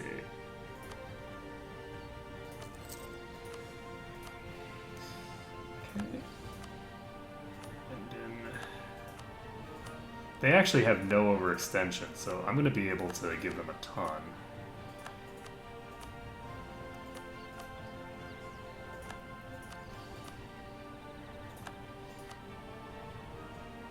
Am I giving them a bunch of territory over here like an idiot?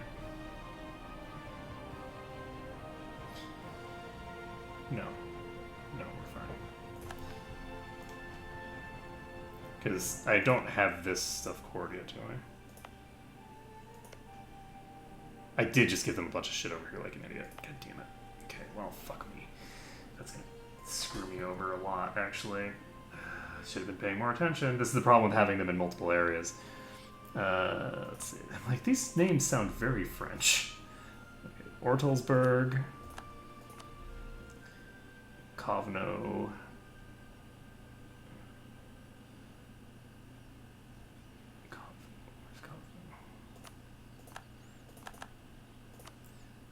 Latgalia. Ostrov. Luki. Luki's already done. Polotsk. There we go. So that's 68% overextension for them. And I can't give them any territory on the west side here. So we're not going to be able to expand them any further. But we can go up to the frozen north. Give them this and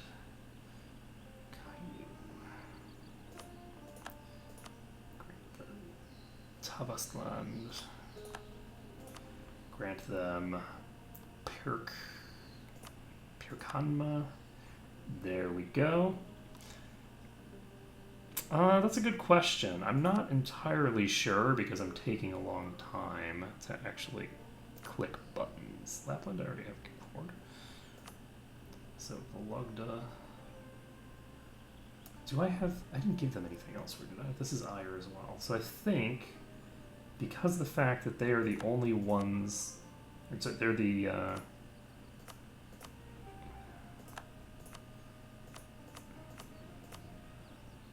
they're only in one region, there shouldn't be any weirdness with any of my other areas.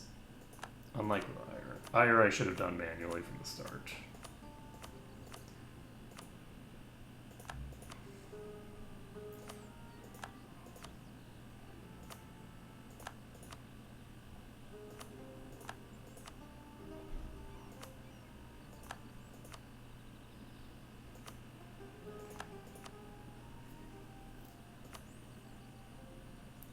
Their capital, I did.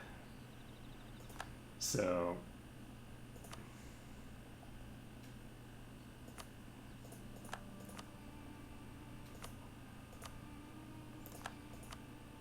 how much overextension? I'm gonna give them a lot more overextension than they can have. Holy shit. So that's done. We're gonna check because I don't know how much I peeled off just now, but I don't think I peeled off very much. I'm gonna wait a day so that I can see. That's 149%. So we're gonna need to give them a lot more territory. Actually, no, we don't have to give them a lot more. So, Ire, we can grant this province here. We can grant them Orkney.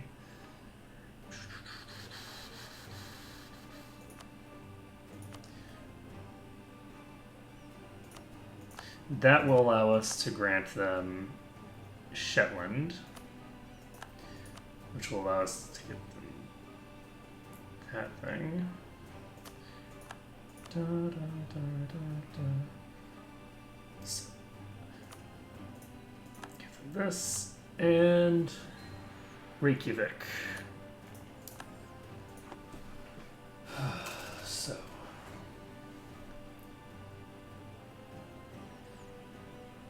now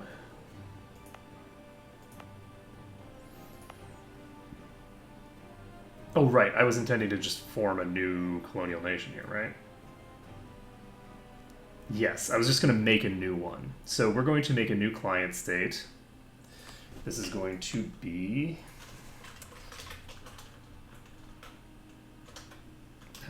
How do I spell my own name? It's BH, right? Not BAH. Yes.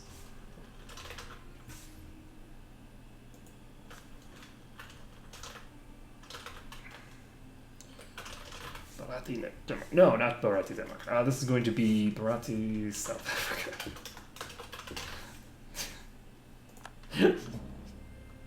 Just because. That should not have been their capital, but that's fine. It's 13. It's close enough for government work. It should have been Holland, but that's fine. Their map color is going to be something that I can actually see. And this is perfectly serviceable. So we are now going to be 1 over our diplo relations limit for a while. And we can now give Bharati, South Africa, a bunch of provinces. So we'll give them these two. I'm going to give them Shayland. I'm basically going to give them all the provinces that I need to give them to get this party started. Holstein, Schleswig,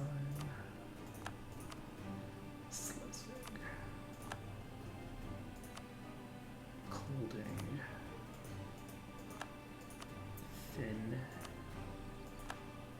And do I want you to go over 100% or do I want the other guys to go over 100%? I think I'm going to set these guys over 100% because they're going to have less rebels to deal with. So we will give these to Barathi, South Africa. We'll give you to Barathi, South Africa. This will go to Barathi, South Africa. And we actually have... I've taken all these other things already, so... should I give this to this Frozen North? I'm going to give this to the Frozen North. It puts both of them in the position where they can have the events spawn, but that's okay. Get both of these there, and now let's wait a day. There we go. We're 95%. So, we've gone over our vassal limit by 1, which is a little suboptimal, but not really a big deal. And we are all set. So we have expanded quite dramatically. And we have a few provinces to core up ourselves. And what's next on the chopping block? We're no longer at war. We have the ability, if we want, to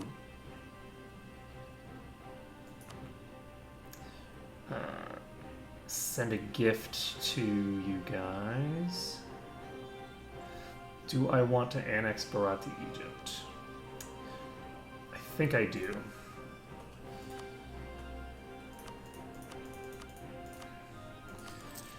So we're going to go ahead and use influence on you. Scandinavia no longer has internal conflicts. Yay!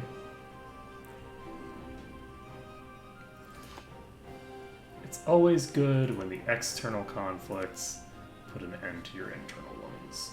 So unfortunately, if I don't respond to this, they are going to... You know what, we'll do it. Take both of these hits, and then we will strengthen government, and we're fine. So we are going to start annexing Bharati Egypt. They have expanded as far as we need them to, and we can finish other stuff later.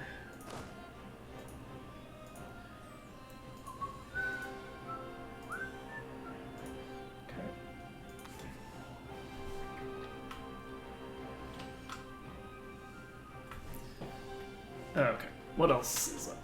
We have dangerously high overextension, but not for long. So I think what we're going to do now is I think we're going to declare on Manchu and get them started. They're allied with Ming. Interesting.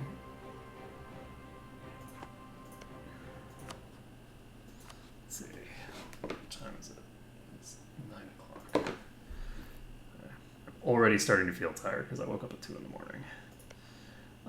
Let's see here. Oirat is a tributary of Ming. Do I want to declare on Oirat? Do I want to declare on Guj? Guj is allied with Kazakh and Khalkha.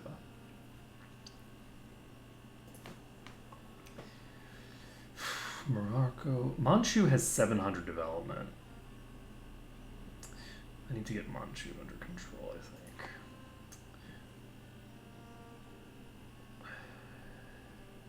Yeah, I think I just need to annex Manchu. Not annex, but I need to fight them. So this is going to get me into a fight with Manchu and Ning. Ning is pretty small now, so we can go ahead and declare this. Are we ready to be in a war? Yes. So these guys are going to get a leader assigned. It's going to be this person. This is going to be the Ming fighting army. This here is going to be the Manchu fighting army. And we can walk straight to here. Do you not have, you have forts? Why are the forts not showing up on my map? I know you have lots of forts. There we go, there's your forts. Okay, so these guys are here. Can I actually get there? It looks like I can, question mark. I guess it's just that I don't know if they have any forts, because I haven't seen it. So as soon as we take their capital, I think we're going to try to peace out with them. And we have these troops down here, along with a bunch of ships. We're going to send these guys up here. This fleet can actually pop over here and then merge with the other fleet. Just bring everybody up. Anything else that we need to do right now? I don't think so. I think Manchu should be pretty easy to take. And we don't need to take a huge war score against them. We just need to get them eaten a little bit, shrink them down.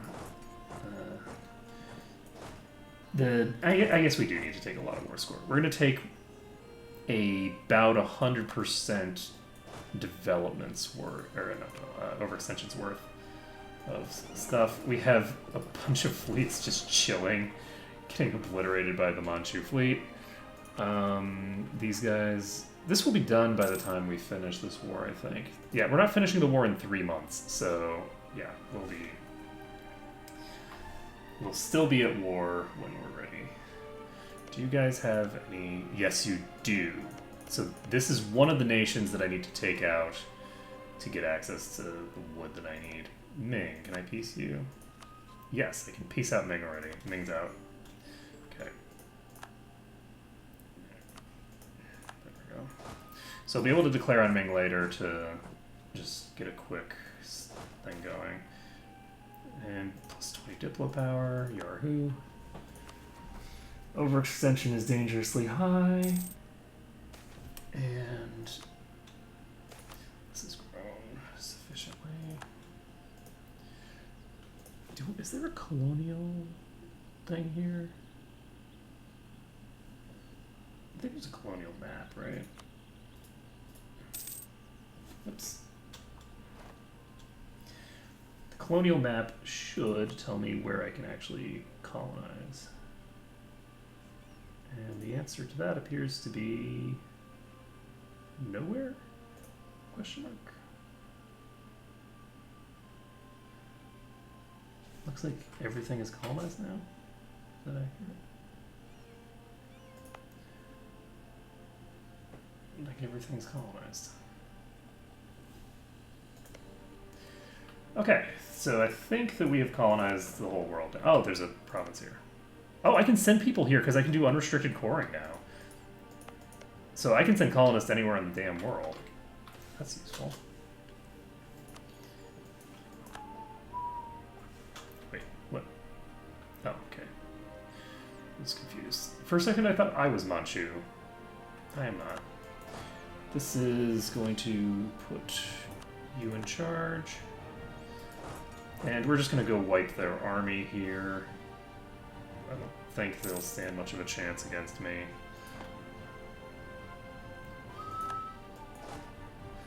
Guess we won't go wipe their army quite yet. Ah, there we go. There's our cores coming in. And we have you guys going to here.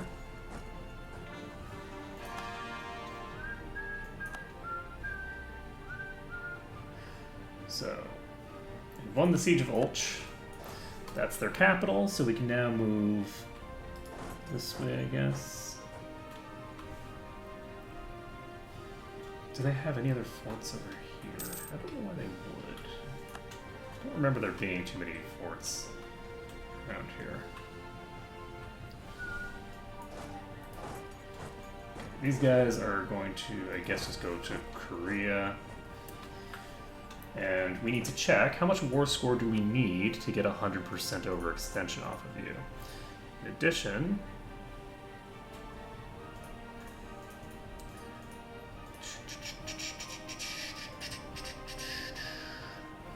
looks like the war score and overextension are about even. You know what, we're going to take the northern territories first. All this stuff that's far away.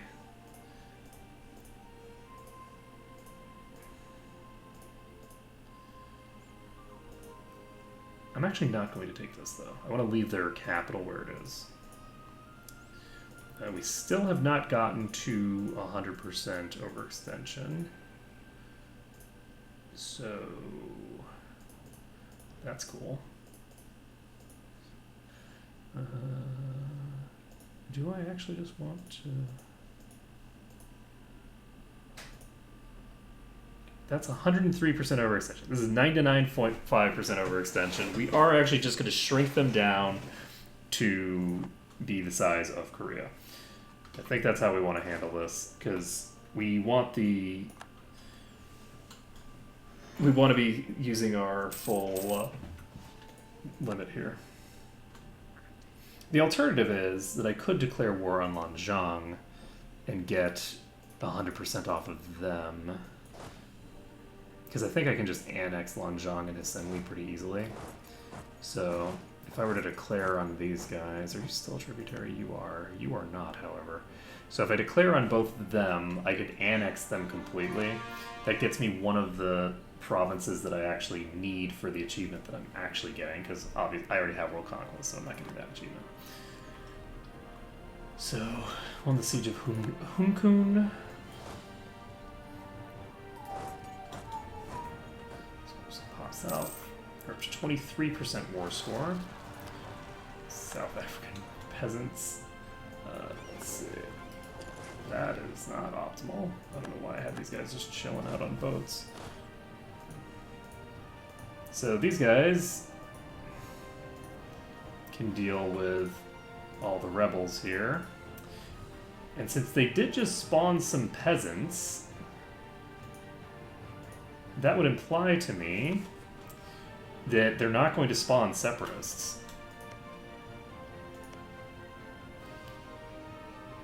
They could spawn separatists here, but they have less than... They don't have any unrest, so...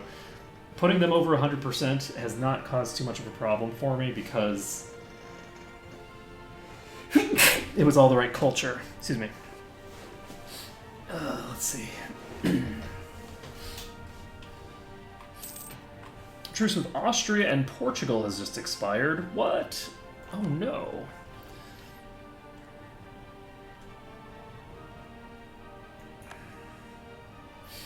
Okay, so you guys... We can just declare war on right now. Long proper.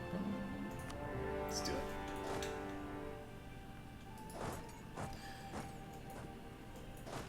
These guys should get a decent leader. These guys need the other decent leader. These guys can come here. These guys will, I guess, go here. How much is a 100% war score victory against you? Actually, I don't want 100% then. I just want to take everything to one province. Then I can just leave a tiny army there to deal with them later. Let's see. Diplotech. It's going soon. Portugal is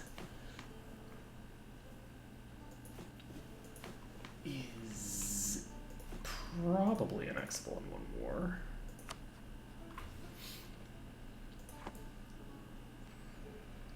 So, we are annexing 2 vassals simultaneously right now.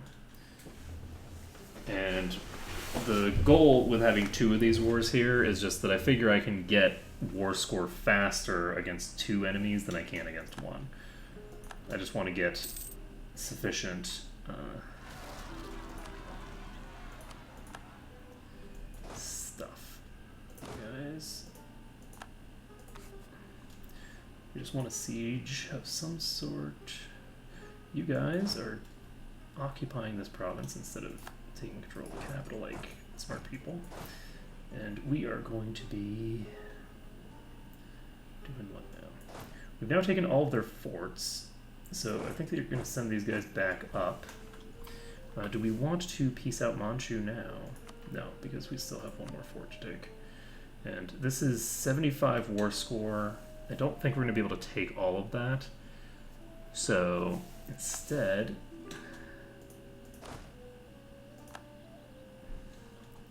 we taken out all of them? Yes, we have. Perfect. So we've dealt with all those rebels.